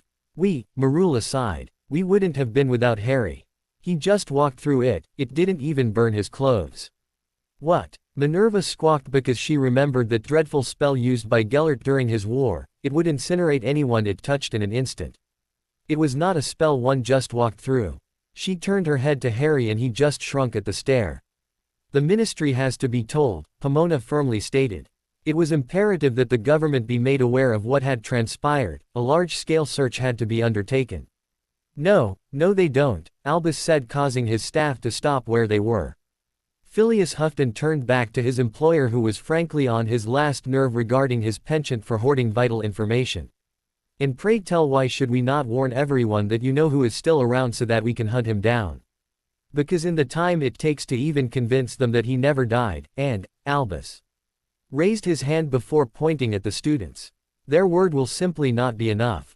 Especially not after Harry's last incident with a teacher. We could spend well over a year just trying to convince enough of the ministry to even act on this, and we'd be stonewalled at every turn by his most loyal supporters. No, it would simply be faster and safer to act in the dark as he will. I am no coward, Albus, Minerva said firmly as she would not back down from this fight. Albus exhaled. Then I would expect your tenure at Hogwarts to not last for very long if we do go public with this. You would fire me, Minerva said incredulously at Albus' threat. Shaking his head. Possibly. It might not even be my choice, as you know Hogwarts is not autonomous, we cannot simply do whatever we wish without consequence. Oh, now we can't, not that you haven't been running this like your own fiefdom for years, hiding information, Aurora dismissively cut in, earning a glare from the headmaster. No, we cannot. Do you honestly believe that the Board of Governors would not intervene? An organization headed by Lucius Malfoy. Slowly rising from his seat, he loomed over his staff. Do you believe those who still hold loyalty to him would not smear us as crackpots or power-hungry conspirators? That they could not convince many parents to remove their students from these halls? Where would they go? Septima asked, because Hogwarts was the only magical school for most of these children. There is nothing preventing them from forming another school. It would be paltry to have the ministry fund an alternative to our lunacy, if they so deem it. One that would no doubt be run to the exact whims of Voldemort from the shadows to have years to indoctrinate and groom his own personal army of children. Albus slammed his fist on the table, startling those for how worked up he was getting. Do you believe yourself capable of, in a few years' time, if open war broke out, striking down some of your own students? If somehow Susan Bones was removed from this school, would Amelia be able to order her own Aurors to kill her, or simply do it herself? That would never, Pomona tried to protest but was cut off by Albus. We would never have a Dark Lord, that is what was thought, and then Grindelwald forced the entire world into conflict, Albus bellowed. And it would be fairly simple to paint us as the bad guys if we are seen protecting Harry Potter anytime he kills a professor. Turning his ire to the young student. I understand that with Quirrell you had no choice, I commend you even for putting a stop to his nefarious scheme and protecting this school. You did the right thing, the good thing, but you are a student who in 1 year has already committed what some might consider 2 murders. In the future, what else could happen that might be of benefit that would look unseemly? If we go public with every action of yours, then it would be a paltry effort to make you out to be an unhinged, violent lunatic that we are protecting from the legal consequences of his actions.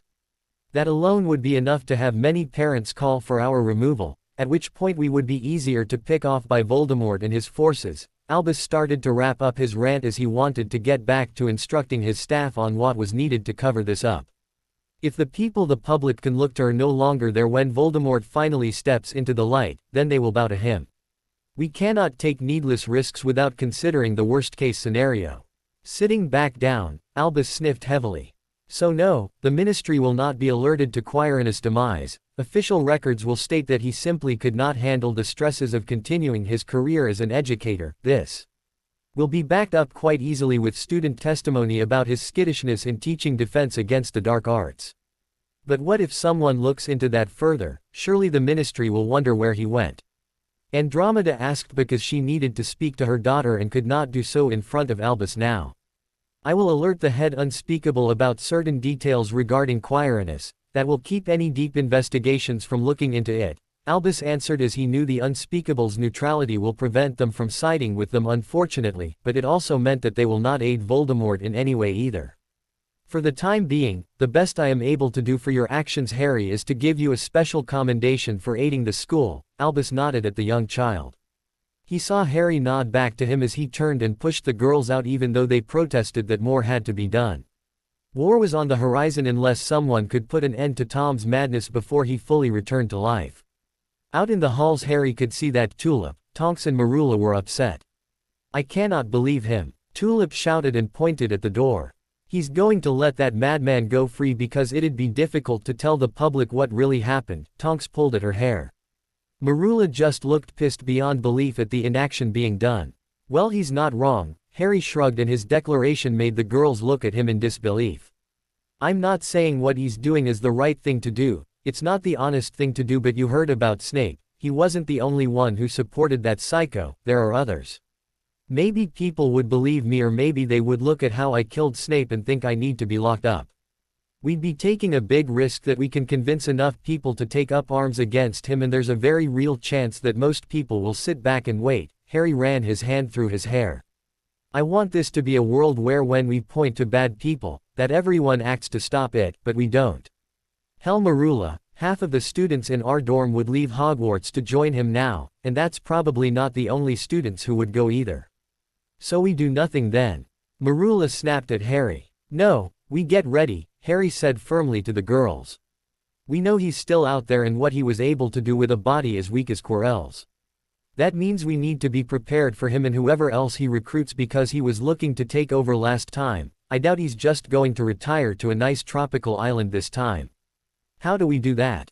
Tulip nervously asked because tonight had been the most action-packed of her life. She didn't know if she would want to do it over and over again in the future with more fighting.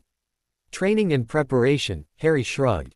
We don't know what we'll be faced with in the future, so we just have to be ready for anything. But tonight has been exhausting, so we should just get some rest.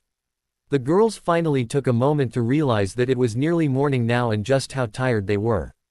Nothing could be done talking any longer that couldn't be had after they had rested, so Tulip bade them goodnight before heading up the stairs while Harry, Tonks and Marula started to head downward.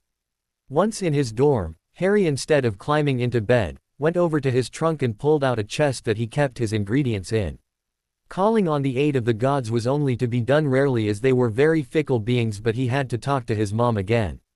Kneeling on his floor, Harry settled into a meditative state and called out for her. He was giddy with excitement because he knew who his mother was. He could finally have a chance to get to know her. But as he waited for her to come to him, he started to grow disheartened because she wasn't.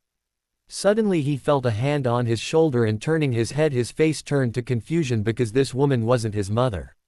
Who? I'm sorry, Harry bowed to the obvious goddess. I had meant to contact my mother Saul. I know, Harry, Frigga consoled the child. She gently guided him towards his bed and sat on the mattress with him. I am Frigga, goddess of marriage and motherhood. We in Asgard have been watching you. But why didn't my mom come? Harry asked the kind goddess why she was here in place of his mother. The Allfather had forbidden your mother from contacting you, Frigga said, and could see the shock on his features. But not out of malice. You are aware of a symbol of power, and that cloak that belonged to your father was one such. A deathly hallow. Harry looked to his trunk and his eyes widened that he was in possession of death's symbol. Surely that would not end well for him. Do not worry, you have done nothing wrong. In fact, death has left his 3 symbols in the mortal world for someone to gather them all. But your mother marrying your father, even if she did not know, put her under scrutiny for being so close to it. So I should give it away. Harry considered. No, it's yours. Frigga stopped Harry from simply divesting himself of what could be beneficial to him. It belonged to your father and he would want you to have it. I know, I asked him. You did. Harry looked up at Frigga, who nodded. Your father resides happily in the halls of Valhalla, the goddess explained. We have been watching you with great interest, Harry. Mostly Thor and Loki are trying to cause problems. What? Harry blinked. That discussion with that horrid man, Loki interfered. He cast some magic to make Snape confess what he had done. Frigga slowly gave Harry a hug because he definitely needed one. The actions of Loki in the last couple of days had caused Harry to go through much hardship. Oh, then I should probably thank him, Harry said tiredly, as the amount of effort he had to put in today is catching up to his young body. So what happened to Snape? If Dad went to Valhalla, then where did Snape go? He went to Niflheimer, Frigga answered. The realm of the dishonored dead. His cowardly actions towards you sealed his own fate. Severus had a second chance to put his past anger behind him when you entered the school. He could have buried his hatred of the dead rather than turn it upon an innocent child. Harry nodded. So what happens now? Am I ever going to see my mom again? Frigga nodded. Most certainly, but she's going to be punished by the Allfather for disobeying him. So for the time being she won't be able to visit you. Looking sullen about not being allowed to see his mother, Frigga patted him on the shoulder.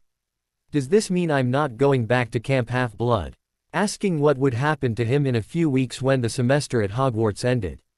You can still go back there if you would like, since we Aesir aren't nearly as reckless with having children. We haven't had a need for a specific camp to raise our children. The camp is a convenient place to stay protected from any monsters over the summer, as I doubt your headmaster would approve you boarding over the break, Frigga explained. Students can do that. Harry looked confused how that would work, since that seemed to mean that some teachers would have to stay in the castle over the summer to supervise them so they didn't break anything or get up to more trouble. Some who have no guardians are allowed. In your case, it might cause more problems trying to explain to him that you are no longer with your relatives, so it would be better for you to return to camp. As you said, dark times are coming and it would be better to train for Voldemort's return than to become complacent, suggesting that he go where he has the most resources to improve. But for now, you need to get some sleep. Harry thought it was weird that he was being tucked in, but it was something he couldn't remember ever happening before. As he closed his eyes he hoped that he'd be able to see his mother again soon. During the last few weeks of the school year, Harry noticed that the teachers seemed to be acting odd. Tonks told him what her mother was telling her, that the headmaster was pulling double duty as a self-appointed general against Voldemort. And this was causing tensions to rise among the staff, who were very low on their trust in the headmaster for how much information he had been keeping to himself. But there wasn't anything for Harry to do. It wasn't likely that he would be able to act openly, and he didn't even know where to start. So he went through his lessons until the last day of school. But Harry, how will we know where to send our letters? Tulip whined that Harry couldn't give a direct address to this camp. He stated in the best he could tell them was a business that dealt in strawberries. Trust me, I'll get your letters, Harry assured the redhead that he would stay in communication. We're going to miss you, Tonks told her little friend, because in the span of a year he really situated himself in their group. Hell, he'd practically been the reason they were a group now rather than trying to compete against each other to get anything done when searching for the cursed vaults. Marula just scuffed her foot on the train station floor. Now that she had friends, the thought of just being left alone in her parents' house because her aunt only checks in to make sure she's not dead didn't sit well with her. Could you maybe find time to visit? Rubbing her arm. Harry took a moment to think and figured that while it would be expensive to pay for the portkeys, he could do it. His parents had left him with some money. I would love nothing more than to spend my summers with you all. So I will definitely be finding ways to come see my favorite witches. The three girls blushed at the declaration, and so they said their goodbyes and went off while Harry activated the first of many of his portkeys that were sent to him. Once on campgrounds again, Harry wasted no time in getting back to his training. And that's everything that happened to me during my first year, Chiron. Harry finished retelling every significant event he underwent at Hogwarts. After getting back to Camp Half-Blood, Chiron had asked to speak with Harry, as he was one of the few who would for the next few years reside outside the safety of the camp borders for more than he was here. It was important to ensure that things in the young demigod's life weren't too difficult when he was on his own. Stroking his beard in quiet contemplation, the wise centaur finally exhaled. Standing up, he walked over to his window that overlooked the camp and the demigods running around it. You've given me a lot to think about, he finally said to the Norse goddess Sun. Did I do the right thing, sir, when I murdered Snape? Harry asked, because while Frigga had mentioned that Severus was in Niflheimer, that wasn't saying he was absolved with his action in sending him there. That and the morality of the gods weren't always in alignment with the mortals. No, Chiron responded with a pause. But it wasn't the wrong thing to do either. Harry heard the clopping of hooves as Chiron walked around his office. From what you have said, this man was an abhorrent human being who, had mortal justice been dealt out properly, would never have been in that castle to begin with. His treatment of you and those under his care meant that he was bound for some unpleasant afterlife. But I'm the one who took the blade to him. Harry questioned where the centaur was going with this. And while I don't believe it should have been your responsibility to do so, you cannot fully bear the blame of your actions. To learn of a man who wished for the things that he did, your anger and vengeance was understandable. But what I want, is that you learn more control. You have now seen the effect of letting your anger guide your hand. Whether that is the action you still wish to take, then that is on you and your conscience, but I do not wish for you to have regrets. Thank you, Chiron. Harry nodded his head. I think I understand what you mean. Even if not entirely, you will in time, as everyone does, Chiron responded. As for your divine lineage, I would like to be the first to congratulate you on discovering your mother's identity. A soft smile crossed Harry's lips as he thought about his mom. He was still full of joy knowing her and that she knew of him. Is me not being a child of an Olympian going to be a problem? No, not at all, Chiron shook his head. This camp is a haven for all demigods, although there may be some changes on trips as you would not have a need to go to Mount Olympus with the other campers. I could speak with the Olympians so they may begin talks with the Aesir if something similar is done. But my mom's in trouble with Odin. Harry rebutted because from what Frigga said, the Allfather was not happy that Saul had possibly shifted the balance. That is why it will be left up to the gods to sort out. You are still a child and visitation is something that the adults should handle. Chiron smiled as he walked over to the door of his office. Now you can run back to your chores, training and friends in camp to tell them of your discovery. I'm sure they will be happy to hear you learned of your parentage. Smiling and thanking the immortal centaur for his time, Harry did go off. Shutting the door, Chiron sighed as he went to his desk to write on some enchanted paper. What is going on in that school and why is the headmaster so fixated on Harry? Could he know about his nature or is there something else in play? Leaning back, Chiron knew that something wasn't adding up, but he wasn't in a position to directly interfere. But there are still some who I can call upon. Harry hit the dirt hard enough that he skid. Come on, punk, you have to do better than that, an older demigod said as Harry pushed himself up and charged back in. His swings were deflected and he was hit in the back by a leg-locking spell. Panting, Harry flicked his wand to cancel the spell and block the downward stroke headed for his neck. He struggled before realizing he was in a losing position. I yield, he said regretfully. You must learn to improve on stopping the spell before it hits you and taking control of the fight, Chiron said as he supervised Harry's sparring with two older campers. It wasn't an easy task for someone who still had much growing to do themselves, but he could see the determination in the child. Nodding his head, Harry was helped up by his sparring partner. A larger son of Ares was down to fight most anyone, and it hadn't been much of an issue to find one of the older witches in the camp to hurl some spells at him to make the fight that much harder. However, Chiron noticed that while still throwing himself into his training, there was a sluggishness in the Nordic demigod's motions. Something was clearly troubling him that he could not focus entirely upon the fight he was in.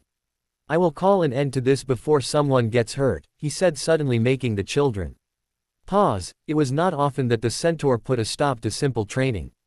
Harry, come along with me for a walk. Letting out a sigh, Harry stowed his weapon and wand in their appropriate holsters and hurried to catch up with the counselor. You were distracted. I had seen you when you first came back. There was conviction and dedication in your training, but over the past few weeks you have changed. Would you like to discuss with me what it is that bothers you?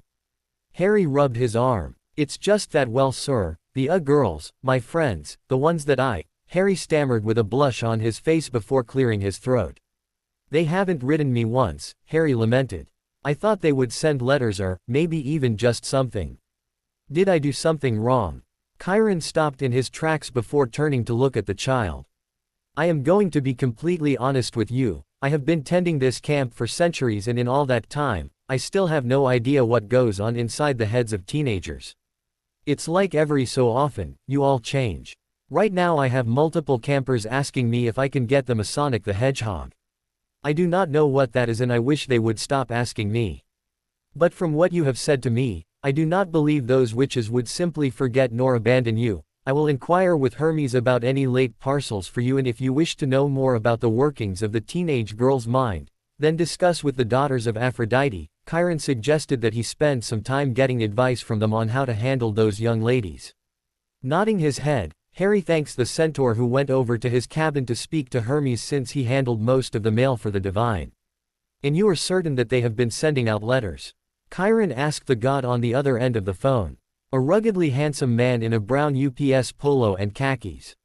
I am checking the ledger right now, and unless they specifically paid for the do not inspect package deal, then someone's stolen the mail in transit. Chiron stroked his beard while sitting back in his chair. That's unusual. Is there anything you can do on your end to stop this? Sure I can. I'm not really a big fan of stealing people's mail. That's why I made the postal inspection service, because it makes me pissed off. Hermes bellowed as he slammed down the receiver to find the next letter going out and ensure that whoever has been taking it didn't like where they ended up. Chiron shrugged and turned to the window to overlook the campers and wished the person who drew the god's ire the best because they were fickle and spiteful. A crack of thunder overhead had the centaur looking up at his ceiling. I'm allowed to think it, he shouted towards the heavens. Dobby meanwhile was shivering frightfully as he was in a chair in a quite normal-looking muggle office. The letter he had still stuck to his hand and he couldn't let go of it, no matter how much he struggled, nor could he simply disapparate away from the man who had captured him.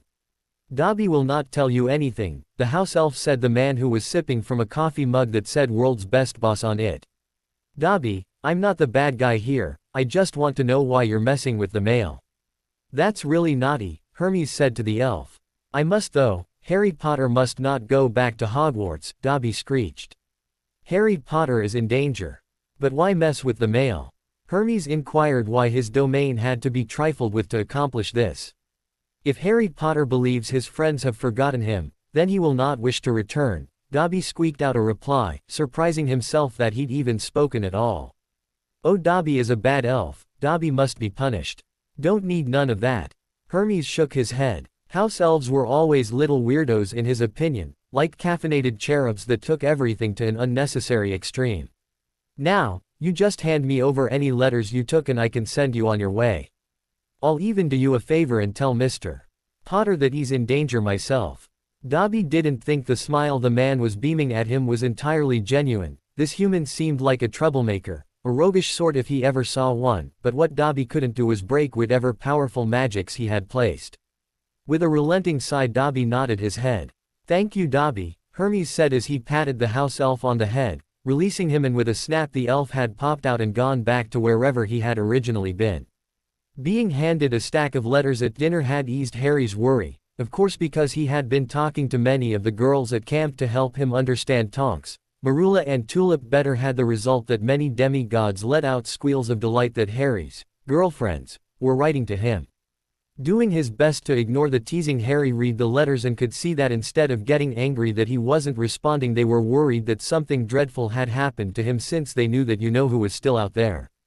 It's going to take a few days for Hedwig to get a letter back to them to tell them I'm okay, Harry realized, as one of them was an invitation to go shopping for the New Year's school supplies, a list that the older magicals at camp had gone over once he explained to them that Voldemort was still around and if they had any ideas of how to prepare for that.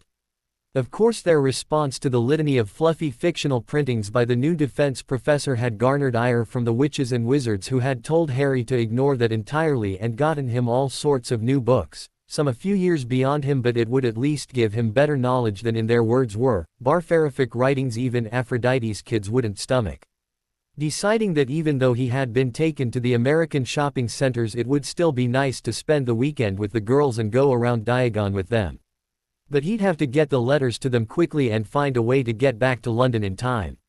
If you pay the price, you can get them sent express overnight. A few drachma will get it done, one of the older campers informed Harry. Thanks, Harry said after being reminded of that avenue. He'd have to go to his trunk, which now kept a larger assortment of oddities and a growing amount of currency, because he needed American dollars for the mortal streets around them, British pounds for the same reason, galleons for the magical side of things, and drachma for any to do with the divine. The exchange rates were frustrating to keep in mind for him as well. After placing the drachma on the letters he needed to send out to the 3 girls back in Britain, his next trouble would be negotiating travel with Chiron back to London. I'm sure we could make it work, but are you sure that you do not wish to arrange portkeys, Harry? Chiron wondered after Harry brought up that he might prefer to just take a plane. Yeah, I did not enjoy it all that much taking all of those portkeys, especially having to leave in the middle of the night just to be there during the day, when he could just take a non-stop flight over the Atlantic and sleep most of the trip. Very well, I can arrange for something like that, but you'll need to be careful again after you are outside the camp's protection in the mortal world. Even if you are safer in the magical areas, there is still a chance. Chiron reminded that a monster could still come after him, more so now because he was getting older and stronger. I promise to be safe, Harry said as he hurried to go pack. The flight would be leaving in a few hours and Harry needed to get ready. The girls had been brought to Heathrow by Mr. Tonks to await Harry's arrival. They were relieved after they got their first letter back from him explaining that someone had been tampering with his mail and he was going to be coming to London to spend the weekend with them. Coming off of the plane with his trunk behind him, it didn't take long for Harry to see the bright pink mohawk in the sea of mundane styles. Pushing through the crowd, Harry managed a few steps before getting swept up in an ever-growing hug. Come on girls, let the poor lad breathe, Ted chuckled as they put him back on the ground and he leaned over to offer his hand. Been keeping your nose out of trouble, or frankly swords out of people? Yeah, as much as can be expected, Harry shook the offered limb. How are things with your firm? Ted snorted. Hectic, but we can talk more in the car. Need me to get your trunk? Harry instead hefted the weighty box onto his shoulder. No worries, I got it. Quite right, Ted nodded as he had forgotten that Harry was unbelievably strong for his age. Once back in the vehicle, Ted started the engine and took off back towards London. As for the legal troubles you found yourself in, my firm is having quite a field day. A lot of work. Oh, I'm sorry about that, Harry apologized because he remembered his uncle always grumbling about people making more work for him. No need to apologize, it's quite nice to do more than filing. As your lead attorney I've gotten to be front and center for this entire thing, Ted quickly responded. It was even possible that he'd make partner for this, something he never dreamed of being a muggle-born at a pureblood law firm. Bringing in the boy who lived as a client along with Sirius Black's possible innocence of which he was also representing as a favor to his wife, the fallout of the ministry sending a pureblood lord to Azkaban without trial was really making a name for himself. Then I'm glad for you, sir, Harry smiled after being assured he wasn't causing more problems for other people. You aren't quite out of the woods yet, there is still some concerns about your behavior in the school, but Madam Bones seems to want to hold off a full Wizengamot trial for that business with Severus, for the time being. Ted reminded that Harry wasn't free and clear just yet.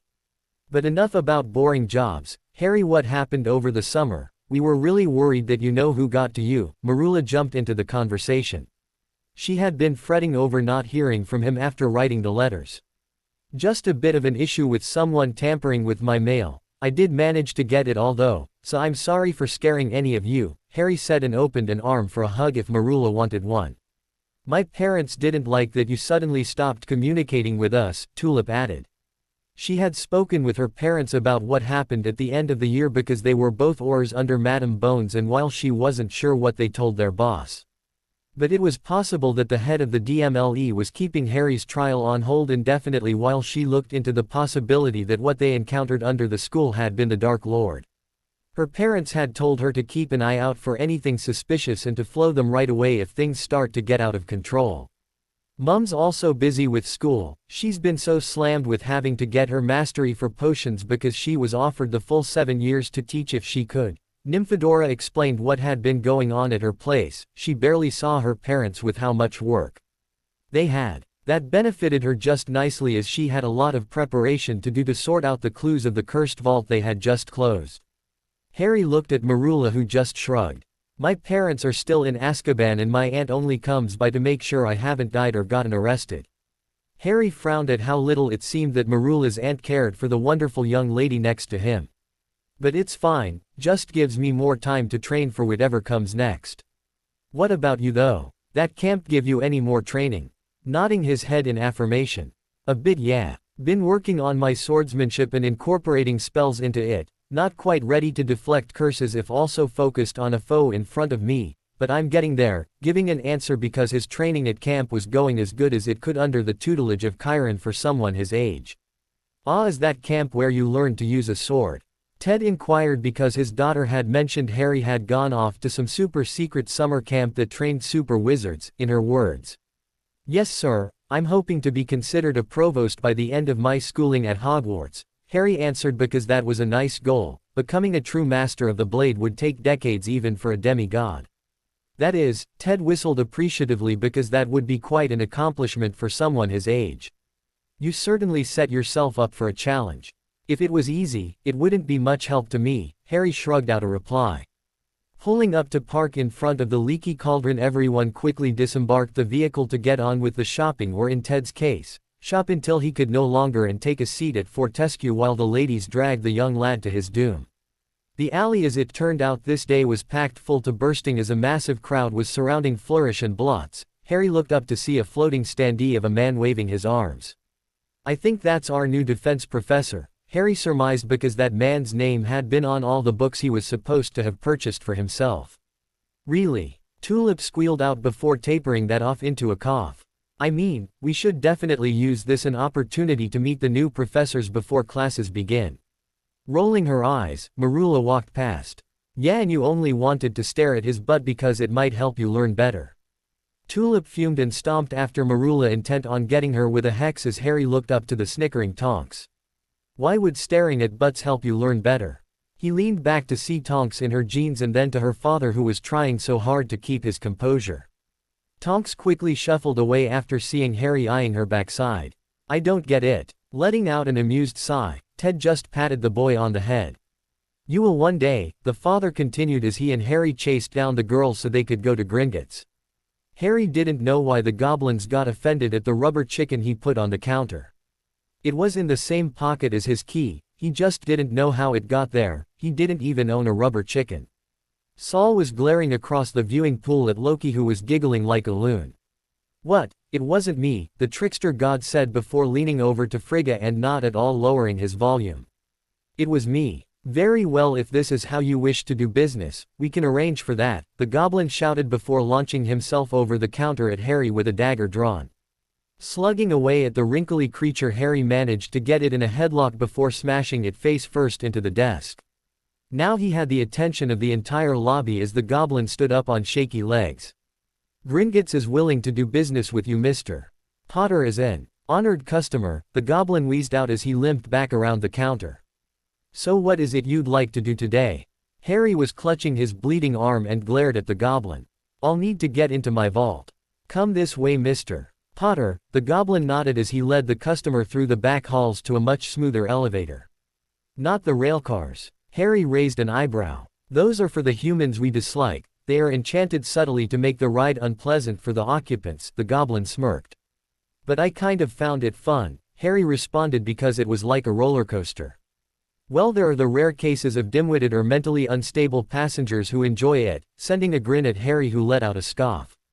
"I don't even know which one I should be mad about," Harry frowned. "Then isn't that its own answer?" snorting out a reply as the door opened and they were already across from his vault. "I should have punched you harder," Harry muttered out as he exited the elevator.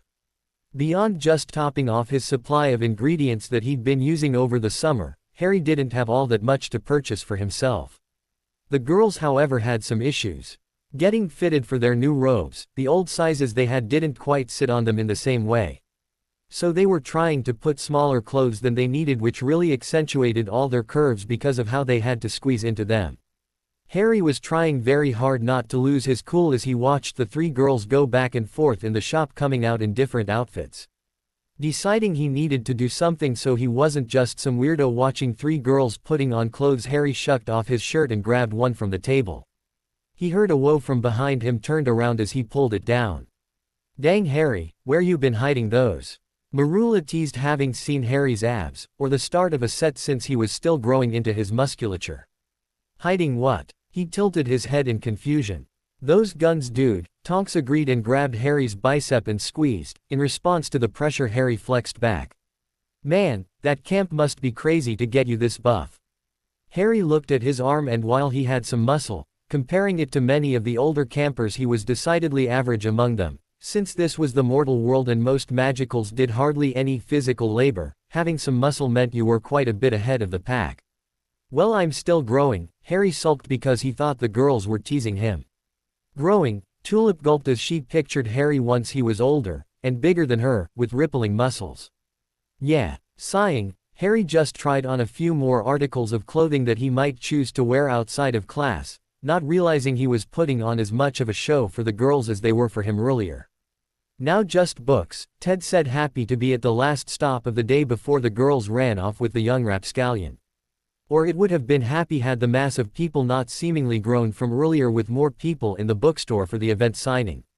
Managing to squeeze their way into the shop, Harry was content to sit back as he had his educational material already purchased when a hand latched onto him from behind, and as the people he knew were in front of him he grabbed the offending limb and leveraged that person over his shoulder, slamming them into the floor in the space made by his quick movement.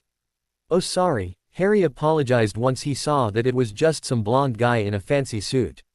"No my boy," Gilderoy wheezed out from being thrown like a ragdoll. He swiftly moved to stand even if he was still shaky from the maneuver. And that, ladies and gentlemen, is exactly what lessons can be. Learned from those who take my teachings to heart. Not a surprise that Harry Potter saw the wisdom in them and took to the lessons with gusto.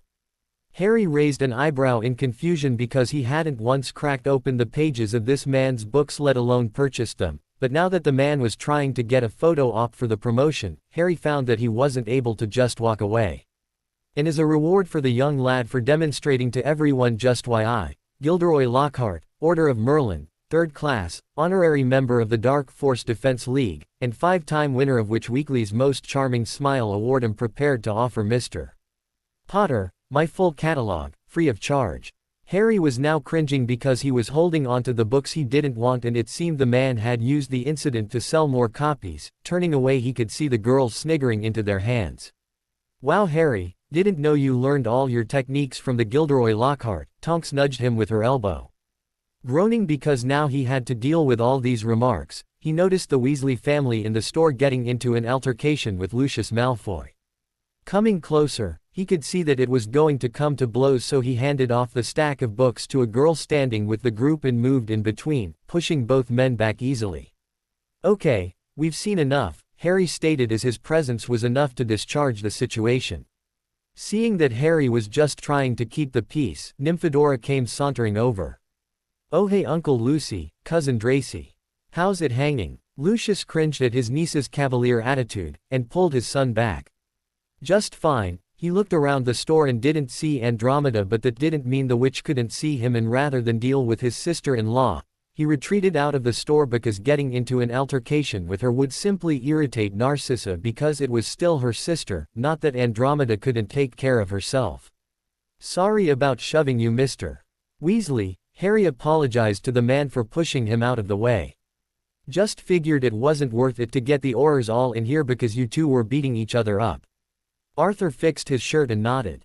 "You're probably right, lad, men like him wouldn't even get in trouble." Noticing that Lucius' in-laws were right there, he cleared his throat awkwardly.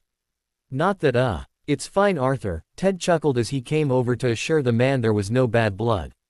"I don't even like the guy." "Here are your books back," the girl said as she tried to hand them back to Harry. The Harry Potter from all those stories she was read to growing up. The Harry Potter who was famous and handsome and right in front of her. "You can have them, I already got a set," Harry lied because he didn't want the books back at all. "Thank you," Ginny quietly said to the childhood hero of hers. Now he was giving her presents. It was the most perfect day. "We don't need charity," Ron said under his breath. In the castle, Harry Potter was an anomaly to him. Someone who should have been a Gryffindor that got put in Slytherin and then hung around older girls. What boy wanted to hang out with girls instead of playing chess or Quidditch? "I just figured it could go to someone who hadn't bought their own yet." Harry shrugged because the books were expensive at 5 galleons a pop, and he did recall that the Weasleys weren't that well off for a family, not that Draco ranting about them being poor every now and then would make it hard to remember. Walking away before they could try to reason the worthless piles of paper back into his hands, Harry instead went to a bookshelf of spell books he noticed from among those in Professor Flitwick's classroom. Harry, those books aren't second-year books." Tulip pointed out as Harry grabbed a couple books that were newt level at least. I need something to learn from, Harry said before muttering to himself. And it won't be from that gob behind me. Harry didn't say anything after seeing the girls come out with their required textbooks, but they loaded it all up in Mr. Tonk's car before he drove off with them all. Arriving at a nice quiet neighborhood, Harry looked around with a smile. Nice place you have here. Thank you, not quite far from Diagon but we're still in the Muggle areas, Ted said to give some more information on the home. Ted, is that you? A voice called out from the kitchen. Right in one, dear, just finished the school shopping and picked up a little ragamuffin from the airport, Ted answered back as his wife came around to greet them all. Hello Professor Tonks, the students all said with Tonks being extra sassy about it. Hello girls and Harry, Andromeda replied. I hope it wasn't too much trouble with sending you to do the shopping this year. Ted pecked his wife on the cheek, because he had taken the day off so Andy could continue her lesson plan and meet with the tutor for her mastery. Not at all, just a small run-in with Lucy, he and Artie were about to get into it in the middle of Flourish and Blots. Oh really, I figured my brother-in-law wouldn't risk damaging his manicure, Andromeda snorted. Probably didn't want to risk it after Harry stepped in, Ted chuckled. Honestly, if it came down to a fight, my money's on the 12-year-old, and that's not just because I've seen him wrestle a chimera. Well, seems like you all had an eventful day. Dinner will be ready soon, Andy said as she returned to the kitchen. So how has your summer been, Harry? Not getting up to any trouble, are you? Andy asked because Harry seemed to be a bit of a lightning rod for problems. As best as I can, ma'am, Harry answered honestly. In camp it was hard to get into trouble that couldn't be resolved with some fighting or Chiron mediating. He was worried that something was going to happen soon though. Andromeda and Ted were heading up the stairs after the girls got blankets and pillows in the living room for a movie marathon. In no funny business, Ted half-heartedly warned the group. Harry wondered what type of funny business he was talking about, because if he meant beep, then he should have just said that. Not like there weren't a number of times campers were caught canoodling. It was what teenagers did when they spent nearly their entire teenage years in proximity to each other. That, and you have very outgoing personalities and athletic physiques, things happened, it was inevitable. So clearly he meant something else that they shouldn't be doing. But he just shrugged and nestled in for some films before dozing off. Blinking his eyes open at the break of dawn, Harry would have gotten up right away, but he felt something pressing down on him. Looking at his torso, it became evident that at some point in the night the girls had scooted closer to him and were practically burying him underneath them. And I thought my husband said no funny business, a voice came from behind the couch. Craning his neck back, Harry could see Mrs. Tonks standing there looking down on them. Also, that's what he meant by funny business, Harry nodded his head. Not sure why Mr. Tonks is so opposed to cuddling, but I guess there was no stopping it. Andromeda held back her laughter while she watched Harry carefully wiggle his way out of the pile so as to not wake the girls. I don't believe that was his concern. Harry rolled his shoulder. Well, then he should have just said, hey Harry, don't have beat my daughter and her friends. Would have been much more clear. That sudden language was a tad shocking to Andromeda, who followed Harry into the kitchen. And where did you hear that, young man? Wanting to chastise him for speaking so bluntly. Mrs. Tonks, we're in a school full of teenagers, they say some weird and frankly disturbing things. It would be more shocking if you could find any new student who didn't know more swear words than you after their first month, Harry shrugged. Plus the topic of procreation is somewhat common at my camp. To him, knowing your parents and their history also included a number of relationships with mortal men and women, many under dubious instances, but regardless, it wasn't as if you got to survive camp half-blood not knowing what beep is. That sounds like an odd camp, Andromeda admitted, because she recalled her time at Hogwarts, and nearly every week it seemed like Bella was trying to come up with new curse words just to irritate the professors. It's for odd people, Harry shrugged as he looked at the kitchen. Well, it's going to be a bit hectic making breakfast for everyone, but I'm sure we can manage. Andy raised an eyebrow, having expected to be doing the cooking herself. Why would I make you do all the work when I'm more than capable of helping you? Harry questioned the mother on why thought he wouldn't help her. Very well, but I don't want you to get yourself hurt, Andy said to her little helper, who just shrugged and started to get to work on making the fresh juice. The girls groggily walked into the kitchen for breakfast and were shocked to see not only Professor Tonks making food, but Harry calmly at the stove flipping pancakes.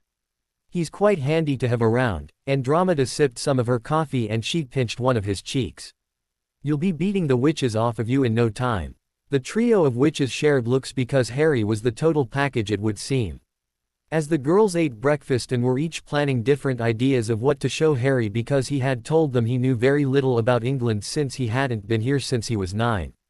Harry had started to feed Asclepius and he hissed at the snake when he saw him trying to snap up something off of Mr. Tonks' plate. The table shook as Andromeda backed away quickly. You're a parseltongue, she gulped nervously at the boy because this had not once come up in conversation at the staff meetings. Yeah. Harry nodded because he never made an effort to hide this ability, but it also wasn't talked about outside of Slytherin as far as he knew. We forgot to tell you. Tonks realized why her mother was freaking out like that and her dad looked like he'd been frozen in place. We didn't bring it up because we didn't need Harry to have that stigma around him since you know. Oh right, because Voldemort was a parseltongue. Harry nodded his head because he'd not much cared about that connection. I never got the fuss honestly. It's a dark trait and one best not shown off. Andromeda warned that Harry shouldn't be going around making this connection to himself. No, him latching his soul to another person and beeping their life force out is a dark trait. I can just talk to snakes. If the Dork Lord was a bobmoth, would we act like this about Perry Haggarth? He's a kid from camp who can talk to cows. Wait, he can. Marula snickered because she'd never heard something like that being real. Yeah. He said his neighbor had a ranch and a few dairy cows on it. Harry shrugged. But still, I'm sure every Dark Lord has had a unique talent. Pretty hard to become a threat if you're decidedly average. He's got you there, dear. Ted nodded. After all, Grindelwald was rumored to be a metamorph and we'd hate it if people tried to see our little Nimmy like she was as deranged as him. Yeah, Tonks agreed. She wasn't messed up like a Dark Lord. Exactly, she's friends with us, so she's much crazier than Grindelwald, Tulip joked only to get Tonks to shove her. While the weekend was fun, Harry did know that he had to return to camp for a couple more weeks until the term started. Why do you have to go back? Couldn't you stay with us? Tonks looked to her parents, who were now suddenly on the spot to answer the question of allowing the young lad to remain in their home until the next term started. It was a whole different deal than just letting him stay for the weekend, and they didn't even know who to speak to about that at the camp to ask permission, just that there was someone who was in charge. Tonks, I couldn't ask you or any of your parents to put me up for 2 whole weeks. Harry politely declined the offer. Rubbing her arm, Marula coughed quietly before seeing Harry look at her. Well, it's not like I got parents that can really weigh in on this, you know, the whole, you know. And I maybe would like to have the company rather than just being alone.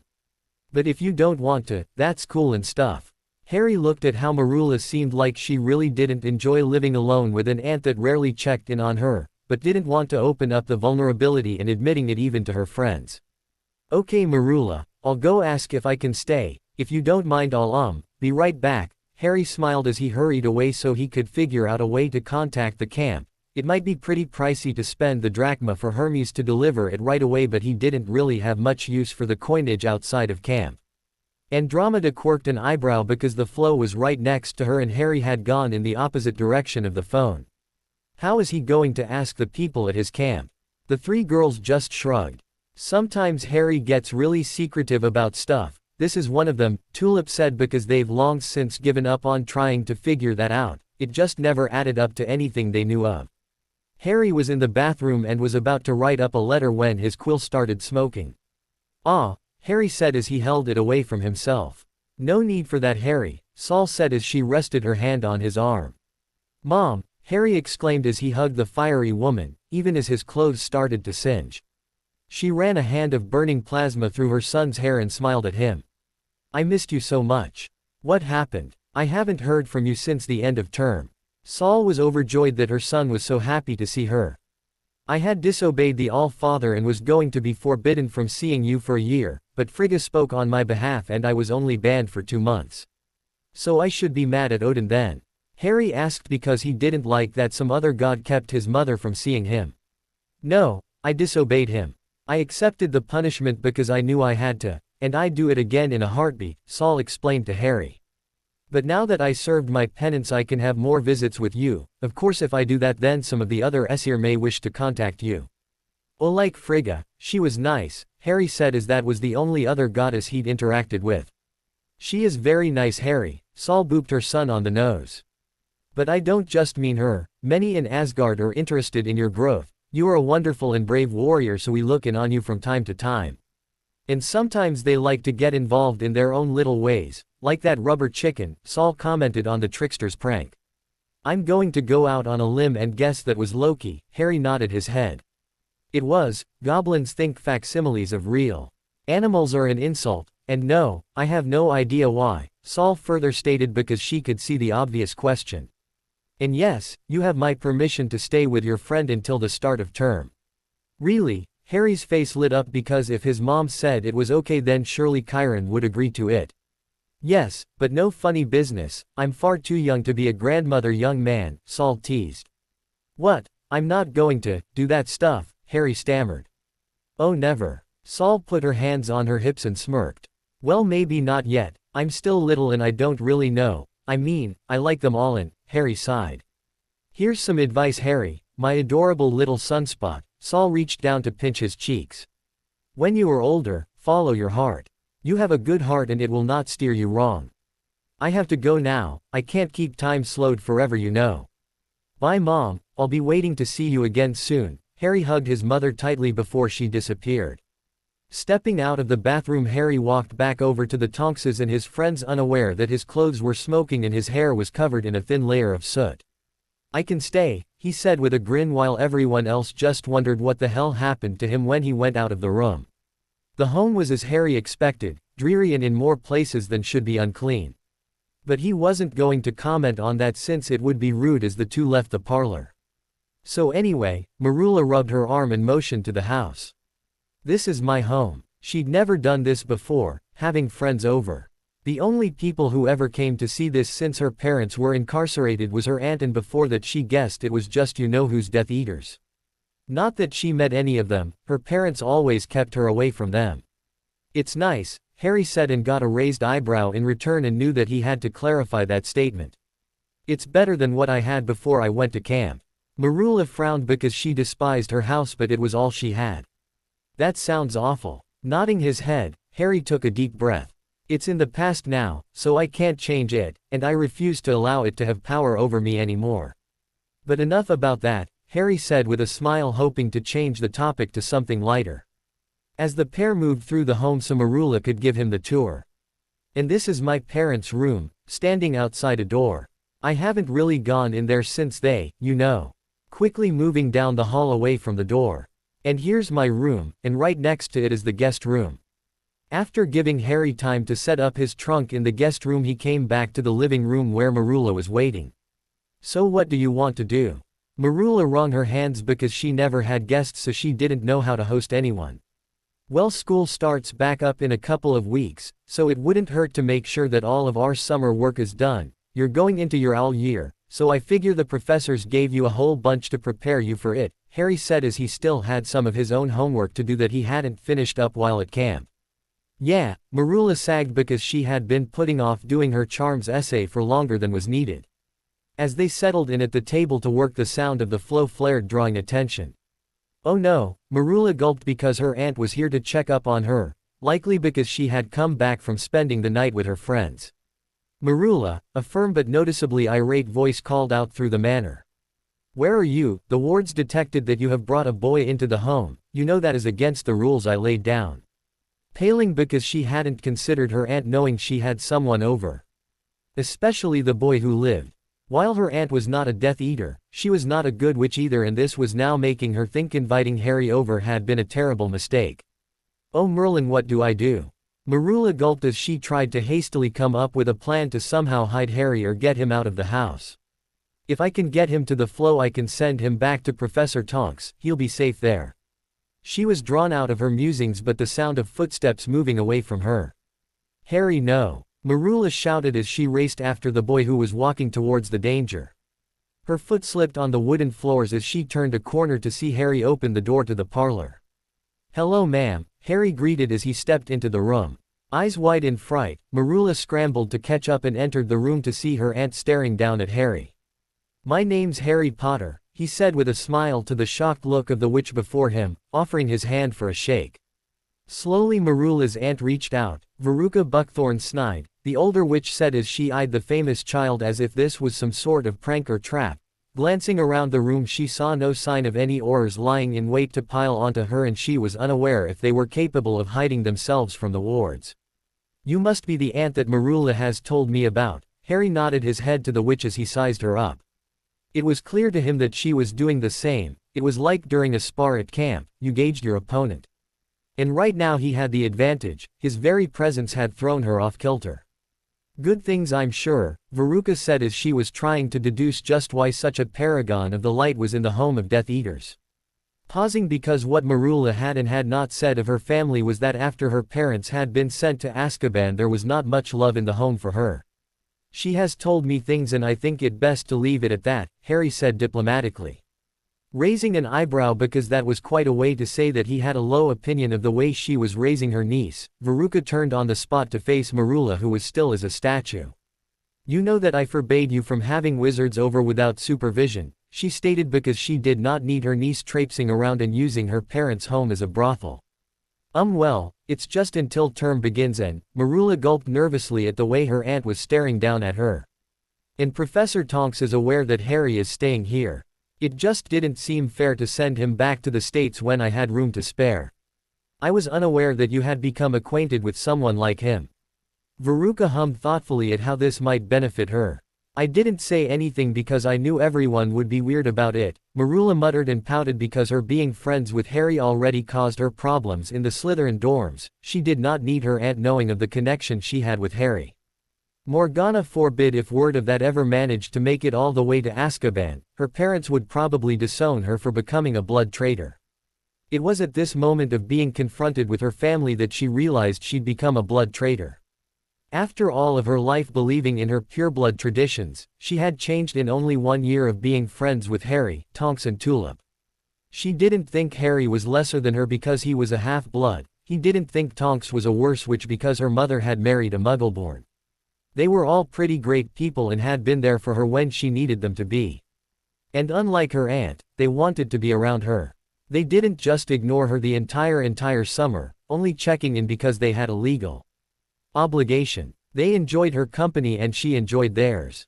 Her family had made their choices about who they associated with and where that got them. She could do the same, and she had a stronger belief that this would lead her to a brighter future than a life behind bars.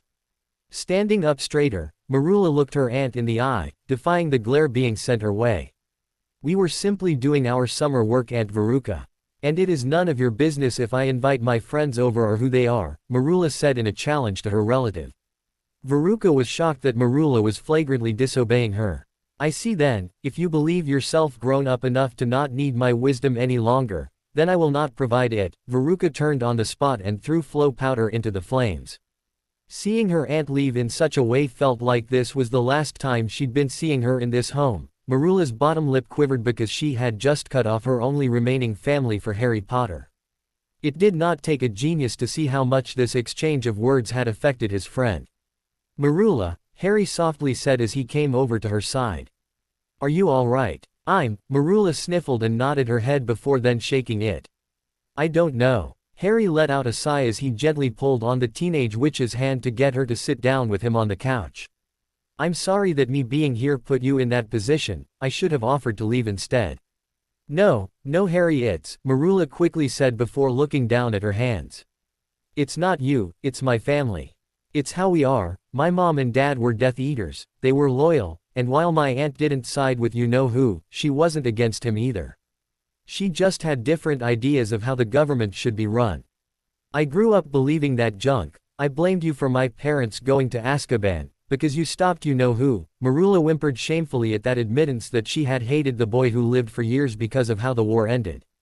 "And then you ended up at Hogwarts, and I dunno, I just tried to push all that to the side since I was actually working with Tonks and Tulip on these cursed vaults. I could pretend you were just some firstie who had a coincidental name, but then Halloween." Harry opened his mouth to speak, not even sure what he would say, but Meryl put a finger on his lips. You saved my life, you didn't hesitate because I was the daughter of Death Eaters. You didn't ask anything in return either. You saved my life because I was in danger, and that's the type of person that you are. And then at the end of the year you saved us all again from the man that my parents supported. He was going to kill me just as he would have killed you, Tonks, Tulip and everyone else in the castle. I learned that absolutely nothing that he preached to get my parents to support him was true. He was going to throw away everyone else's lives for his own sake, because all that mattered to him was his own goal. In just 1 year of getting to know you I changed, and I'm scared, Harry, Marula finally admitted, because she would never say that to anyone else, but the little wizard next to her had been there for her more than anyone else had in her life. I don't think I want to be like my parents or my aunt, and now I don't know who I'm supposed to be. Nodding his head because he could tell this was an identity crisis he'd had that himself after learning so much in his life hadn't been true, that he wasn't a freak, that he was a wizard and a demigod and his mum was alive. He had to question everything about himself, who and what he was. And the conclusion he came to was, that he was just a dumb kid, he couldn't figure that out. Who could? Who could learn all that and then just go, yup, I know exactly what I want to do and who I want to be. Probably some deranged psycho, but not Harry. Well, Marula, all I know is that you're my friend and you're going to be the most powerful witch in the world. I don't really think anything's changed there, Harry shrugged as he reached out and patted the girl's shoulder. I know that you like to play Quidditch, you like to sing when you think nobody is watching. Marula looked horrified that Harry had overheard her at some point last year. That was so embarrassing. You study harder than anyone else I know, you're clever and you never quit. So if you do change, I'm not going to be worried because you're a wonderful person already and I think you can only get better from here on. Harry stared unblinking at the girl as her jaw dropped. Oh wow, she stammered because that was the kindest, most incredible thing anyone had ever said to her in her entire life. And if you're worried about your aunt, give it time and maybe just send her a letter, Harry suggested. At least then if she doesn't respond you know that you tried to reach out and now it's up to her to respond. The 15-year-old girl looked down at the 12-year-old before shaking her head. When did you get so smart? Just offering her a small smile, Harry chuckled. Well, I guess it's just some of the things I might have liked to hear growing up and I figured maybe you'd like to hear them too. Marula pulled the boy into a tight hug and started to laugh as she felt some tears that managed to escape roll down her cheeks. I guess I did need to hear it from someone else. The 2 weeks flew by, partly because Tonks and Tulip had made time to come and visit almost every day, but still the 1st of September wasn't going to wait for anyone. Sitting in the same train compartment they had all shared last year, Harry was reading another book he'd picked up at Flourish and Blots while the girls played a round of Exploding Snap. So you two get up to any naughtiness while you shared a home? Tonks grinned at Marula. Of course not, Marula muttered as she now was trying very hard to focus on her cards so as to not think about how living with someone was a big step up from being alone every summer. Nor did she want to think about how she was glad that it was Harry she got to spend it with. Oh really, so you two didn't play husband and wife, snuggling up every night, Tulips teased as she played down a card. Marula slapped one down to prevent the stack from exploding before shooting a glare at the redhead. I will not dignify that with a response. We're getting closer, Tonks bit her lip and shot a glance to Harry by the window. So Harry, did you peep on Marula when she was changing? There wasn't anyone there to stop you if you did. Marula's mouth opened in a horrified gape as she knew that Harry hadn't done that, and if he did, she did not want to know.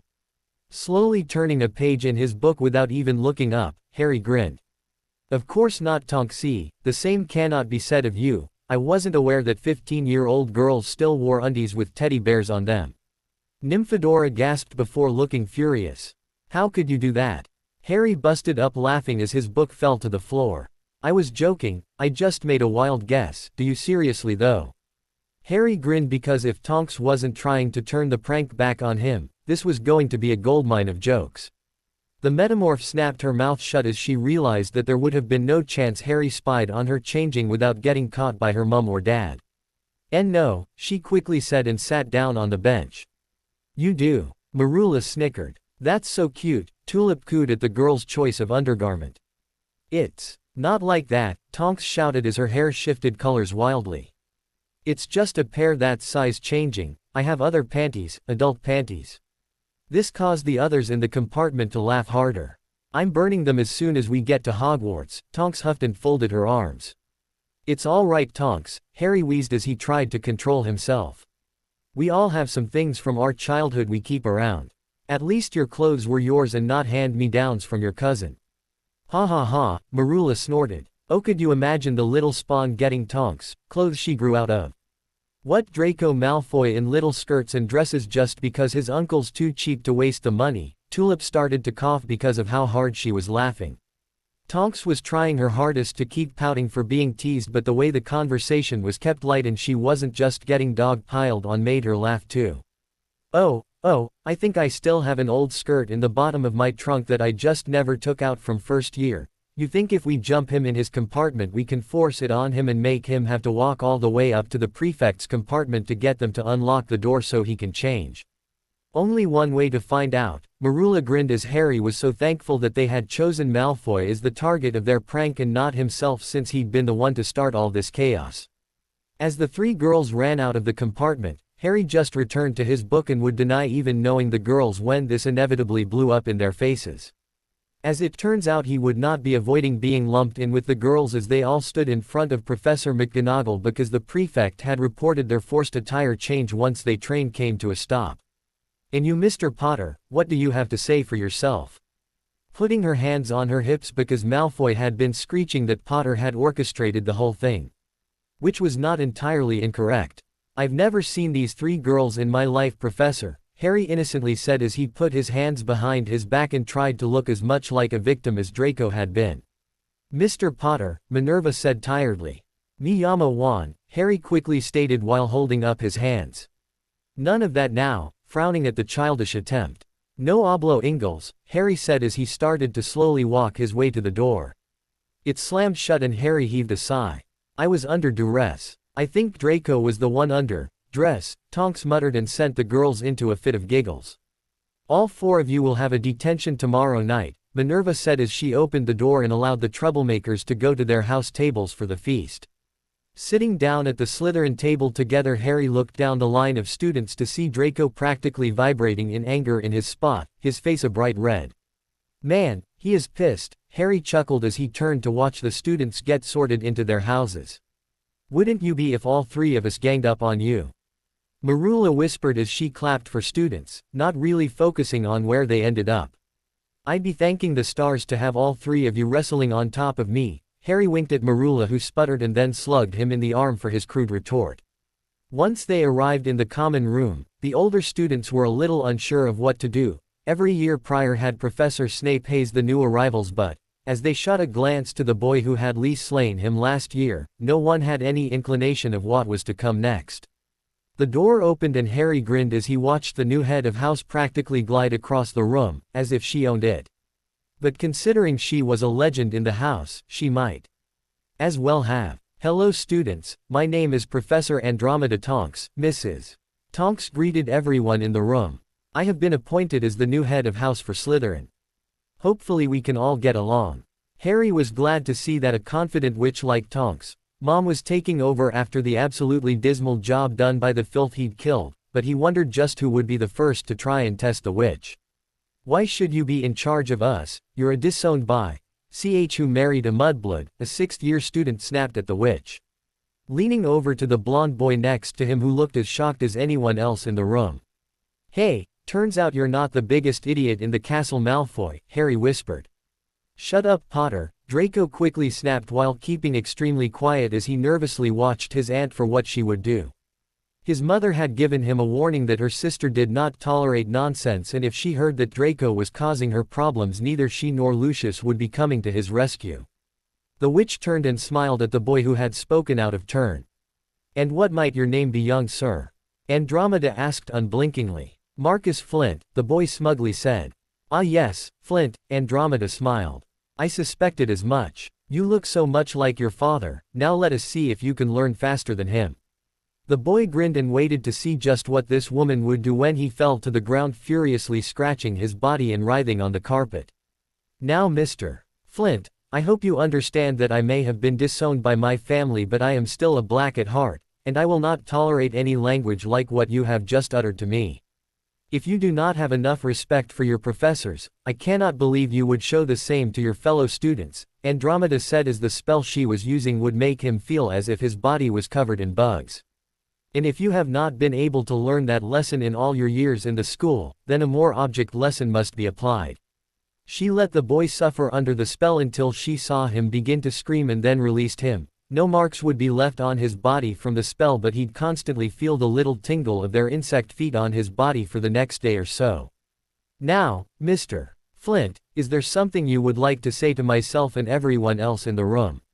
Yes, ma'am. I'm sorry, ma'am. I won't say things like that again, ma'am, Marcus quickly said because he hadn't even seen the woman draw a wand and he was already downed.